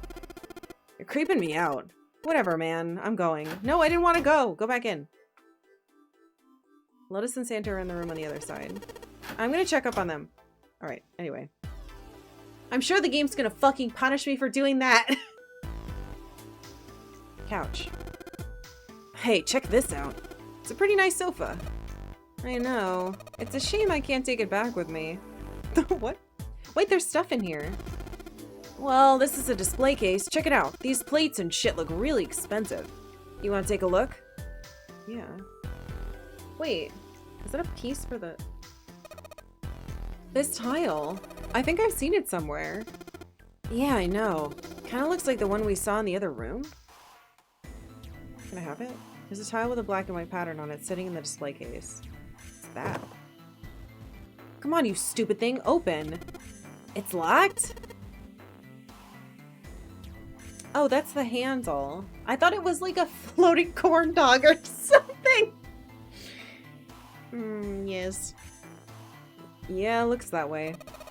Then we need to find the key that opens it. Okay, I'm pretty sure I have the key, but... There are a number of expensive looking plates in here. That doesn't look like a plate. This vase looks pretty expensive. There are a number of expensive looking plates. Okay. Oh, damn. Guess it's the wrong key. Well, that means there's got to be another one somewhere around here. Otherwise, we aren't going to be able to open this thing. Okay. There's a candle? A candle with a candlestick. This might come in handy. Oh, cool. Neat! Oh, I can probably light it. Anything under it? Search. It's a candle, Junpei. It's on an iron candlestick. It's a pretty big candle. If we light it, it'll probably get really bright. I want to light it, but I also, like, don't want to fuck with it. I'd also display a floating corn dog. I would eat a corn dog. Prefer a floating hot dog? There is a hot dog here. It's right here. Alright, I don't want to combine them yet. I want to look around. It's a round wooden table. Wait, there's no door here. Hey, Junpei. That room's pretty dark. Don't you have something that'll give us some light? Something that'll give us some light? Oh, fine. I was just gonna go in.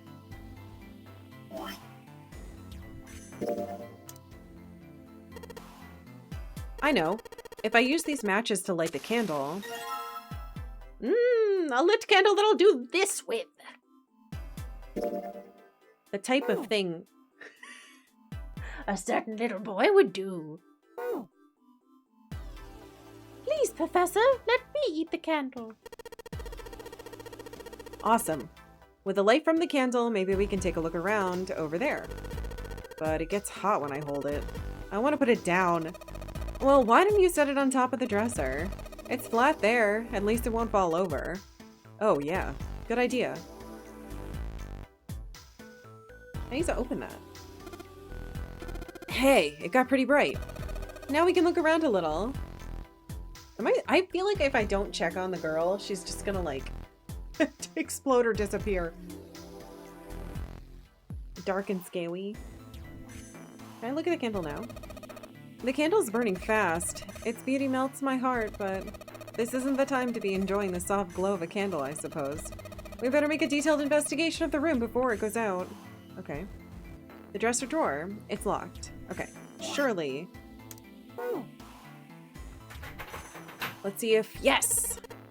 It worked! Oh. Okay. It looks like a butt. A horse's butt. That's a strange design. Is it ceramic? It doesn't look like there are any puzzles in it.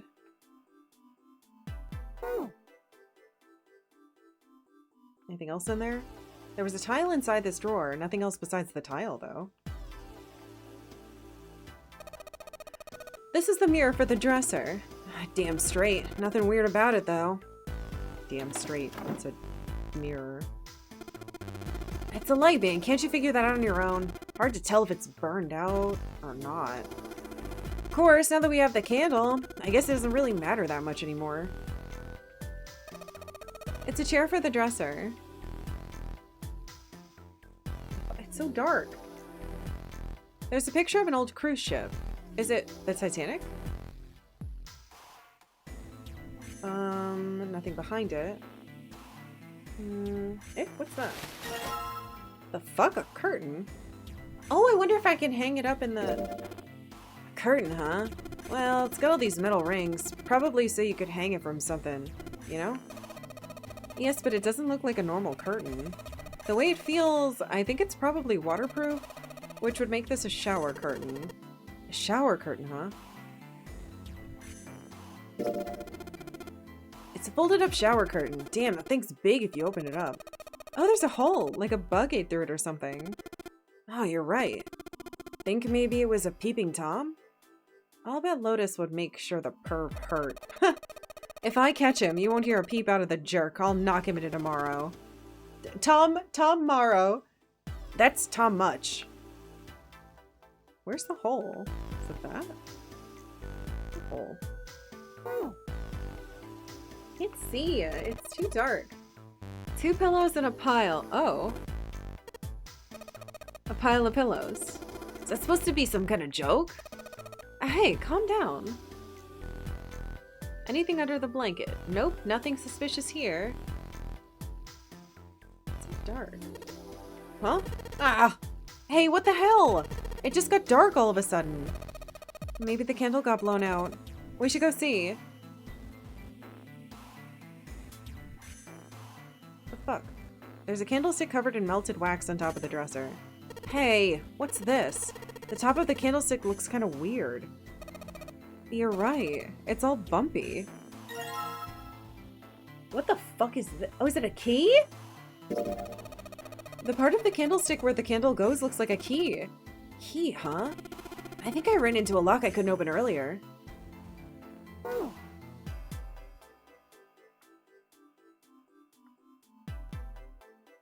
Here? Let's see if the candlestick key will do anything. Aha! Yes! It opened it. Alright, pull that shit out. This. There's a tile with black and white pattern on it sitting in the display case. Give it to me. I can't have it? What the fuck? Hold on. What if I have this one? Oh. No? Oh, did I not open it? I'm so dumb. I didn't open it. Steal. Yes. Hey, don't you think the pattern on that tile looks like something? Yeah, I think I saw it somewhere. Can I combine them? No, interesting. Hey, Junpei, you got a minute? Santa has shown up out of nowhere and gave Junpei a no small start. What? Here, take this. Santa pulled something out of his pocket. What? It's not a Momori. Oh, it's a bookmark. It had a 4-leaf clover in it. Huh?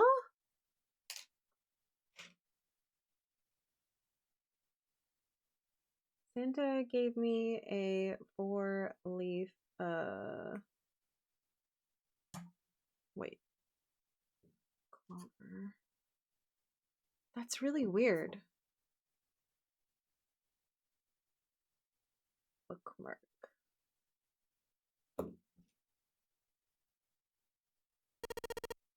What is this? I found it in between some cushions on the sofa. Pretty sure it ain't gonna be any help to us, but I figured it might as well hang on to it anyway. Well, why don't you hold on to it? Santa gave him a wry smile. You know what I hate most in the world? I got 4 things.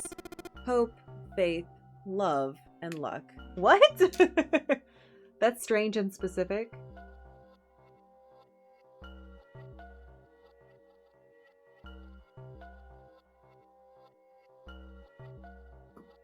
Why are you telling me this?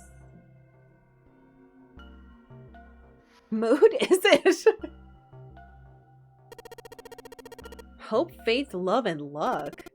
Damn straight. And you hate these things? Yeah, got a problem with that?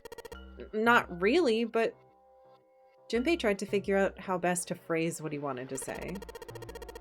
What does a bookmark have to do with any of that? Santa scratched the back of his ear and looked awkward. Well, see, each leaf on the 4-leaf clover has a meaning to it, okay? And that meaning is pretty much those 4 words. It's like a flower language. Well, I guess it's not a flower, is it? So a leaf language, I guess. Yeah, you could call them leaf words.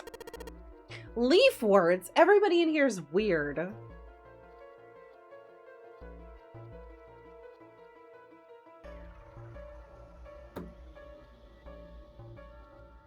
Junpei looked at the bookmark. Hope, faith, love, and luck? So, yeah, I want you to take it, okay? Just touching it gives me the creeps. Take the damn thing, alright? Santa pretended to shiver with disgust and shoved the bookmark into Junpei's confused hands. Junpei, what do you want to do? I mean, I guess I'll take it. Sure. Decided to take it. After all, why shouldn't he? Alright, sure, I'll take it. He shoved the thing into his pocket and gave Santa a last confused look. Oh, man, I feel a lot better now. That thing was a real pain, you know? Do you really hate those 4 words that much? Yeah, well, they can all betray you, you know? Hope, faith, love, even your destiny. What had happened to Santa? Junpei wondered. How had he become such a bitter person? For a moment, they looked at each other. Well, it's not my only reason. What? That's not the only reason I hate 4-leaf clover. I just can't bring myself to like the number 4. Oh. What, worried about the 4 horsemen?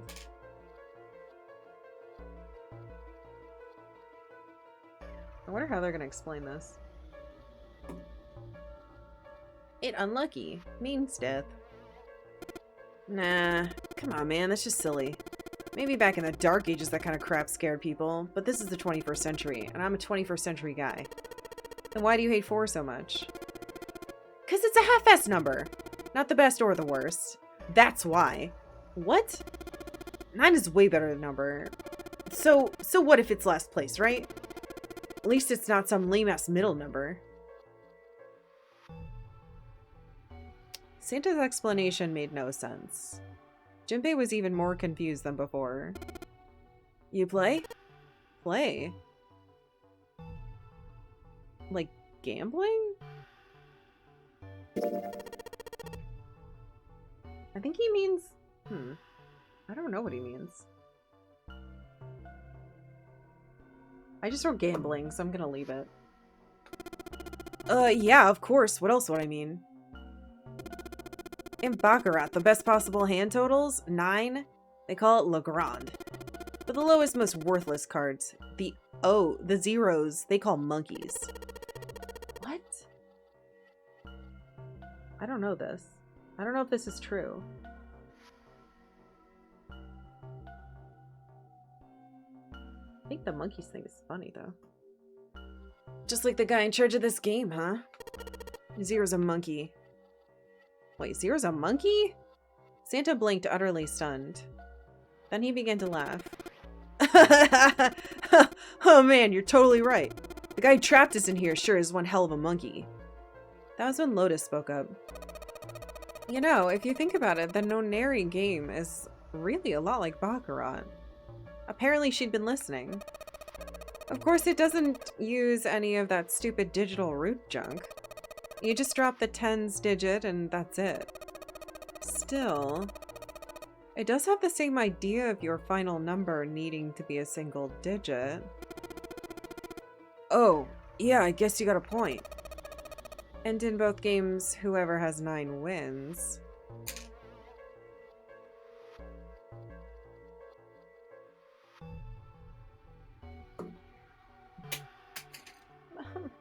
Me stylus.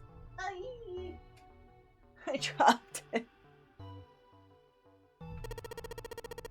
person who makes 9 wins? Did you forget already? Don't you remember what Zero said? The exit is hidden, but it is there. Seek the exit. Seek the door that carries a 9. So if we want to get off this boat, we have to make a team whose numbers have the digital root of 9. And only the people in that team are going to make it out alive. Of course! That's why it's called the No-Nary game. What? Huh? You don't know? No-Nary means something derived from 9 or base 9. Huh?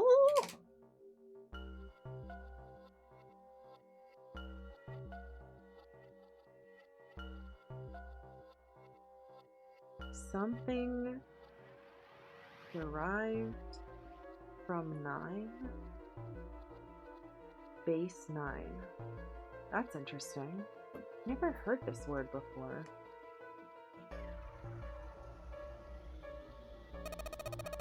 It's derived from the Latin prefix nona, which means 9. While we're at it, the prefix for 1 is uni. You know, like unicorn. Oh, uni. The horse with a horn. 1 horn. 2 is bi, like binary. I used to know this stuff. Back when I took Latin, but it's been many years.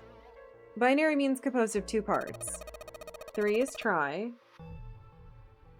I'm sure you've heard that one plenty. Like trio, triplet, and triangle. You get the idea. After that, you have quart.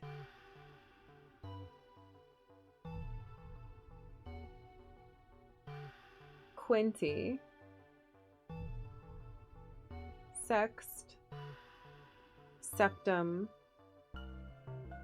And so on. Of course, the prefix for 8 is octo, like octopus. It's called that because it has 8 legs. Get it? I see. So then nona means 9. Lotus nodded. That's weird. I don't remember that one. Wonder why. Huh. It's interesting. So how many of us are trapped on this ship? Well, that'd be 9. And what are the bracelet numbers we have? They go from 1 to 9. And our time limit. How many hours did we have? Zero said 9 hours. And finally, to get out of this ship, we need to find the door with a 9 that's hidden somewhere in the ship. By making a team with a digital root of 9. Lotus nodded again. And there you have it. The number 9 is everywhere in this game. He's got a real theme of 9s for this whole thing. No wonder it's called the No-Nary game.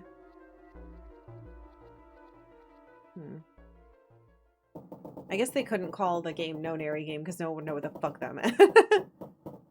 Somewhere far, like the actual, the metagame. The physical. Sorry, the creaks are funny. Somewhere far away, Junpei heard the creak of stressed metal. It sounded almost like Zero laughing at them. Or the sad, desperate screams of a pig headed to the slaughterhouse. Jesus Christ. Okay. Well, I'm still looking at stuff in here. Number of expensive looking plates. Can I not look at anything else? A couple of pieces of art in here. Can't say if they're very good or not. What's that? Okay, I don't think I'm allowed to interact with anything else in there. Let's hope what's-her-face is okay. Alright, can I... Hey, Junpei, that tile you've got. You think maybe you're supposed to put it in one of those empty spaces? I mean, the pattern does kind of look like the same, right? He's right. I think so too. But if that's the case, you're going to need to collect all 3 tiles, right? Don't you think we should collect all of them before you start putting them in? Okay. Do you guys not have a shower in there?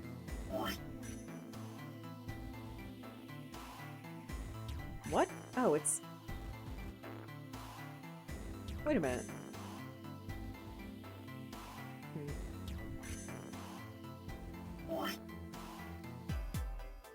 It's over there.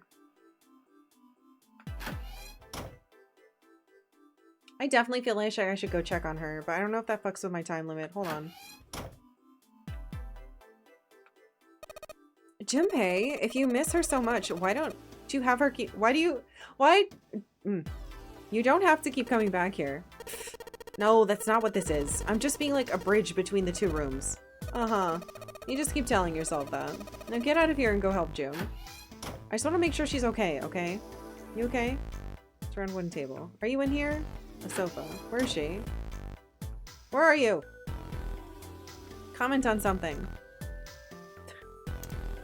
Oh, maybe I can look at the items while I'm in here. Look at this.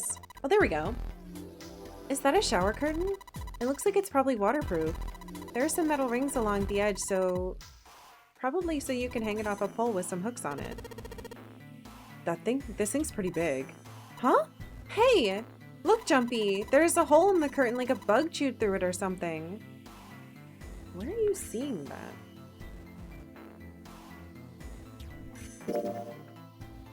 Shower curtain with a hole in it.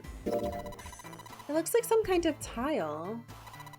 Probably ceramic by the feel of it. The way the design on it cuts off is kind of weird though. I think maybe it's supposed to match up with the other plates.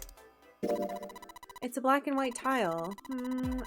I think I've seen that pattern somewhere before. Okay. I've checked on her. She commented on things. She's alive. She's safe. Back we go. This thing's a little shelf for putting soap on. Whoa, look! Junpei! There's a mushroom growing out of the wall. That's a shower head. I was like, oh my god, they have a leak! I fell for it. It's dry and doesn't look like it's been used in a while. That's the shower knob. I tried turning it on, but no water comes out. This is the bathroom wall. The whole wall's covered in these square tiles.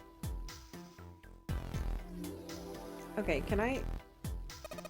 There's a curtain rod on the ceiling. Yeah, there is. I'll do that in a second. I want to look at the toilet. Is there anything in the toilet? Oh, guess not. Tank's empty too. Some toilet paper. We've got 2 rolls, I guess. Alright, well, clearly there's a tile inside of this. Oops.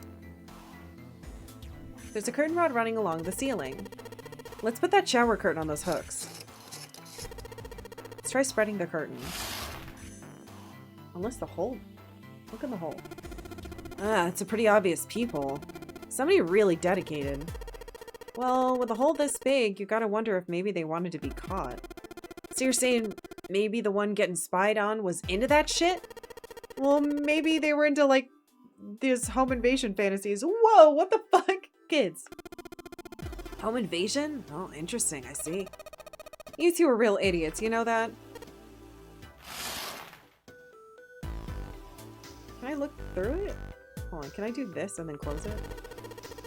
Oh, maybe it'll point us to something. Let's try spreading the curtains. There's a hole in the curtain. If I look at it from a ways back, I can see a single tile.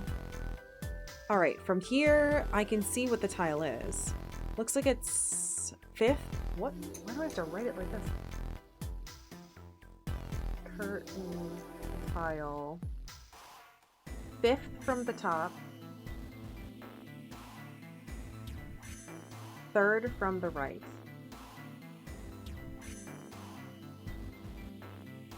Okay. Might as well put it back. 5th from the top. 1, 2, 3, 4, 5.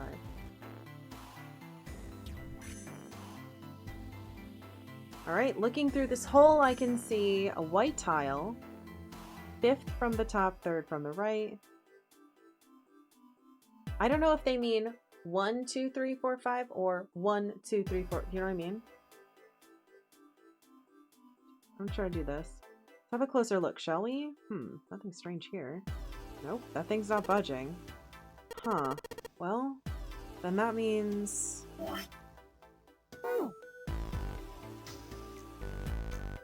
Unless it's 1, 2, 3, 4, 5, 1, 2, 3. Is it this one? A tiled wall. They're ordinary everyday tiles. That means what? Oh, weird.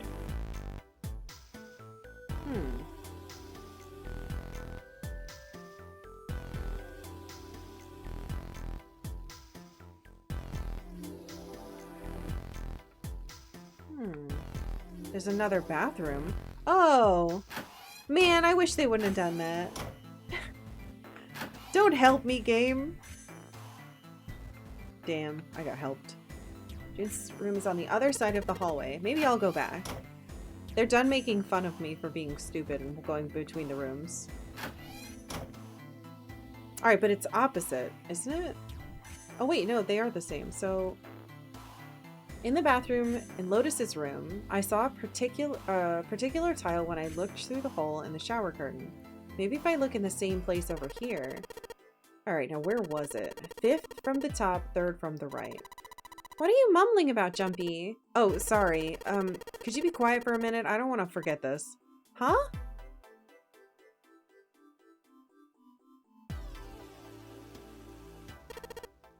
Here it is. Yes, this one's loose. Oh, okay, so it is counting it. I think I can get under this with my nails and... Yes! Perfect. Who would have thought this would be hidden in the bathroom, huh? You did a good job finding it. So one side has a design like the rest of the bathroom tiles, and the other side has the black and white design. I think I've seen that pattern somewhere before. Oh, I see. They do have the... That's interesting. Alright. But I need to figure out what that design actually is. So I should look at this one. I don't know if it's going to make me draw it or not. But that part's going like that.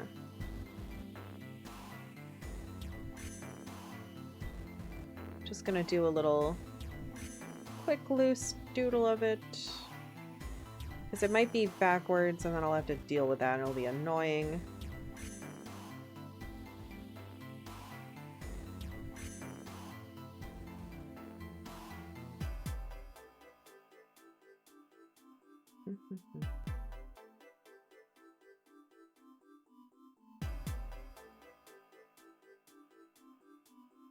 Okay. That should be good enough.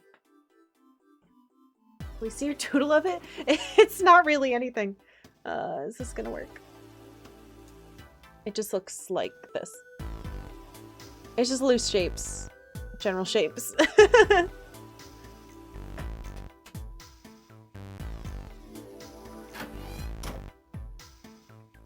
Okay. It is the same. There's a tile in the frame. So I guess I'm supposed to put tiles in the empty spaces? I'll run over something. I just pulled... Oh god. There's a crisis happening. One of my cords is wrapped around my seat. Hold on.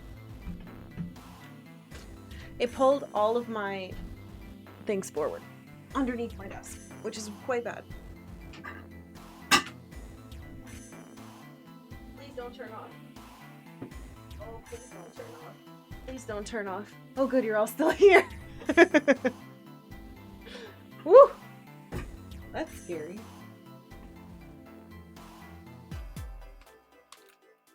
Too many cables, man. Having 3 extra cables just to do a DS is like an insane amount of things.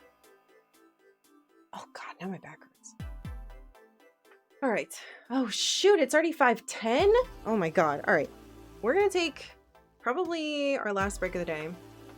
We are going extra long today. We're going till like 6:30 my time. It's like an hour and 20 more minutes. So I gotta stretch. I get all scrungled up for games like this. Because I need to like... I need to be near the microphone. But I also need to see the DS. So, alright, I'll be right back.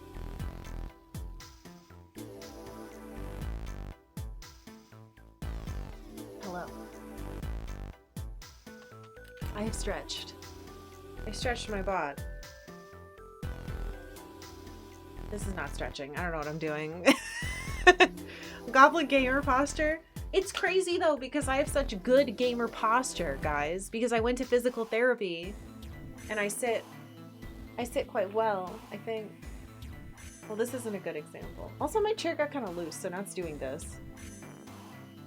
But it's not bad. I have my stuff the right level so that my arms are the correct I'm just short. I'm not even that short either. Anyway.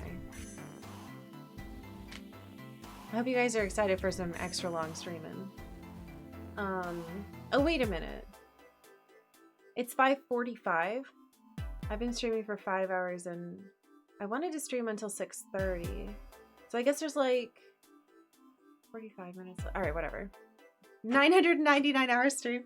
If that wouldn't kill me, I would do it. Also, by the way, when I'm done, because it will end, when I'm done with Invisalign, which is supposed to end in, where's me app?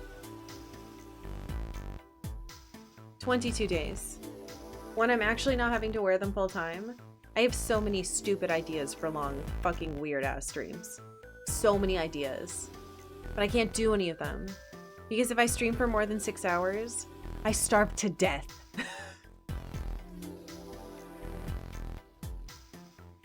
I don't know why all my ideas involve food of some kind, but even like if I want to do a marathon stream, I have to be able to eat. And I can't.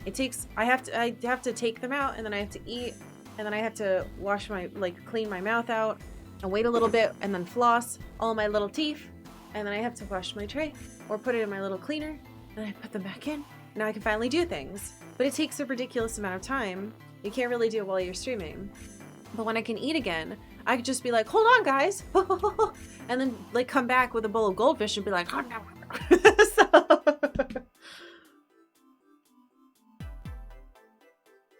Anyway. All right. I guess I'm supposed to put these tiles in the empty spaces.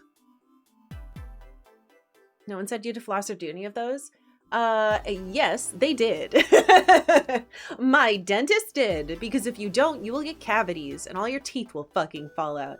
Which, what's the point of having straight teeth if they all rot? I shan't. Yeah, I have goldfish right now in my house and I can't eat them. Okay, I spilled water, but it fell on the floor and not on my notebook, so I win. Okay, put the tiles in the empty spaces. All right, I'm gonna give it a shot. Oh, cool. All right, I did doodle it. So this part goes, I swope. This is the one that looks like a horse butt. That's in the correct spot. That's the part with the little weird tail. So that goes down here. Wait. Is it not? That's not right.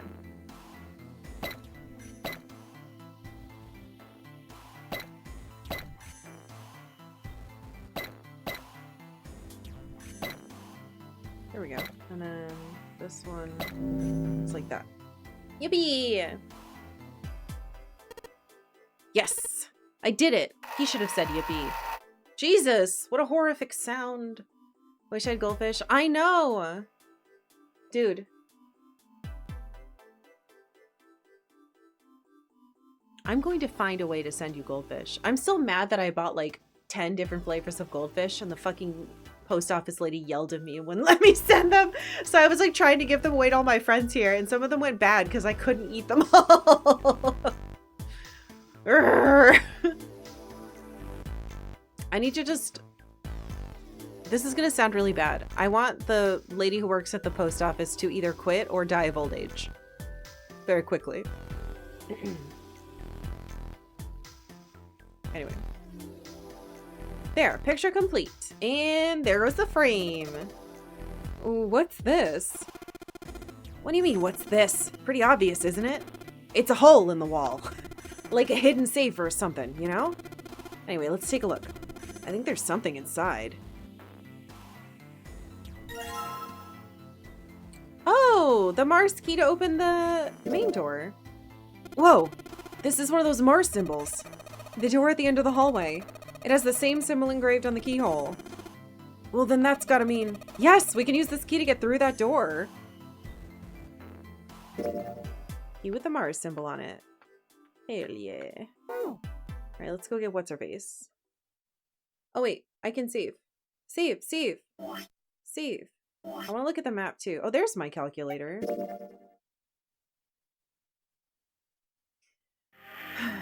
The crazy thing about the post office lady is she doesn't just make me cry. I've seen her kick other people out and make other people cry. She's so mean. Sometimes when we go in to check the post office box, you'll just hear her yelling in the other room. Luckily, the post office box room is separate. She scares me. Better save 9 times. I'm not allowed. Junpei messed around a bit with the key he had and looked blankly at the picture that slid down. What's the deal with this picture anyway? Santa had only been mumbling to himself, but it drew Lotus's attention. She looked at the picture and paused.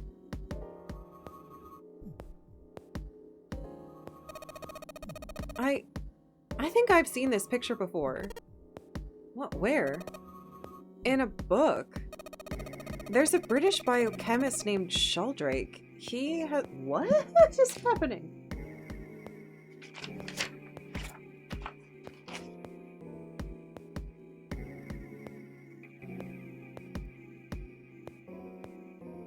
British biochemist Sheldrake. He has a rather interesting theory. I saw this picture in his book. What's this interesting theory? Morphogenetic field, which relies on the theory of morphic resonance. What are you talking about? Is this nonsense too? It might not be. Morphogenetic field relies on theory of morphic resonance.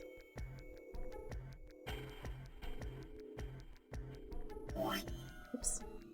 Oh wait, I wanted to look at the map. Oh my god, what? This is just B deck?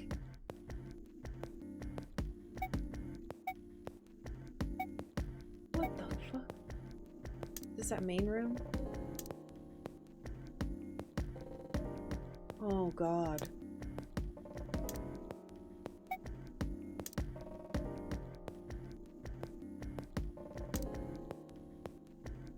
Why can I see the kitchen and the casino? There's a casino? What the fuck?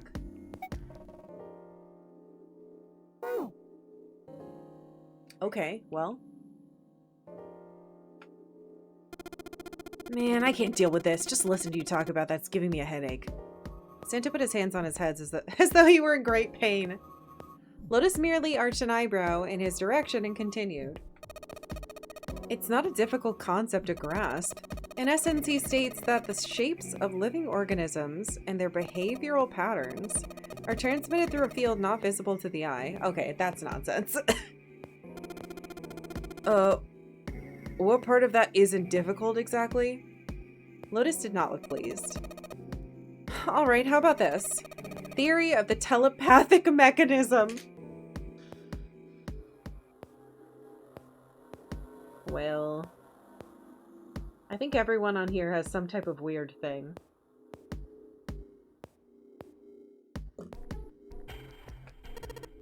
Telepathy? Oh, that's me. Telepathy? Yes, telepathy. Well, perhaps not exactly telepathy, but it is close enough for a simple approximation. Santa suddenly burst into laughter.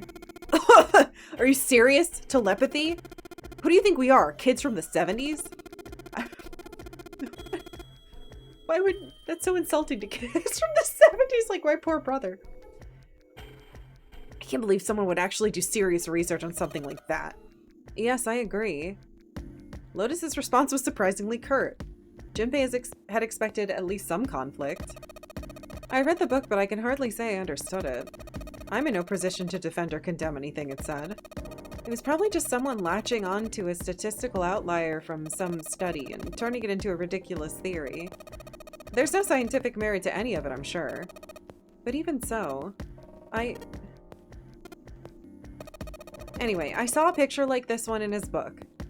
Lotus indicated the picture they'd all been looking at. After a moment, she walked up to the strange picture, examined it, and then spoke. Hey, what do you think this picture looks like? Santa answered first. What do you mean? Isn't it just like abstract or something like that? It's just black and white scribbles. There's no meaning there. That's it. What about you, Junpei? Does it look like anything to you? I guess it looks like...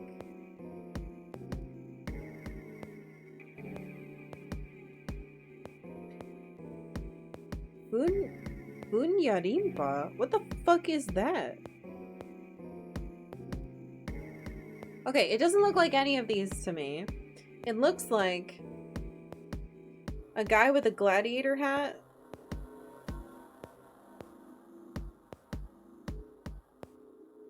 And a cross and like a bunch of clouds. So it's like a guy in a gladiator hat in a cemetery with a bunch of clouds. That's what it looks like to me. What do you guys think it looks like? Like legitimately, what does it look like to you? I'm so curious. You see Ridley from Metroid? Okay, okay, I can see that. That's your mom? Bunyarimpa for sure. I don't know what the fuck that is.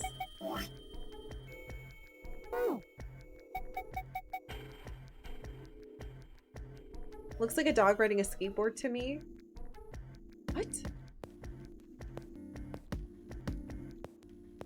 It also kind of looks like if Charizard was like shaped wrong. Two bears high-fiving. You guys are making stuff up. That looks like a horse with a gladiator hat to me. Yeah, I can see the horse. It's like a horse from like a chessboard with a big hat. Like a conquistador hat. Someone bending over in water, like they're wading in the ocean. Oh. Cusco from the Emperor's New Groove? From across the room, I saw it as a gargoyle hunched over with its wings behind it to the top right. Oh. Backward question mark. What's Luxo Jr.? You saw it as a beetle? One of those perpetual motion drinking birds. I can see that one too. That always makes me think of that episode of Wild Thornberries. A seahorse wearing a Roman hat. Yeah. Yep. That's closer to what I'm seeing too. But I can't say a horse. And I don't think it's a man's face. Is it? The closest would be a dog. I'm gonna say a dog, I guess, because it looks like a horse to me. And what is a dog if not a shorter, less scary in some ways, but more scary in others horse? Emaciated Napoleon? I'm gonna say a dog. Maybe a dog? See, you've got the head here, and these are the front paws. Yeah. And those are the back paws. Junpei traced the black contours. Oh! It's close, Wait, it is a fucking dog. What the hell? Oh my god, I see it. I guessed right. It is a dog. What the fuck? I see it now. That is not at all what I was doing. I thought it looked like a horse. I see it. That's its nose. And then the white part that goes like that is its little, and then that's its ass and its other foot. I can't fucking believe, yeah, it's not the direction I saw at all. Nope. I was completely wrong, but I can't believe it was a dog. It was a butt, yeah. Well, I was scared there was like a paninus in there, but it was not, thank God. See? Oh, I see it. I guess you've got a point. It is a dog. I'm gonna put a check mark for correct. That's nuts. Yeah, maybe every response can be right. That'd be so fucking cool. Santa, despite his constant aloofness, was clearly impressed. Okay. Help. I went to do that with the stylus and I dropped it and it disappeared. It just fell out of my shirt. Where'd it go? Oh, hey, discussion. You did this. Thank you for it. Oh, Nintendo 64 months, dude. Stylus? Try not to run over it. There it is. Got it. Got it. Stylus went to the 9th dimension. The 9th dimension sounds scary. Anyway, thank you, dude. I hope you're having a good day. Junpei glanced over at Lotus. She looked stunned. How did you know? You're right. No, it was a guess. I didn't think you would have been able to guess that. For a brief moment, Junpei felt a swell of pride. Oh. So? Now we know it's a picture of, but I don't see how that helps us. Lotus nodded and began to speak. A TV show from Great Britain did an experiment once. They took two similar pictures. Both of them were difficult to identify initially, but once you figured out the answer, you couldn't see it as anything else. The first picture was a woman wearing a hat.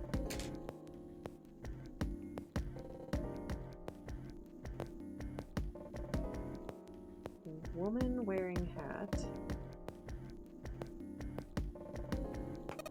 And the other, well, to make it easier, let's just say it was this picture of a dog.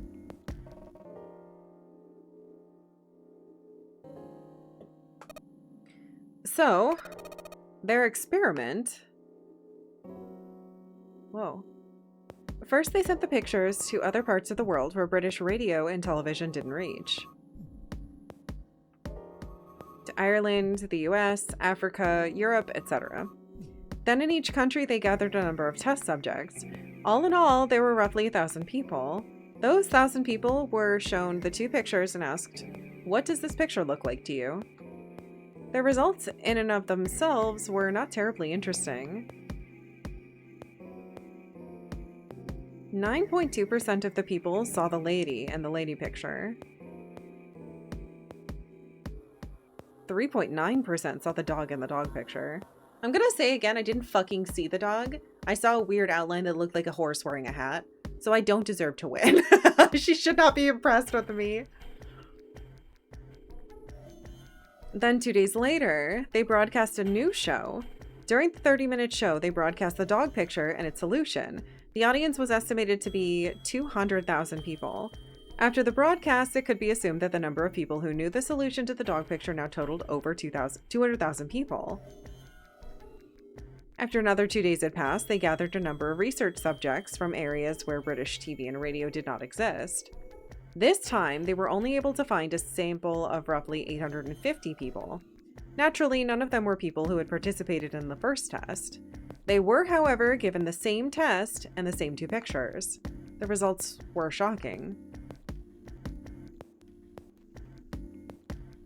10% of the people saw the lady in the lady picture. The previous test had yielded a 9.2% success rate. The change was not statistically significant.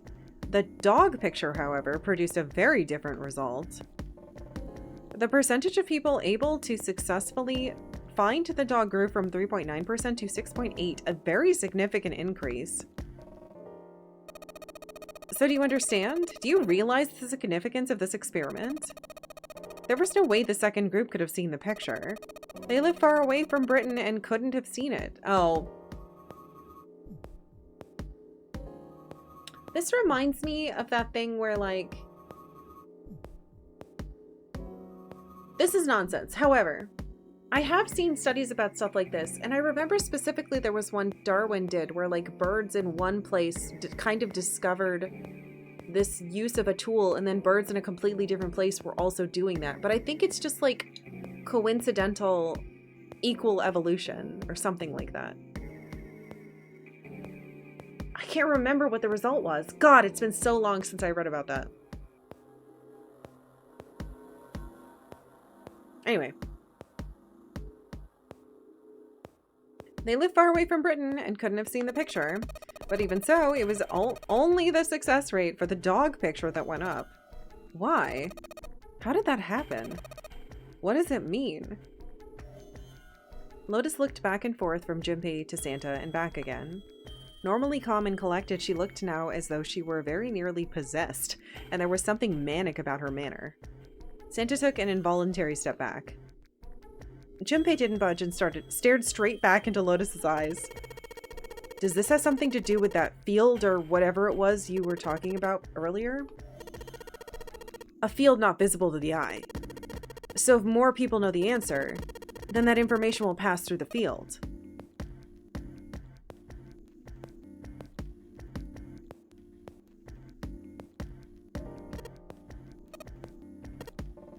I paused and then they paused.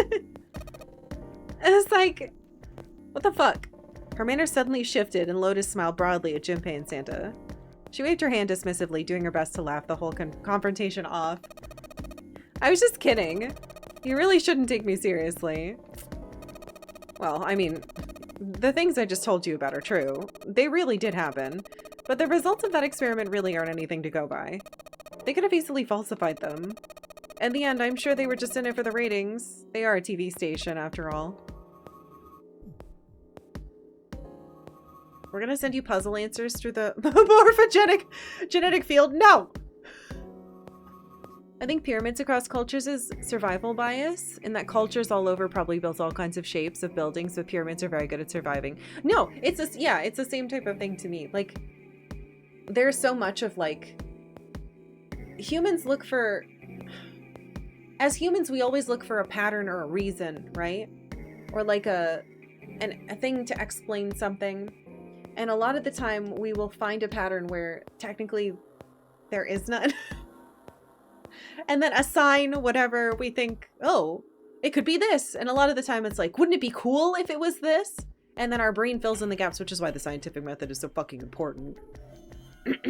Anyway, because it fights against our brains trying to connect dots in a stupid way. Anyway, this is interesting. This is a cool conversation, I've got to say. I also like that I didn't know there was going to be an answer. I legitimately thought we were just looking at an ink blot and I was curious to see what everybody thought. But, okay. At last, it seems that Santa has gained control of his composure. Right. Man, I gotta admit, you had me there for a minute. I, really thought you were serious. Of course not. Like I told you before, I'm sure it's all just pseudoscience. Oh, okay, right. Santa and Lotus laughed and gave one another jovial claps on the shoulder. Oh, sorry, I did his laugh wrong.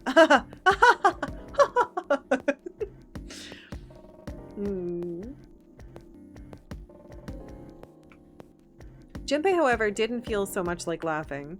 Something felt wrong. Unclear. Alright, enough nonsense.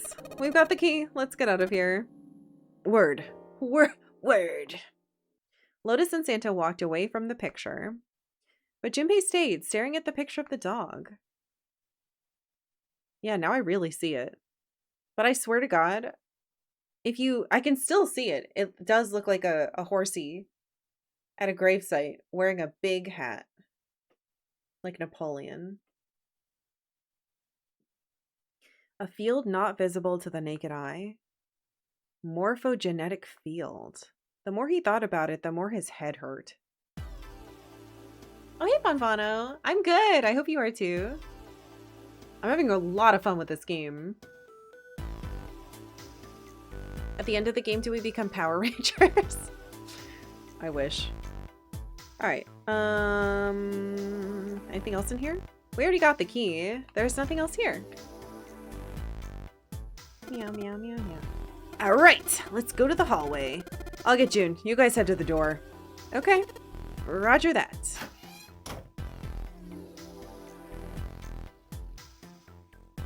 Ma'am?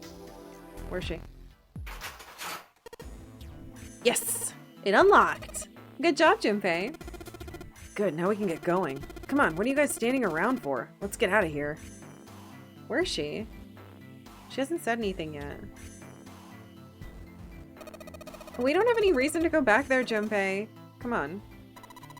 Hey, Jumpy! Where are you going? Oh, I was gonna go get you. I know, Santa told me. Come on, let's go. Okay. I just want to make sure she was here. I don't know when people are going to explode out of for whatever reason. Came back from a trip and you're playing one of my favorite games? Hell yeah. I hope you had a good trip. All right. Boop.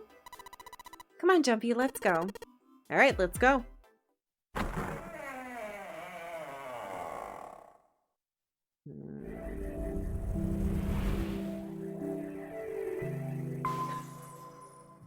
Yay! I found it. They stepped through the door to find themselves in a wide hallway. Junpei, June, Lotus, and Santa stopped for a moment and looked at their surroundings. Huh? A short distance away, a metal grate extended across the width of the hallway. They took hold and shook, but it refused to move. Nearby was a pair of elevators. It took only a few button presses to determine that the elevators would not respond to their efforts. They could only assume the elevators were not powered. There was only one door left. Okay, let's save, let's save, let's save. We shall save. What? Backlog Boys raid. Hey, Austin. I hope you had a lovely stream. Welcome, welcome. Welcome to 999, a game where a person's already died. You went late? I did. I'm streaming for another, let's see, probably another 20 minutes or so. At least. Random bullshit this reminds me of. If anyone here's played Escape Room Simulator, there's a player-made sequence about hands where two players get split up and have to communicate and solve all the puzzles. Oh, that sounds cool. Can wait to watch the VOD. Yay! All right. One door left. Well, looks like we don't have any choice. Yeah, sure does. Well, then let's open it. Jimmy grabbed hold of the knob and quietly pushed the door open. I gotta say, time has been flying. This is such an interesting game. Trip was very good. Hell yeah. Came back. Yay! Delocalized the members? One done. Now I can finally be... Oh! Wait, what? Wait. What does that mean? Came back to be a member as well. Oh. What happened? Did YouTube do something weird? I haven't touched anything. That's strange. Whoa, what the hell? Oh, this must be... Is this the kitchen we saw on the map?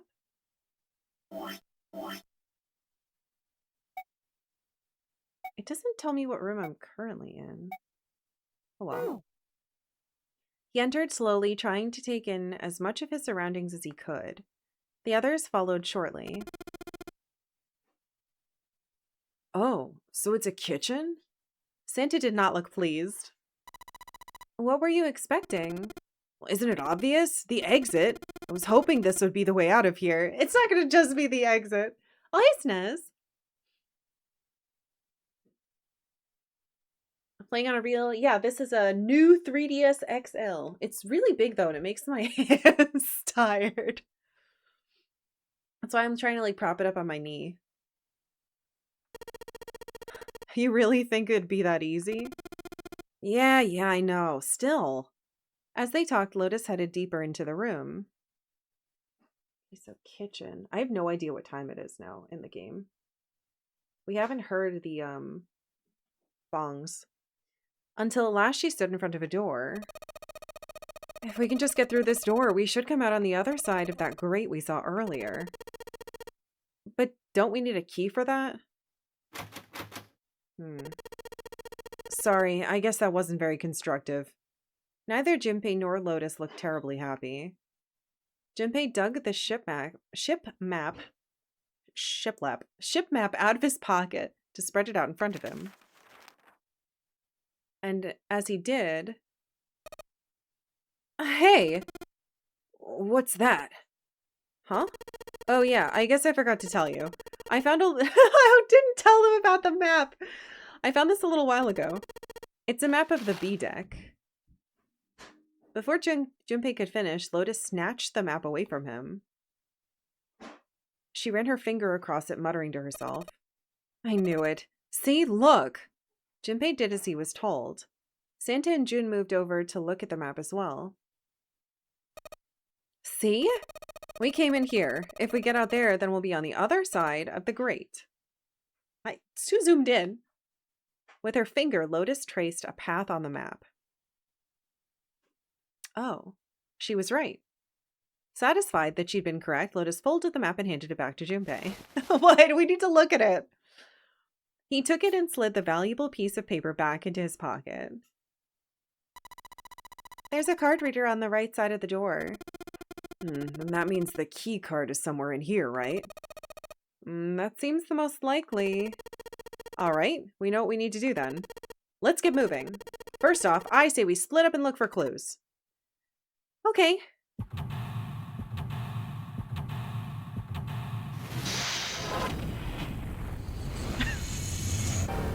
Seek way out. We were just doing this. Oh, it's the time of... You guys usually aren't here during this time of day. This is the time of day my curtains try to blind me. Seek a way out. Shoop. Ah, my eye. I knew it was there and I still looked. Very stupid.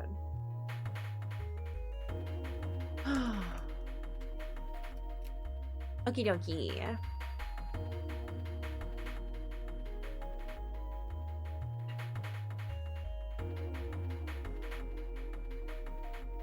Let's see. What's that? A voucher. It says appetizer 9. 9? I'm sick with 9s. Appetizer 9, meat dish 10, soup A, seafood F. Okay, well, I've got to write that down, unless I pick it up. App 9, meat 10, soup A, seafood F. Can I have it? No. Those 9 plates look pretty expensive. They're plates for appetizers. Remember, appetizers usually come on square plates. Okay, well, excuse me, princess. No!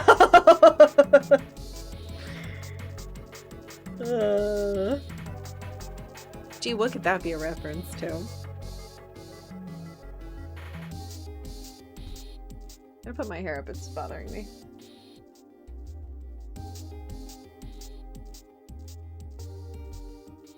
Oh, I took like the fastest shower of all time this morning because I was late. And I was still late. Dude, yeah, appetizers come on square plates. Lotus flowers have 8 petals. Things everyone knows. Everyone knows these things. Me no knows. I don't fucking know this shit. I'm just some guy. Alright.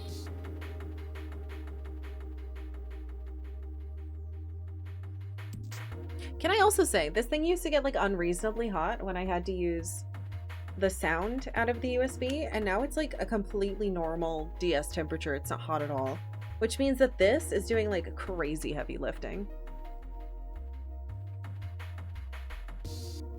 Alright, so appetizers are on square plates. I'm gonna fucking write that down, because why not? Harrop means business. Harrop means I've been streaming for too many hours. 1, 2, 3, there's 10 of them. If you flip these over, they look like hats.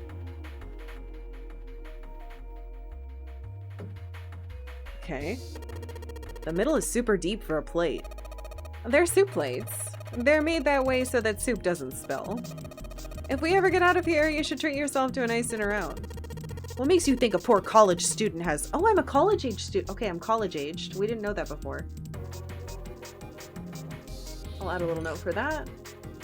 I am in college. Actually, no, I was going back. Yes, I did. I did know that because we had the apartment we rented and it had been 3 years and like 7 months or something. So I did know that. What makes you think a poor college student has the money to do something like that? Okay, so soup goes this, and there are 10 of them. What's this one? I think there are 15 of these plates. I'm assuming they're for seafood. What? How the hell could you tell that? They look just like any other plate from the 99-cent store. If you ever take a lady out to dinner, you're gonna embarrass yourself. I feel sorry for June. What? Why the hell are you bringing up June? The lady doth protest too much, methinks. You're not terribly subtle. Jesus Christ. Okay, so cheap. Oh shit, how many were there? It's like 13, 15. Shit. 15, 9. There's a bunch of little wavy ridges on this plate. Those plates are for serving meat. How the fuck do I draw a wavy ridge? It looks like an eyeball. Oh god. Ugh. You really are ignorant, aren't you? Come on, it's not like I need to know this crap. Jeez. Wait, how many are there? Oh, oops, the wrong one. Voucher at the end of the counter. The voucher doesn't match the number of plates on the table. It says appetizer 9, meat dish 10, soup A, seafood dish F on the voucher. And the plates on the table are 9, appetizer 16. There we go. 16 meat, 10 soup, 15 seafood. Maybe they're using hexadecimal here. And hexadecimal is... What the fuck? She's so smart. It's a number system that goes... Oh, wait! I just talked about this with one of my friends. We were talking about... Because we were looking at our Borderlands 2 saves, and for some reason, they went from, like, 9 to A, and I was like, that's weird. Why is it 8, 9A? Because my new save was A, and I was trying to find it in order. Which means that the Borderlands 2 saves are hexadecimal. I literally just talked about this 2 days ago. I completely forgot that's what it was called. Okay, so it's a number system that goes A, 9, A, B, C, D, E, F, 10, 11. What the fuck?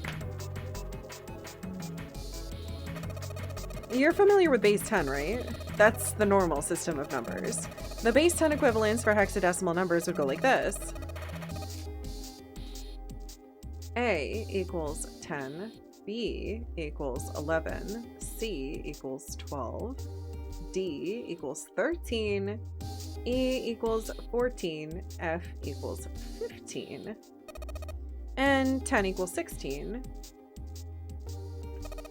The 10 becomes 16 in base 10.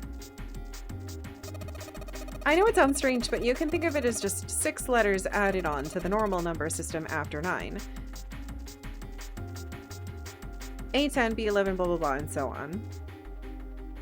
I think I get it. So cool! This game is teaching me so much stuff. I was worried it was going to be like Professor Layton, which would just open up this and be like, figure it out, little boy! And I'd be like, please, Professor, I don't know what the numbers mean. What about the letters? And he would be like, well, maybe you should go talk to an old man in the forest. And the old man in the forest would be like, I eat bread. And then that's all you would get. Like, that's how Professor Layton works. What's that? Wow. This pot looks like it's made out of silver. Oh, I bet drinking tea from this pot would be really yummy. Spending a day off with June drinking tea. Could such a day ever happen for me? Jumpy? Oh, nothing. We don't really need hot water, so we should be moving on. Wait, what's under it? There's a silver pot here. What's that? It's a note. It's got a bunch of stuff written on it, but it doesn't look like a code or anything like that. Bunch of instructions for using the cooking utensils. Nothing really suspicious about that. Over here. A door. There's a bolt keeping us from opening it. It's a bolt. And it's really rusty. Will this even open?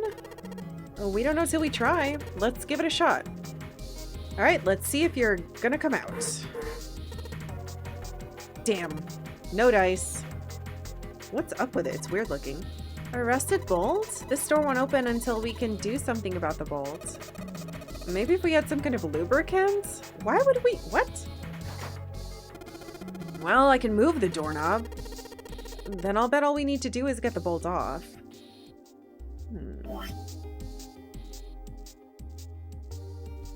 Okay.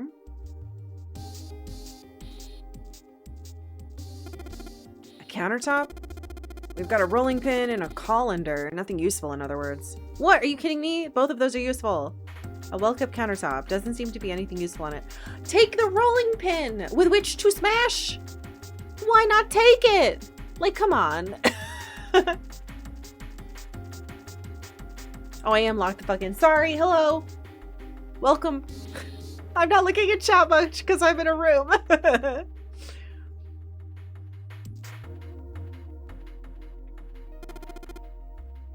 That's the exit. There's a big old iron plate over the door. Oh, I don't think we can open it. Hey, Santa, could you open that door, please? What the hell? There's no way I could open that thing. Guess you're getting to that age where your eyes start to go, huh? What? You'd better watch your mouth, boy, or someone won't live long enough to see that door opened. This has got the two of them on edge. We gotta get out of here and fast. What's this? It's a tank with a pipe coming out of it. Nothing really that special about it. Really? It's a boiler? Who knows? That pipe goes up into the ceiling. Maybe, just maybe, we could climb into the pipe. Why is Junpei constantly obsessed with climbing into a pipe? Would no fallout pockets anymore? I would hold it in my hand. I would hold it in my hand. Oh yeah, this is a 3DS. See? It's big eye. This is my pipe. It was made for me. Now. Idiot. How the hell are you supposed to get into a pipe that size? Well, at least you kind of got my joke. That makes me kind of happy. Shut up, you dork. Oh my god, what's this? A pin code? Oh, I probably have to do it. Okay, hold on. I'm not ready to do that yet. What about this? An iron oven? Looks pretty heavy duty. It's probably industrial quality. I bet you could cook anything with that. Anyway, let's have a look inside. Oh, damn, I knew it. It's locked. Okay, well, I definitely need to do something with the pin pad. All we've got here is a pot and a frying pan. Oh, and a pressure cooker. Well, I guess we could use some of these as weapons. And not the the rolling pin? What kind of idiot are you? You gonna run around holding that thing while you're looking for the dead? The pin is 1, 2, 3, 4, 5 meat plate, soup plate. God. 1, 2, 3, 4, 5 dog, cow, meat, plate, soup, rolling pin, pressure cooker.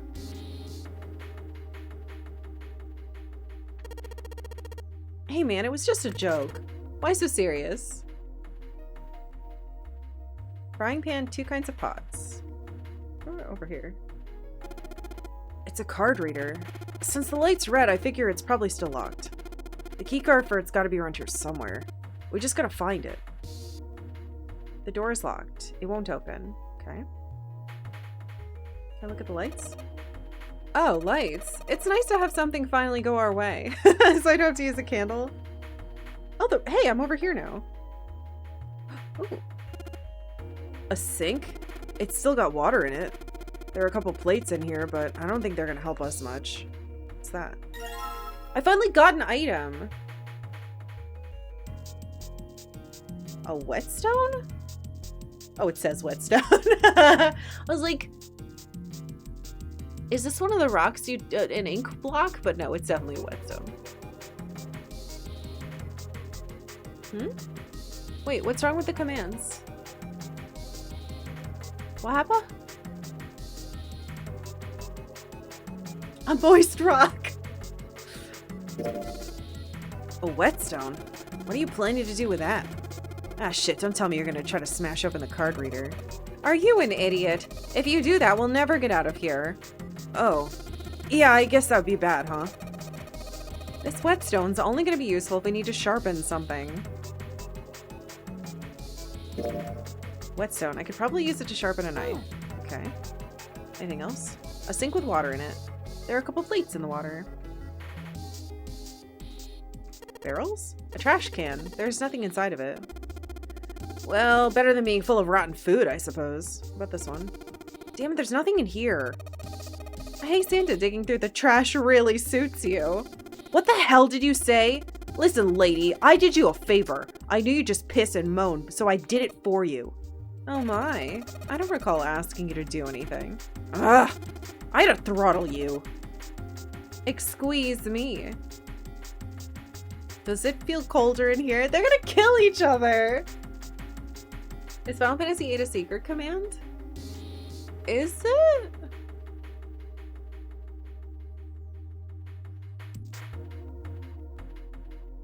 I think it just can't list them all. Why? No, I don't understand. There's a bunch of the ones in there are weird. Like streamer age? I don't think that's... I don't even know what that is. It's a... Yeah, it's just a little meme. But it's... I think that doesn't list all of them. I have no idea what some of those are, though. I think they're default ones. Oh, a countertop. There's a rolling pin and a colander here. Nothing useful. I want the rolling pin! They're lights, buddy. Nothing weird about that. Don't bully me. Maybe this table's for preparing food? There are plates everywhere. Oh, I'm back over that way. No! Bucket made of tin. There's nothing inside. Rolling pin and a colander.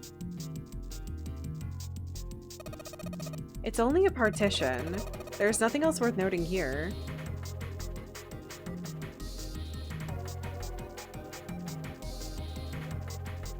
How the fuck do I go back over there?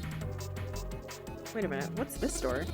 This is the door we came in through. It's not locked, so we could go back out, but what's the point, right? All that's out there is an iron gate and a dead-end hallway. Yep, might as well be locked for all the good going back there would do. Alright, so if I'm supposed to do the plates in order... And it's... Wait, what's on the keypad?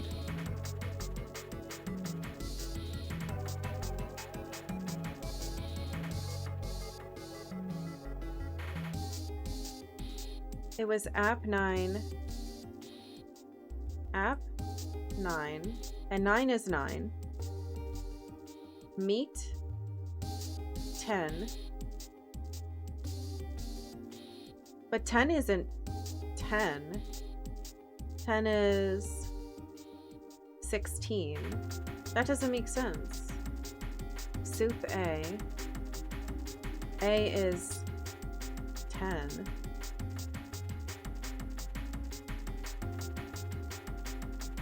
What the?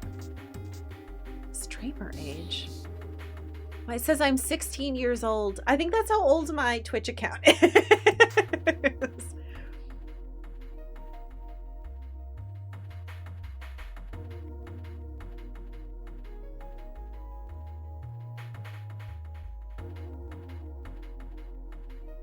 Yeah, I think it's telling you guys your Twitch account ages.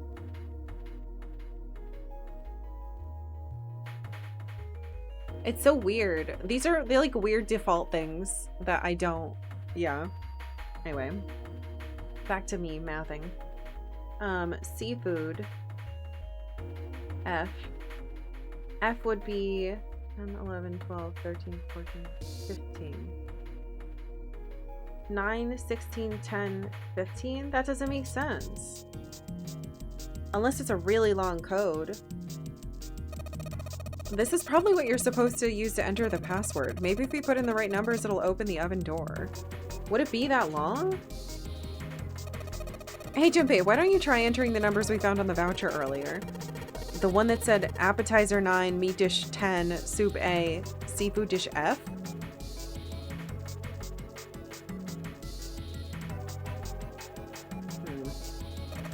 Yes. Convert the 10A and F to base 10. Well, it's worth a shot. No dice. Looks like that's too many numbers. Okay, it is too many numbers. That's too many numbers. Looks like the number on the voucher isn't the actual passcode. Okay, so that doesn't work. Wrong. I like that it backseated you, but it was also wrong. Yeah. You want a meat dish? The dish for the meat, or do you want meat in it as well? Oh, I gotta grab all my cords and move myself. Ay, yeah, yeah. Both? What's that little thing? Oh, I can't. Oh, wait, maybe if I click here? There's a pot on top of the stove. If there's some ingredients around here, I could cook something up for us. Lotus, you can actually cook? Who the hell do you think I am? You better believe I know how to boil hot water and put in my instant noodles. And I can boil eggs too. That's so cute. I like her. 2 pots and a pan on top of the stove, but I can't look in them. Did you see that action movie that came out last week? Nah, I heard it was a critically panned. What? I don't think he would say critically panned. Just saying, like his character doesn't, I don't know. I don't know, it's pretty enjoyable little pot. Fuck. Oog. What's this thing? Whoa, hold on. Alright, it's going. Do you think this was part of Zero's plan? What is this thing? Looks like a... Probably. Kind of hard to believe there's a chef on board somewhere. I wonder what this drawer is. You see the metal grate on top of the grill? They make it like that so the fat and juices can drip off the meat while it cooks. Oh!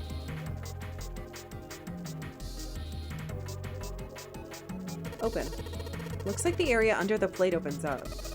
No, you can't. I already checked. It's sealed shut. I think that's where the coal goes. What are these things? It's a grill. There's some coals down here. They're bright red. The drawer seems to be stuck. It won't open. What the fuck? There's apparently the area where you put the coal and it's sealed shut. We can't get to it. God damn it.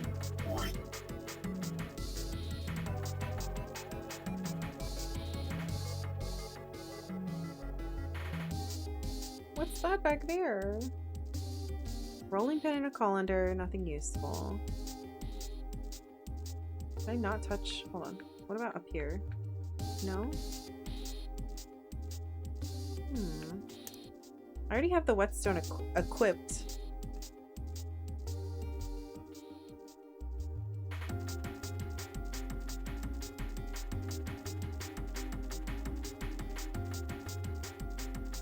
Sink with water in it. Maybe...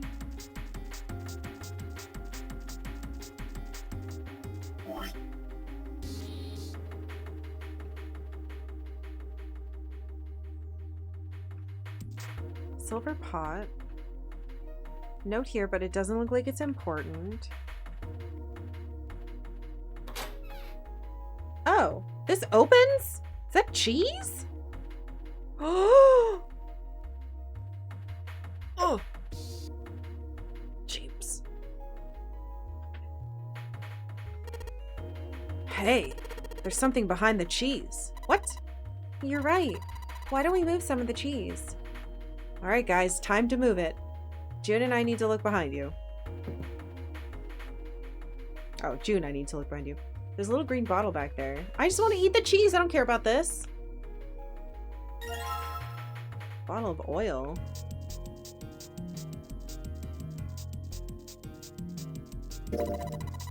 Oh, look, cooking oil. You could probably use this to make something slippery. Oh.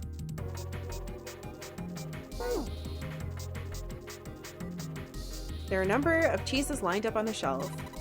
This is Gouda cheese, the most famous Dutch cheese. If you don't cut open the casing, it usually won't go bad. So you can store it at room temperature for quite a while. So we can eat this? Most likely. I'm not hungry at all. I guess it's hard to get hungry in a situation like this. I would be fucking hungry, dude. I would be hungry. If there was cheese here, there's cheese on the shelf. Sweet. There's cheese on the shelf. Sweet. I'm going to click on each one. There's cheese on the shelf. Sweet. Cheese. Delicious. Some more cheese. Cheese. Can I click on the... No, I can't click on the cheese. It's down there. What's this? There's so much stuff in here. A whole lot of cans. This is probably a pantry. Oops, sorry, I booped the microphone. There are cans lining every shelf in here. Wooden box on the second row, though. Oh.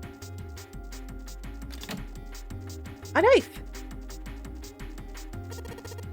A rusty knife. I don't think we'll be able to use it while it's like this.